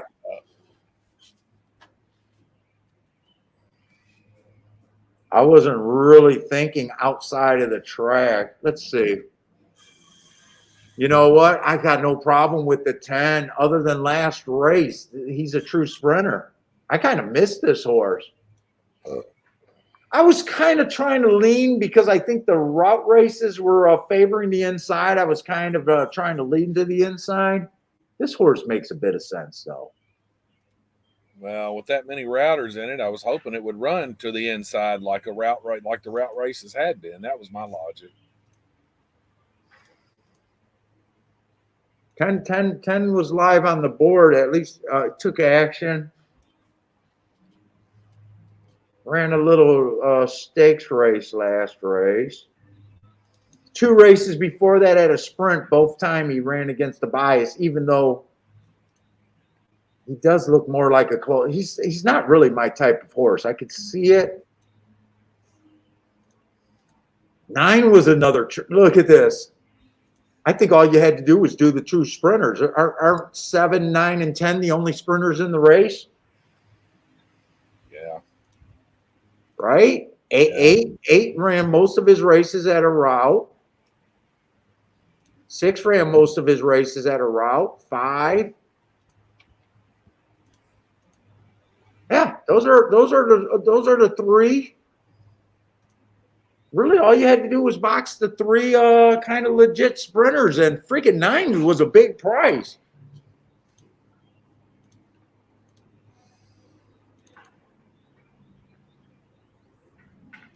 What kind of marks did the 9 have?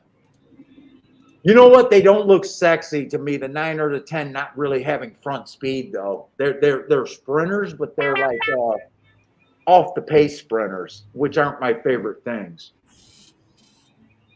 I could see why they didn't catch my eye. Plus, I was overly hoping that the inside was the good call.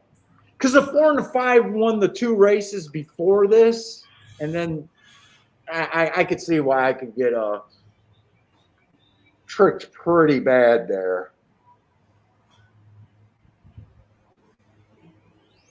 I need to see that race to see where the 9 and the 10 were the whole time. Did you notice where they were, Parsons, or? They were all. The 10 was up there fairly close most of the time. I don't know where the 9 came from. They were on that borderline stalker closer. Yeah, Monmouth. I'm alive to 3 horses here,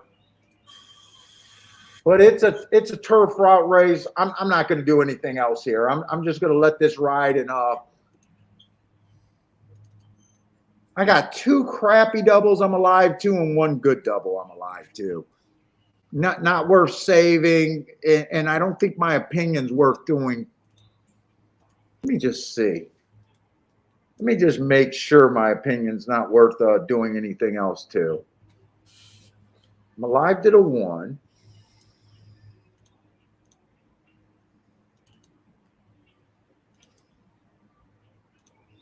I'm alive to the 5. What kind of prices are these? I could add more to them to get paid off. Ah, no, fuck. 8-5 and 5-2. No, I don't want to add more to them to make it a hit. I'm just going to have to root for.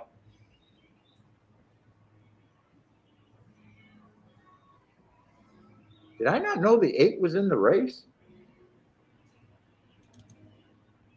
8 earned hearts 3 races back. If I did anything here, it'd be the 8 horse that I'm not alive to in the double. Do I want to bet him? I might want to bet him.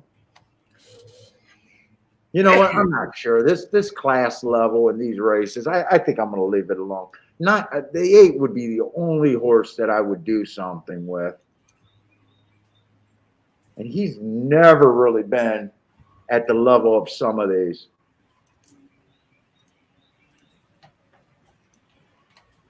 Kiki, is that you? Oh, she must have took Bentley out. Let's see. Jace likes the 7 and 8 at Belmont. Stephen Max. Hey, what's up, Stephen Maxwell? So we got a couple Stevens in here. Yeah, feck if I know you were killed at the start of that race. You never even got a fair run for your pick 3. Killed my double. Let's see. Long shot Louis says 14-1 is low for him. Not a long shot unless it's 30 to more, 25 to more. I like long shot Louis over there. You come to the right show if you like 20-1s and up. I'm more likely to have a 20-1 than I am to have a favorite. Today's been kind of slim pickings, but you do not sound like one of those guys who can remember a long shot from 1973. You sound like a guy that they happen to frequently.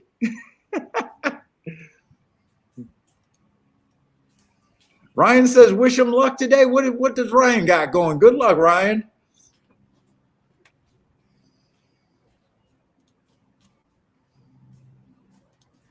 Elliot, you on this 8? What's that? Elliot, I think he's on this 8. Yeah, he says the other horse. I'm just not sure on the class, and I just don't want to deal with the turf racing. Now, wait a minute. Turf racing at Churchill. Wait a minute. I did want to play the turf routes at Churchill. Wait a minute. I thought that speed was has been bad this meet, I think. It has been. The problem is, doesn't the 8 look like a lead or at least a fast stalker? I'm just going to let this race ride out. Well, this race is at Monmouth, not Churchill. Right? Oh, in fact, I know you like. Now, I haven't played Hastings in 100 years.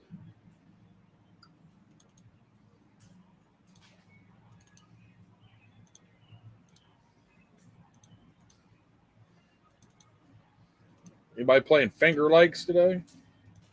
Hey, what's up, C. Taylor? I'm pretty sure that's what we figured out was your name. What's up, man?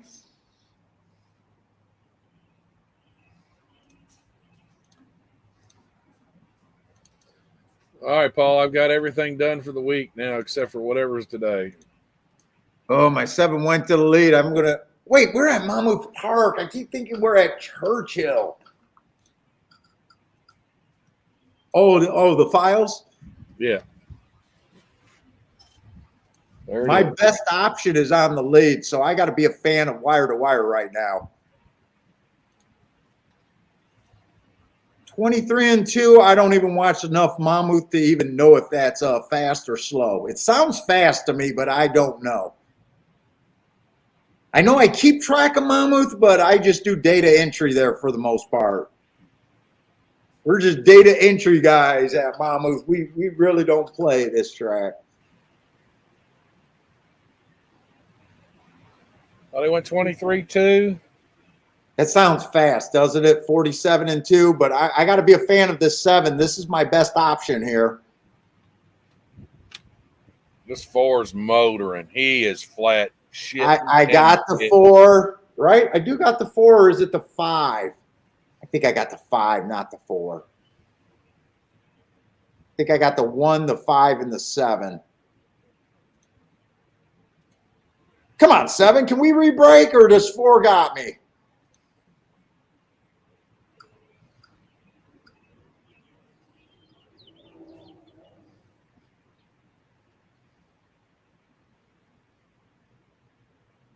Go on. Nope. You want to know who the 4 was, Matt? 4 was the horse that I had written down on the ticket, and then I realized that it was the wrong ticket. See how I got that funky 5? But I did not like the 4. I'll never win on a mispunch ticket. I swear to God. Well, I followed you. I said I'm going to follow you on that 147. Yeah, it was 1. Oh, so you hit this? Yes. Not because I handicap it, just because I was tailing you when you said 147. 4 16-1. 4 16-1, and that's exactly what happened. All right, so I got that 5 times. That double's going to pay $83.70 for $1. Oh, a nice hit. You hit for all the wrong reasons. Nice hit. Well, I was sitting here doing the files, and I wasn't really paying attention to Monmouth, and I just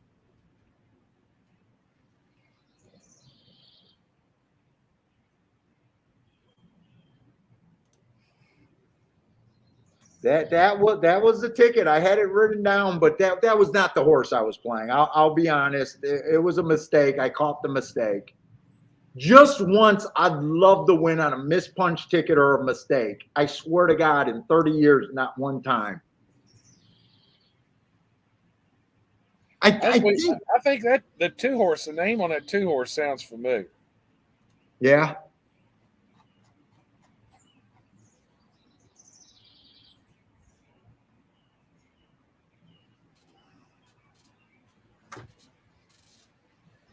I think I've bet that 2-horse before.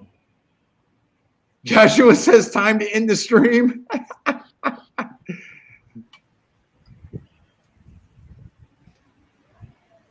I can't even run on that one. I wish I didn't catch that mistake.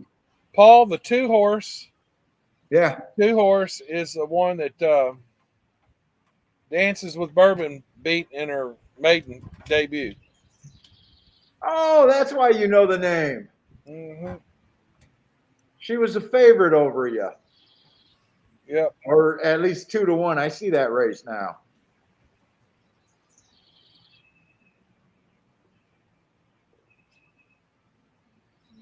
And didn't you say you kept looking for Dances for Bourbon on the turf, and I kept asking why? We did put her on a turf. That was we finally figured out what was happening with her, what her best thing was, and that's when she broke down on us. She fractured her kneecap. Feck if I know is right me. Now I have hit mispunch tickets. I have hit them. I remember with Parsons, but never for a profit. I remember one I hit for like I don't know, like $170 payout, but I was in for like 200 and some. So you know, yeah, I've hit mispunch tickets, but never for a windfall. It's always been on the negative side of things. Well, that one technically is not a mispunch ticket. I just punched. Yeah, you didn't realize that I changed it. And I did that at the last minute. Now, right now, I wish that I didn't see that. I wish I didn't see it.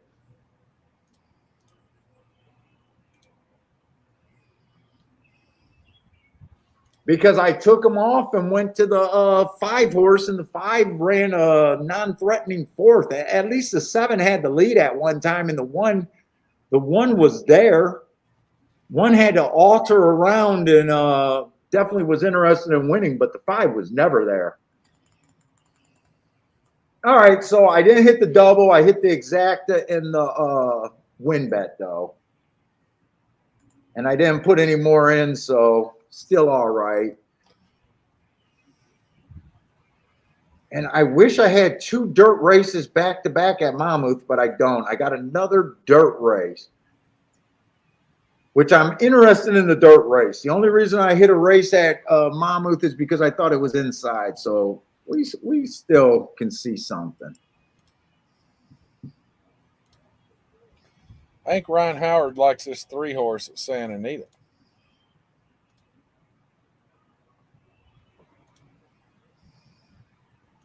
Joshua says Parson wins more by accident than he does trying. Yeah, so that wasn't a mispunch ticket for you, but you did have one today. I had a mispunch ticket, but it didn't work out. But this one worked out better, anyways, right? Yeah. This was better than all of your other payouts. Yeah. All right, I still got a little bit of work to do.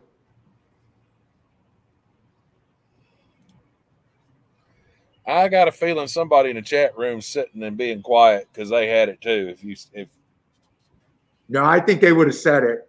I think they would have said it. I think they would have said, "Thanks, Paul. You're a dumbass for changing your ticket." I think they would have loved to point that out.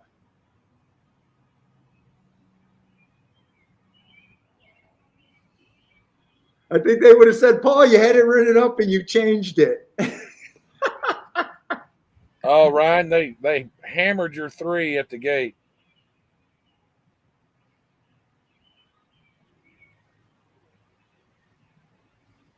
Well, the problem with Monmouth is they're going to be a 1-5 in the next race. I'm going to go over to Churchill, though. I think Churchill should go off first. With a 1-5 in the race, I'm probably less likely to get it. Churchill, we got a 2-5 in the race.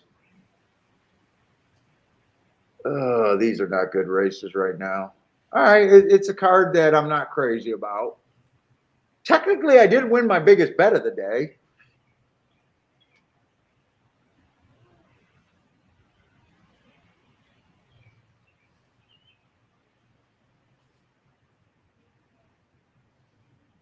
This is another 6 furlong sprint at Churchill. Three's the big favorite.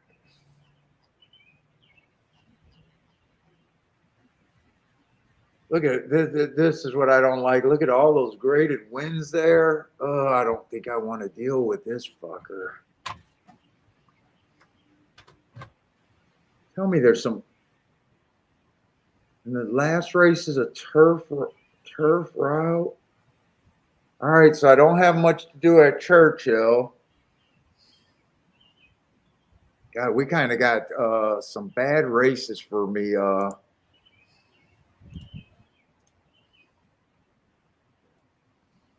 So they're hammering this 3, huh?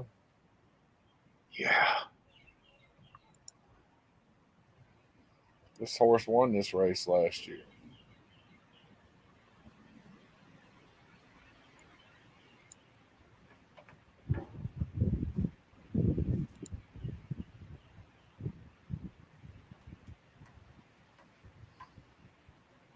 I'm looking at Belmont just had a lot of turf races today. I was trying to see if that inside was good.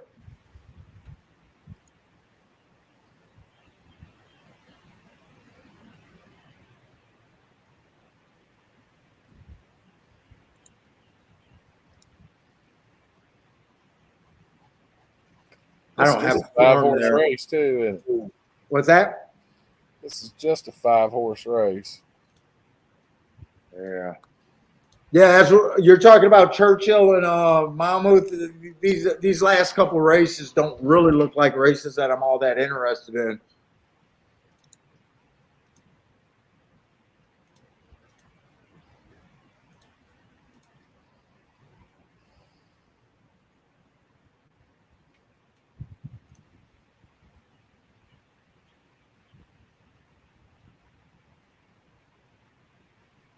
Let's see, Churchill, we got 10 minutes. I'm a little bit intrigued with the 1 and 2. Especially with the 3 not running since late December. Or not December, September.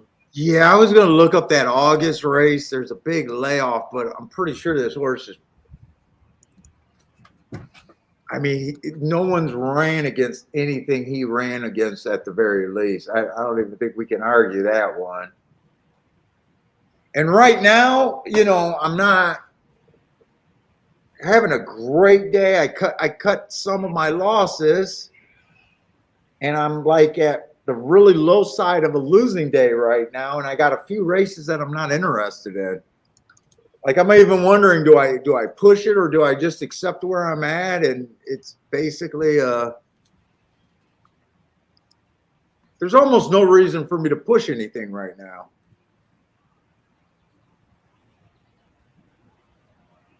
That race, 2 back, that was a speed favoring day. Ran against the bias there. He comes right back and wins. Plus, that was a graded race.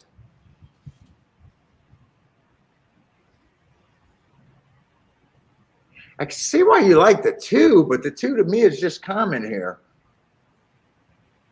He ran on a bad rail last race. Mm-hmm. You can definitely see him getting back in the 90s here. He's a price that,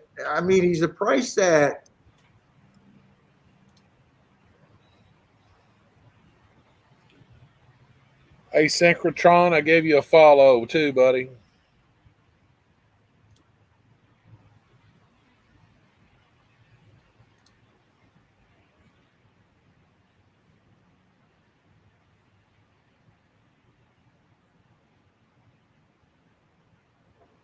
there's only 5 horses, and unless I can decide if I want to play against this 3. I think the 3's biggest weakness is he lets horses get in front of him, so he comes off the pace, and he got a long layoff.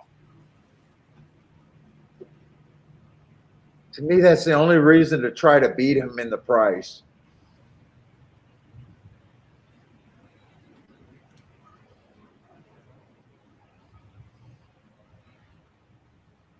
One's the horse that looks most interesting to me. He did run a nice grade 3 race at Pimlico a year ago.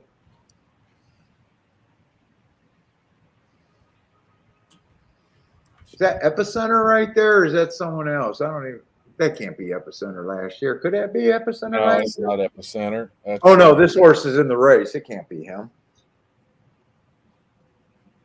That would have been the 6 horse. been a 6, but he's scratched out. That was a grade 2 and 3 horse. That horse just missed the grade 3.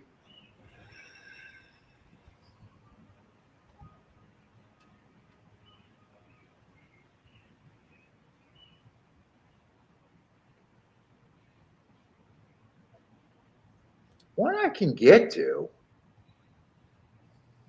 There's not a lot of speed in this race, is there?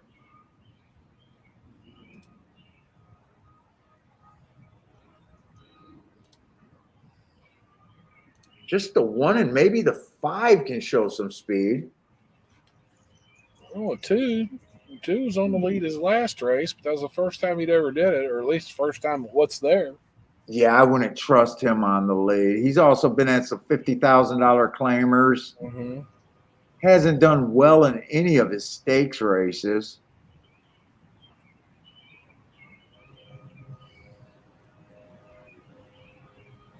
To me, I think the 1 got a little bit more upside to him, wouldn't you say? Well, I'm wondering what's going on here.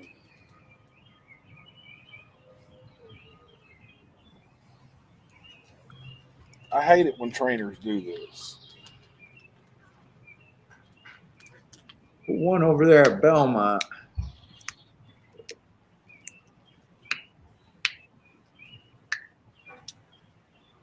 It's like the 3-1 over there at Belmont. 3-5 maybe.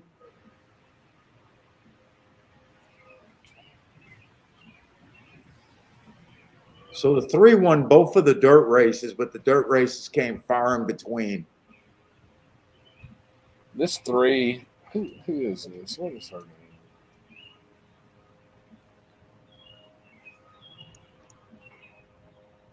See, I just don't know how bad I want to play this race.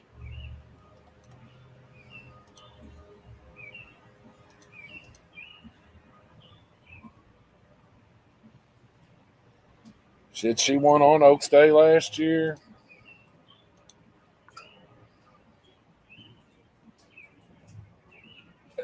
Who is that you're talking about? Just 3. She won the 8 Bells last year or 2 years ago. Yeah, closing. And she runs second in the Derby City Distaff on Oaks Day last year. Do you think 6? Let's see. If I just said, so when I do a betting line, I never say a horse has more than a 50% chance to win a race. Do I think the one's an overlay at 7-1? I guess that's the only question I can ask myself.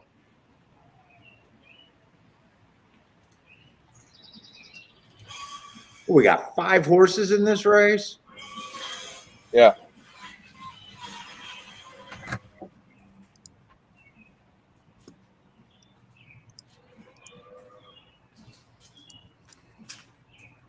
Let's see, 120 minus 50%. So if I even gave him a 60% chance to win this race, that means I got 60 points divided by 4 other horses. I don't even have to break it down anymore. Each one of them got a 15% chance. 15%, what does 15% breaks down to?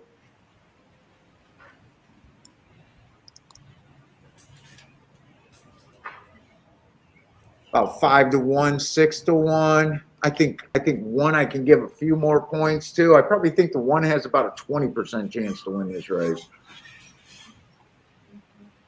So 4-1 would be acceptable. I'm getting 8-1.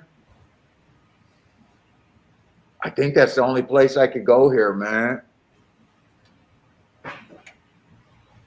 It's just, do I want to take it or not? Elliot, I agree. She looks like a lock. But with her not running since September, we were talking about tune-up races. I don't know. It is a grade 3, so it's hard to say that you would use this as a tune-up race. Yeah, $200,000 purse. She looks like this could be a paid workout. We've seen horses come off the pace today. I don't think she'll be crazy far off the pace. I bet we got a bridge jumper scenario here, too.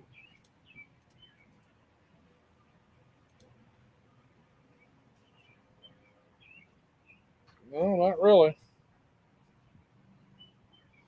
Thought we might. They'll let you bet show in Kentucky in a 5-horse race? Yeah. Oh, wow.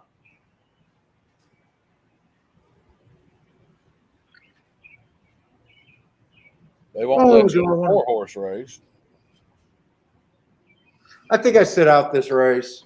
I just feel like I'm trying to force something that I really don't need to force here. And now she's 5-1. Yeah, I'm out. 8-1 was tempting. 5-1's not tempting.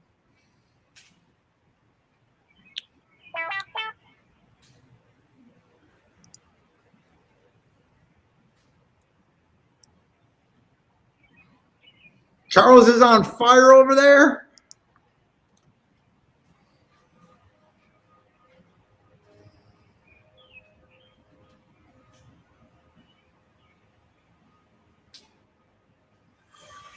No, and I thought there would be a bridge jumper there in that situation. I was kind of surprised there wasn't. Dude, in Kentucky, do they got to accept the bridge jumper? Yeah. Because I remember once when I was in Kentucky and someone made that bet, and at Turfway Park, they made an announcement that they did that years ago in the early 90s. Did they always have to take the bet, or could that bet be approved and rejected? I guess they have the right to refuse to take a bet, but if they take it, they got to honor it. Yeah, I remember they made an announcement. We accepted this bet and we have a bridge jumper or something like that. We have a negative. I think they said they had a negative pool or something like that. Yeah. I remember that. Let's say one did get the lead. I decided not to bet here, though. I just thought at 8-1, I might have did it. I was still washy at 8-1, honest. At 3, the odds went up on, not tremendously, but they did go up. They went from 1 to 5 to 1 to 2. He looks like he's moving easy. He's getting in contention easy. He's sitting chilly. They went pretty quick. They went 21-3. Oh yeah, she's gone. Yeah, easy. I'm not sure if she's either going to ride. I'm not even sure if she's going to do anything in the stretch here. Well, I think she's just doing enough to win.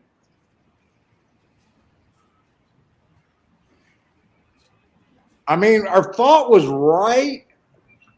The one horse went fast, but the 3 just was the best in the group.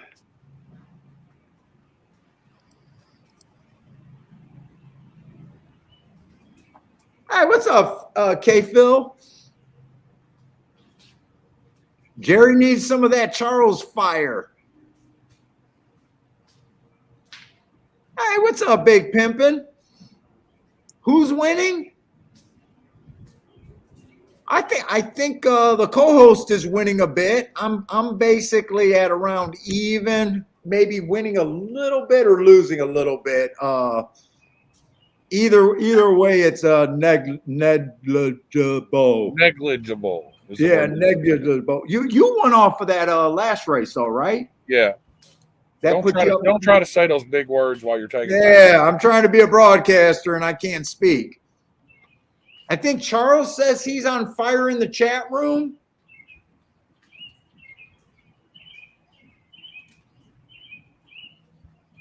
I know long shot Louis had a nice horse, but 12-1 or 14-1 winner. I'm not sure if he's that was enough to put him up or down for today.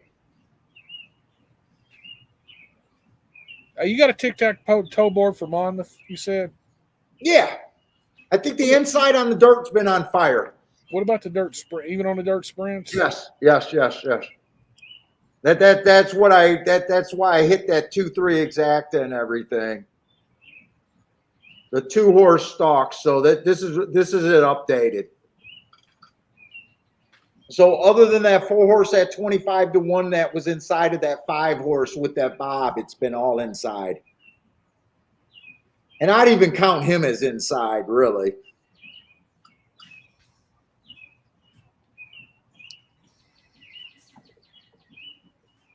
Well, we got a 3-2 program horse.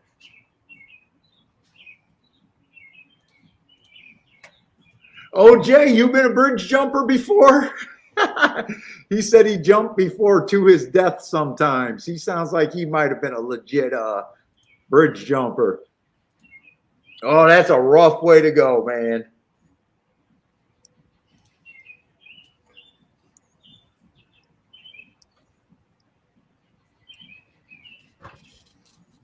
I'm a little interested in this one at Monmouth. And by the way, the only dirt route race that was also won by a 1 horse Parsons. So everything on the dirt been kind of inside. I got him straddling the line because I'm just not sure which running style he was. I never got back to looking that up.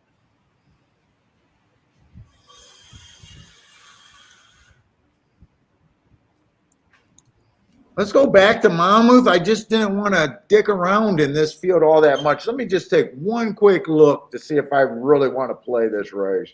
I'm going to take a little shot with the 1. I think the track's favoring inside.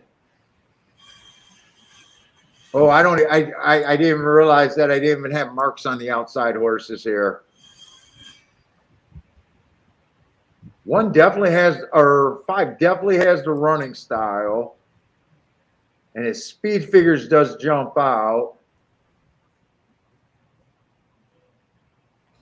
You must be looking at the wrong form. My form's got marks on them. Monmouth race 10? Yeah, I think I am. Because I kept my form to have the tic-tac-toe board. Where did I stick that extra form? Did I close it out? But they're loading. You're not gonna have Is there time. any value 5 to the inside? Probably not on The those one. exact. I like the one. It's Yeah, I know. I'm gonna key the one over the two favorites. Yeah, there's no upside for me in that race, really. And I would have liked to look up the 5's race to see if I really like those races. They were recent, too. In fact, I'm going to look them up while that race is running. But I got no play there again. The 5 was slow, early pressing day. Second race back's the Heart Triangle average. 3 Really? races back second triangle. Heart Triangle average. Yep. And what was 3 races ago? Second triangle. And you just said his last race was slow. Yep. But that was a race where he chased the slowest pace of the day. I think that's a sneaky good race right there. I'm not digging. I'm not messing around here.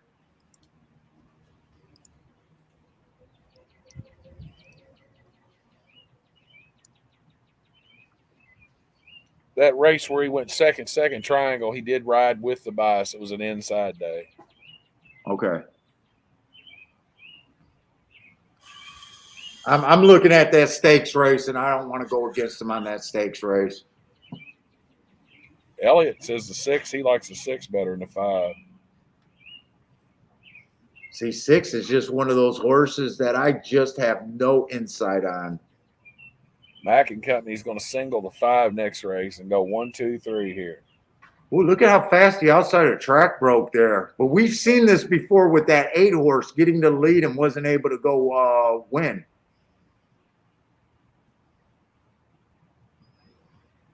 I don't know if the 1 just broke that bad or if he just got out broke.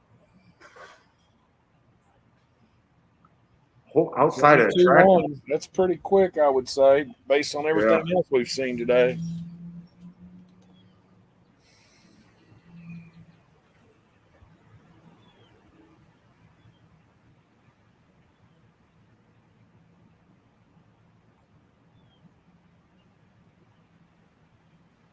Good call, Elliott.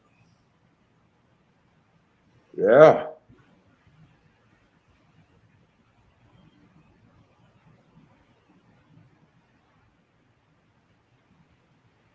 I think 3 is going to get second. Pretty easy here.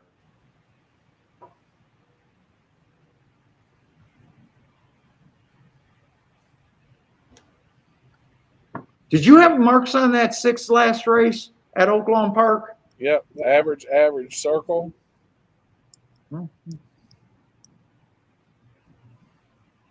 Early pressing day. I would have actually gave him an asterisk for that day.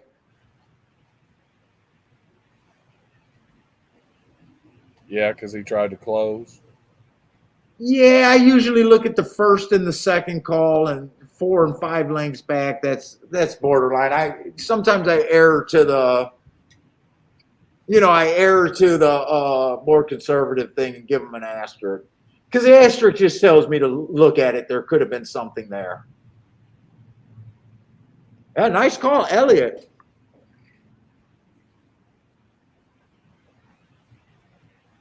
Five was never a factor in that race, but he was enough to keep me out of the race. I know I wouldn't have played the 6. I was still looking inside.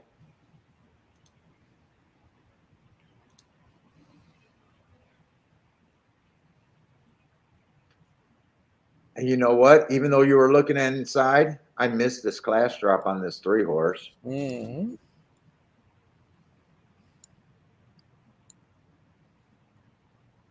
2, I did see that cheap race last race, and 1 I wasn't convinced on. I seen that Delaware race, and I wasn't super convinced on him. But the 5 kept me out of that race, and I'm completely okay with that. That ends up possibly being a pretty nice exacta, though. No?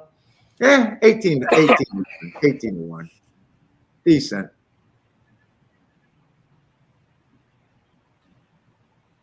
It was all in. It was all, pretty much all inside, other than the 6. And I never know what to do with those forward horses. I don't know the class levels there. Those could be really good races, common as races. I have no idea about the European scene over there. I don't know. I'd like to be able to bet some of those European races. Shit, if I go over there like to the Ascot and everything, I guarantee I sit out every fucking race. Mm-hmm. I wouldn't mind going, but I know me, I'd sit out every race. I don't understand this.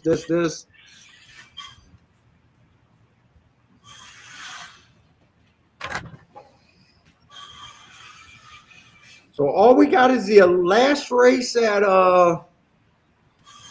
Monmouth on the turf. And I think we got one more race at Churchill. Yeah. On the turf also. Right? One more race on the turf there. Mm-hmm. And I did not want to end on turf races. So I would not be surprised if I'm not that crazy for another play.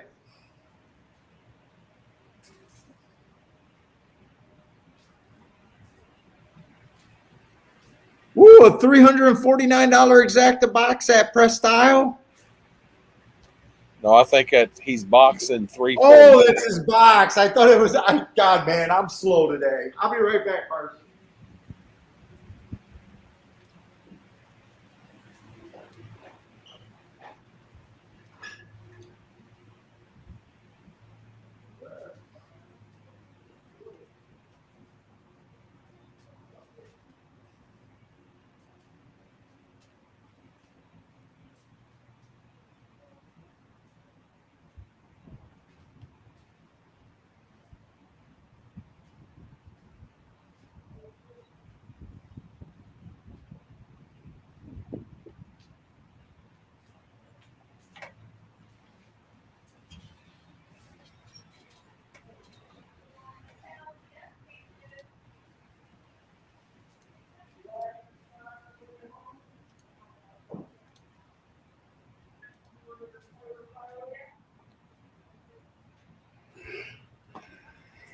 Oh, excuse me, guys. I'm getting sleepy. I got home about 2 o'clock this morning. Played golf, drinking vodka all day, playing golf, and then all night. I didn't get up till 8 o'clock this morning. I'm just having a survival day right now. Matt's doing good. He followed me on a ticket, and then I realized I had the wrong horse, and that horse happened to win at 25-1. So if I didn't realize the mistake, it would have been a big hit. But that's all right. I'm surviving. She said Top Gun was awesome, and she's too giddy, and I know I'm going to have to hear about a movie that I'm not interested in. You didn't like the first one, you said, right? No, I didn't like the first one. Dude, they're just driving a vehicle. It could have been cab drivers for all I care. Dude, I'm bored in so many movies. I haven't liked movies for so long. She says it's because I grew up in the ghetto. What does that mean? I can't like movies?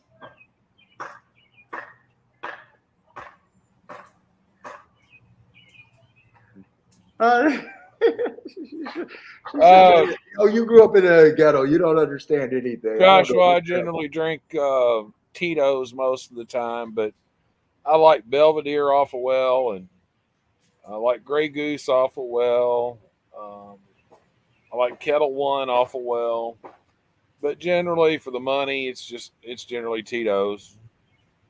And Boulder, I'm a 20 handicap, so I suck, but I did play pretty good. I shot, I think, 87 or 88 yesterday.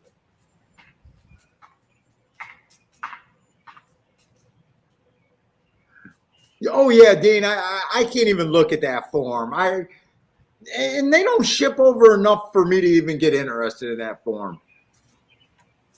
If they're on turf routes, I'll throw them in if they're the right prices. But I'm not even going to try to figure out European racing. I know they're flats and ovals and uphill, downhill crap, some of these things. I'll have to check that out. Is it pretty good, Elliot? How's it compared to Tito's?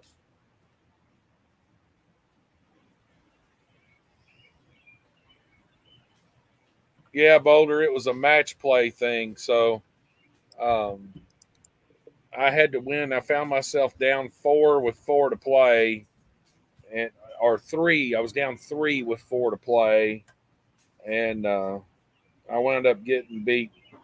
He was up 2. 2-1, I think is how they say that. Let's see, stocking closing day. I'm just looking up this 4-horse. Now, I did think Churchill's Turf has been favoring off the pace. I do think I remember that. I'm going to look it up. But so far, there's me. I thought there was a pretty big edge for off the pace. But I'm just looking at the entire makeup of this race with the first-time starters, and I didn't think there was a lot of speed. So I am not feeling these last 2 races at all. Let me look up Churchill real quick.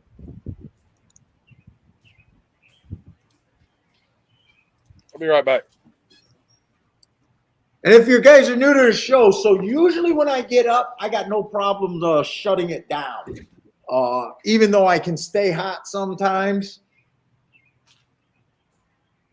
I tend not to squirrel money and make them take the money.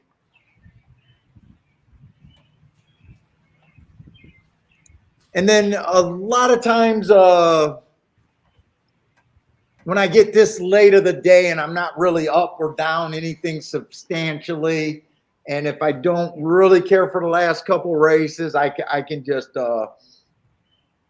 go, because I basically play almost every day. Well, not every day. I don't play Monday, Tuesdays, but racing's always going to be there. So I'm kind of battling with that thought right now. Oh, Billy, you follow the Euros. Yeah, I just can't get into it. I do.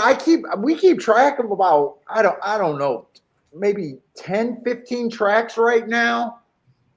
I just keep track of too many tracks just to be able to play a few tracks at any particular time. I can't hang out with Grandma and Charles because they just play nonstop. Those two got an engine on them that I can't keep up with.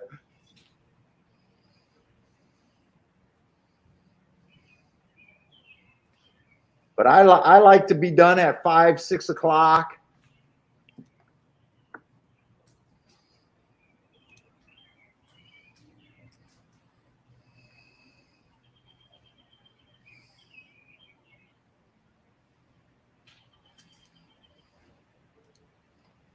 What we got here? We got 14 minutes to both the last race at Belmont and Monmouth and Churchill.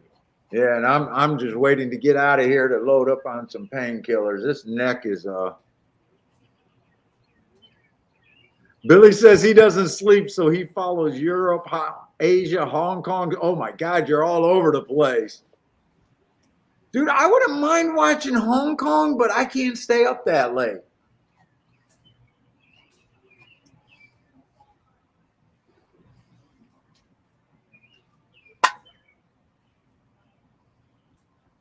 Let's see, and the other thing I don't like about this race is I really don't like marathons. I know if you follow European racing, you're going to say 1 3/8 is not a marathon, but in the States, yeah, I think it is. If I remember right, we want stalkers here if we're going to play it, right? I think stalkers and closers for the most part.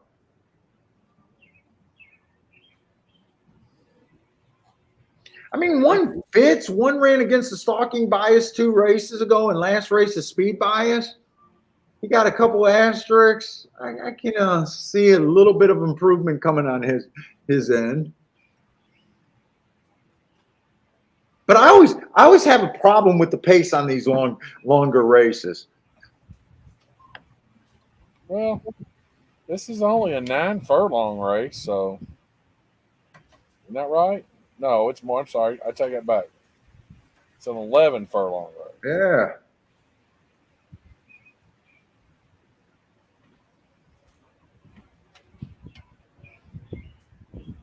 Yeah, and generally I do a pretty good job of knowing where I should be out. If I don't feel like I have a real edge, I have no problem sitting out. 7 I thought was interesting, but not at 4-1. The less I understand a race, the more I got to get paid off if I actually play a race and take a shot.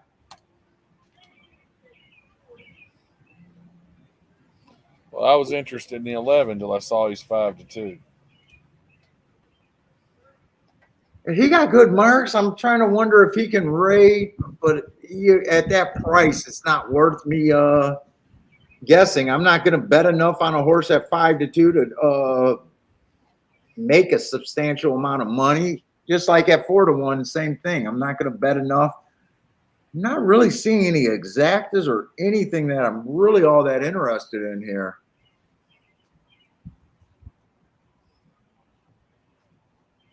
What is a 1 at? Does a 1 offer anything? At 12-1 on the 1 is actually a little bit more tempting to me.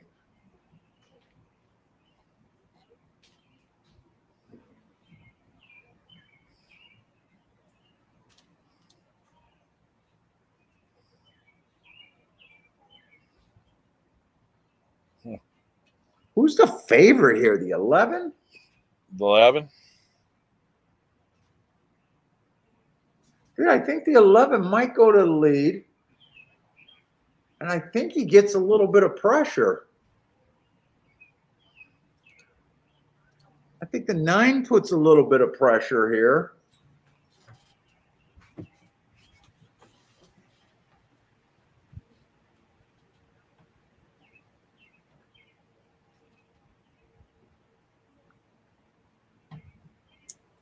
Eight might be too far back and doesn't do a good job getting in position at the top of the stretch. I was trying to get interested in him.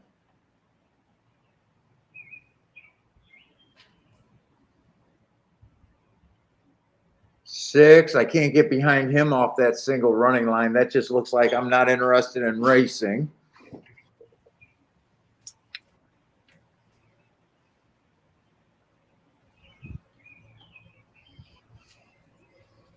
Yeah, I'm trying to figure out that 6, what they saw.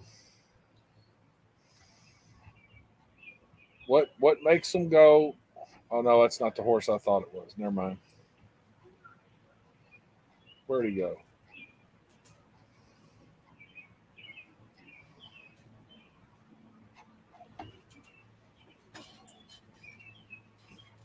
Two does a nice job getting in position.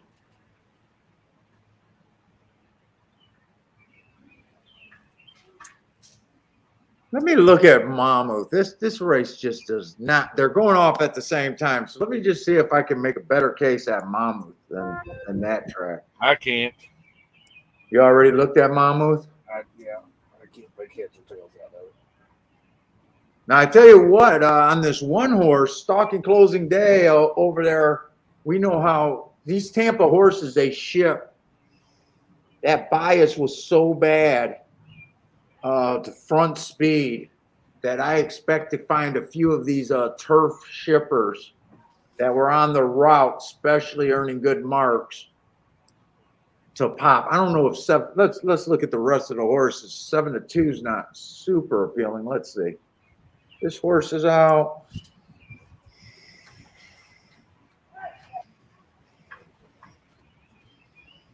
Five got the same kind of mark at Tampa on the route.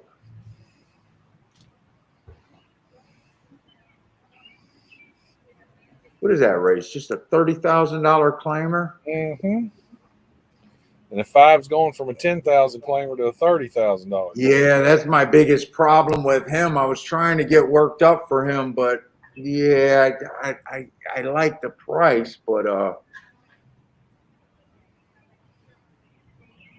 6 is stretching out. Trying turf for the first time. I don't look at breeding, so I don't even know if that's what he wants. Did we see any turf route races today? Yeah, I thought we saw one. I'm gonna look it up. I'm not. Yeah, the 9th race. I just The got. 4, that's where I hit that double. Where the 4 o'clock, you know. Yeah. Let's see. The first race was a turf route, stalked. 7-horse stalked in that race.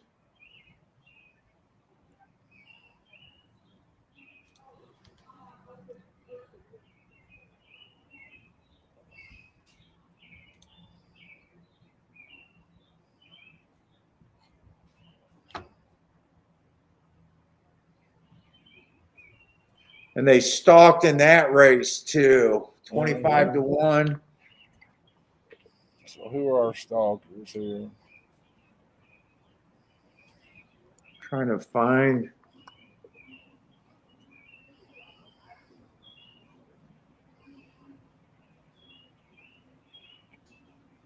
The 1, maybe.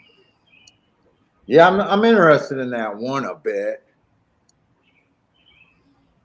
Let's see, who's the other scratch? I missed that scratch. Let's see, the 3, the 4, the 7, and the 9 are out. 3, 4. The 2's out as well. 2, 4, 7, 9. 2, 4, 7, 9.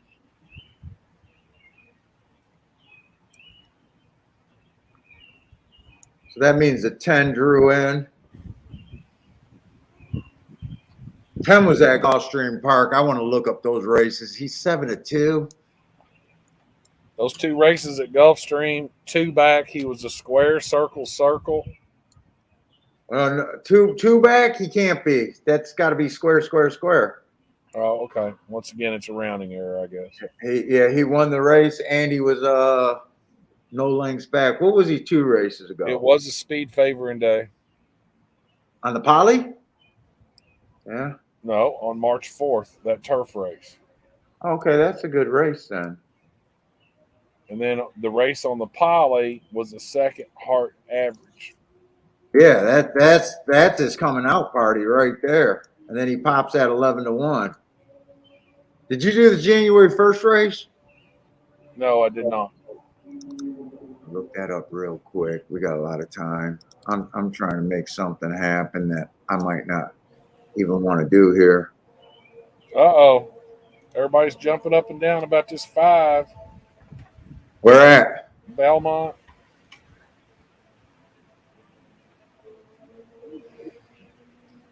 He was 7 to 2, 3.5 to 1.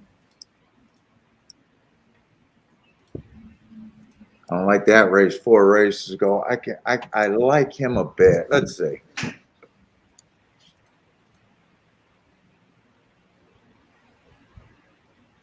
That Parks race was pretty freaking bad. What was that Parks race? 3-3. Let's see.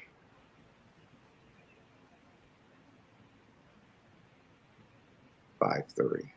How am I that wrong? I think Jared gave that 5 out, didn't it?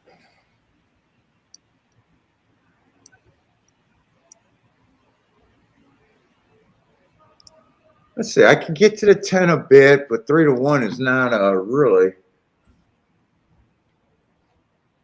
This horse hasn't raced since September. Looks like he comes far out of it. I don't want to deal with him. Yeah, wouldn't mind doing something with the 5 there, but that class is I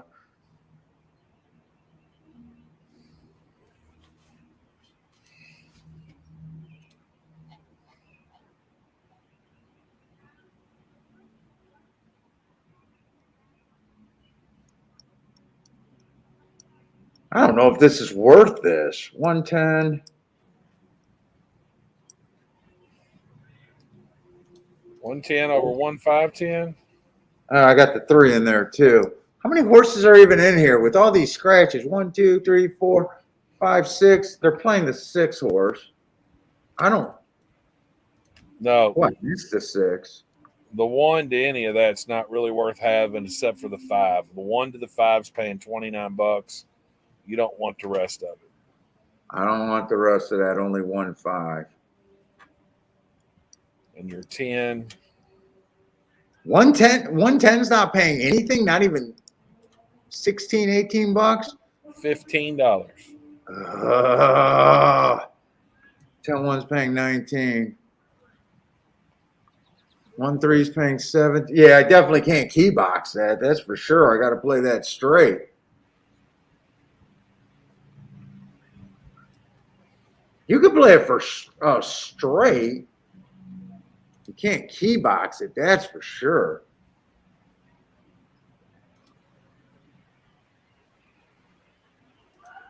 Yeah, for straight, or I could just play the 1 to win.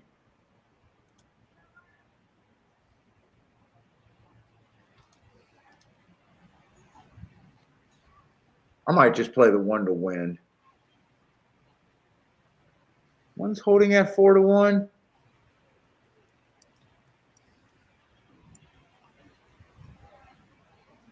Thanks, Grandma.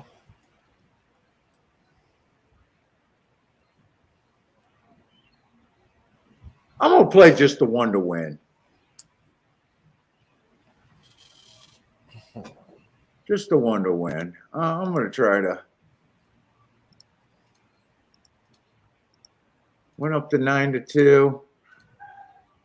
I can make a little something happen there.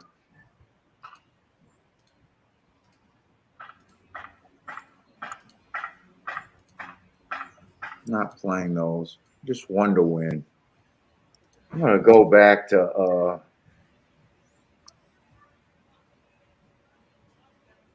I don't see any. I'm trying to find a reason to play this Churchill race, and I'm not really seeing one. Let me see the odds one more time.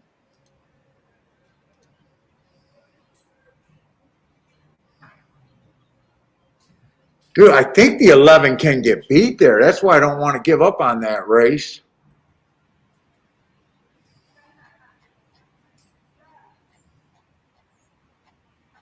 The 7, I think the 7 could be tough there.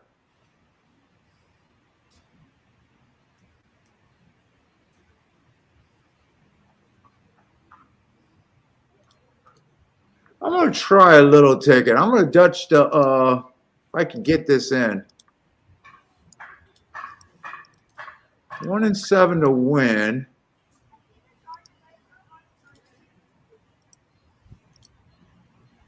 And I exact the box 1, 2, 7.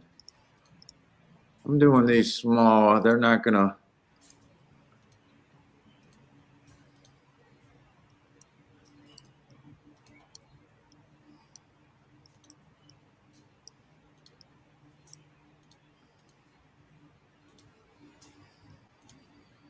They're both going off at the same time.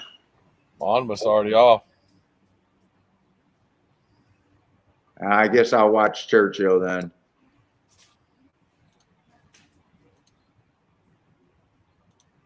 11, is that the 11 on the lead? I was hoping that he'd go fast. I can't tell if that's the 8 or the 11. Where at Monmouth? No, I'm looking at Churchill. They got a long way to go. Let me look Oh, at yeah, mine. they got to run around again. You got time to go pee, get a beer, and eat a hot dog.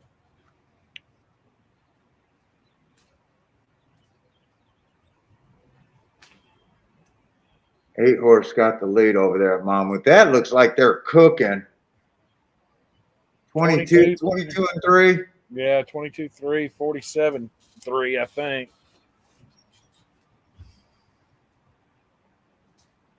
They opened the rail up for that 5. But the 8 still looks like he has some horse left. We got nothing. They're I was gonna fuck around and win this race. That's just me not playing the marks and not playing to the best fucking possible long shot.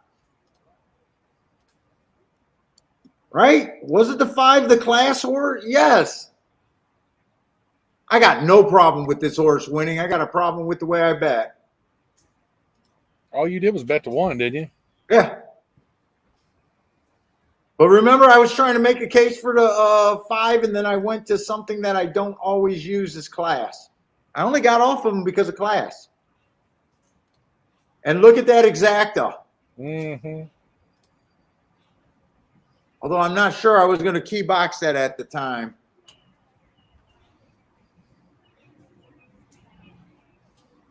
It comes in 5-10, right? 10 did get second. I'm watching it right now. Because if 8 gets second, I couldn't have had the exacta.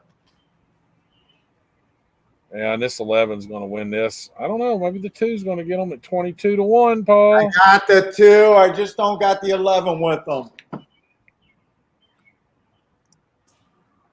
All right. I think I'm just going to have a bit of a losing day today.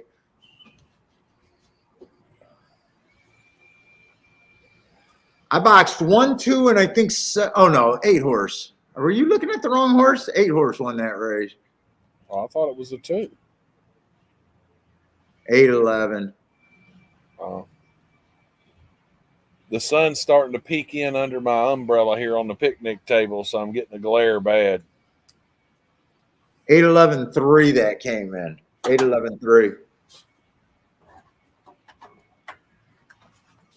I should have hit this Monmouth race, I think. You know what? No, I wouldn't have hit that Monmouth. 10 did not get second. You did. 8 split them. 8 split them. 2, you're not supposed to overthink on long shots like that when you got them. First 2 horses that jumped off the page to me was the 1 and the 5, and I built a case on why the 5 couldn't win.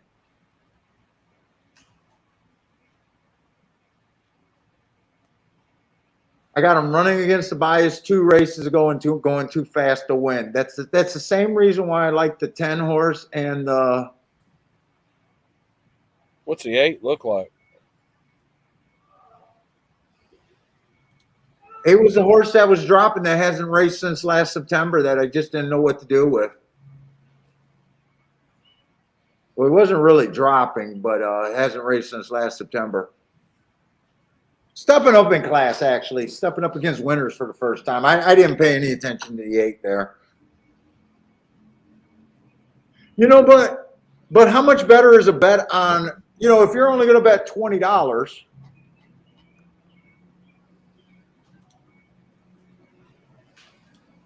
why are you taking 7-2 when and building a case about why you're getting off of the 5 horse at 21-1? 7-2 gets you 90 back. The other one gets you 400 back. That's not usually how I bet. All right, I added a little bit more losses to the day, but still kept it below average. Oh, I hate it when I do that. I hate it when I do that. I'm glad it didn't come in 110 though. Or I'm sorry, I'm glad it didn't come in 510. Oh yeah, you've been a little upset. 510 would have pissed me off. And right now, I honestly can't say if I would have key boxed that. I was definitely trying to keep the tickets cheap. And if I would have key boxed that, it would have been a loser, and I would have been, what is that?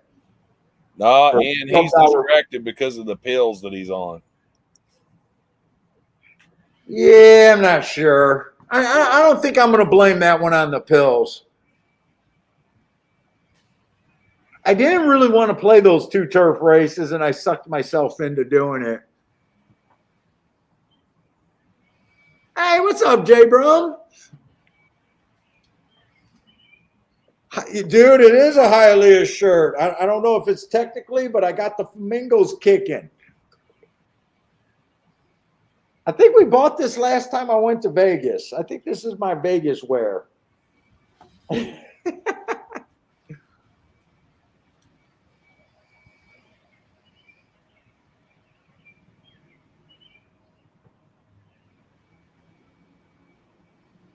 Oh, Mac, you used that 5 in a busted double and didn't come back with them?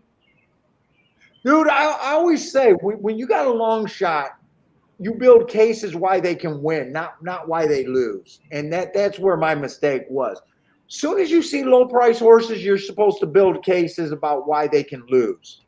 You're not supposed to be on a long shot and start building the case the other way. I had two races that I thought was good, and it wasn't until I was looking at class, and I'm not even good at class. I think I cash him 20. I think I cash him like 70% of the times that I would have looked at that race. That's not normally a play that I do.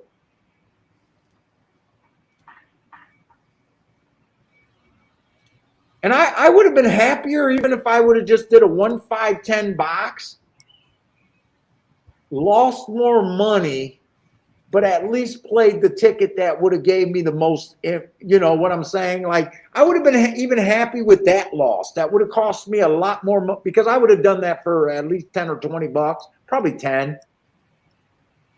You know, I would have been more happy losing 60 than losing $20 in the race, which I lost, but gave myself a real out. Because we know how that works. And there was a few nice prices. You hit a 25-1 over there. I think there was 3 25-1 winners over there at Monmouth. Mm-hmm. In that first race, we were looking at that horse on the first race and didn't do it right either. But anyways, I got to go and nurse this neck and be done. Well, hang on before you hang up. Check your email. Put those 2 pictures up. I just emailed you. Wait, what's that? Check my email. What? Check your email. Show those 2 pictures that I just emailed you. Show them to everybody on the show. Oh, wait. Oh, Jesus Christ. I can't even spell Gmail. Is that the account you sent them to? Yep.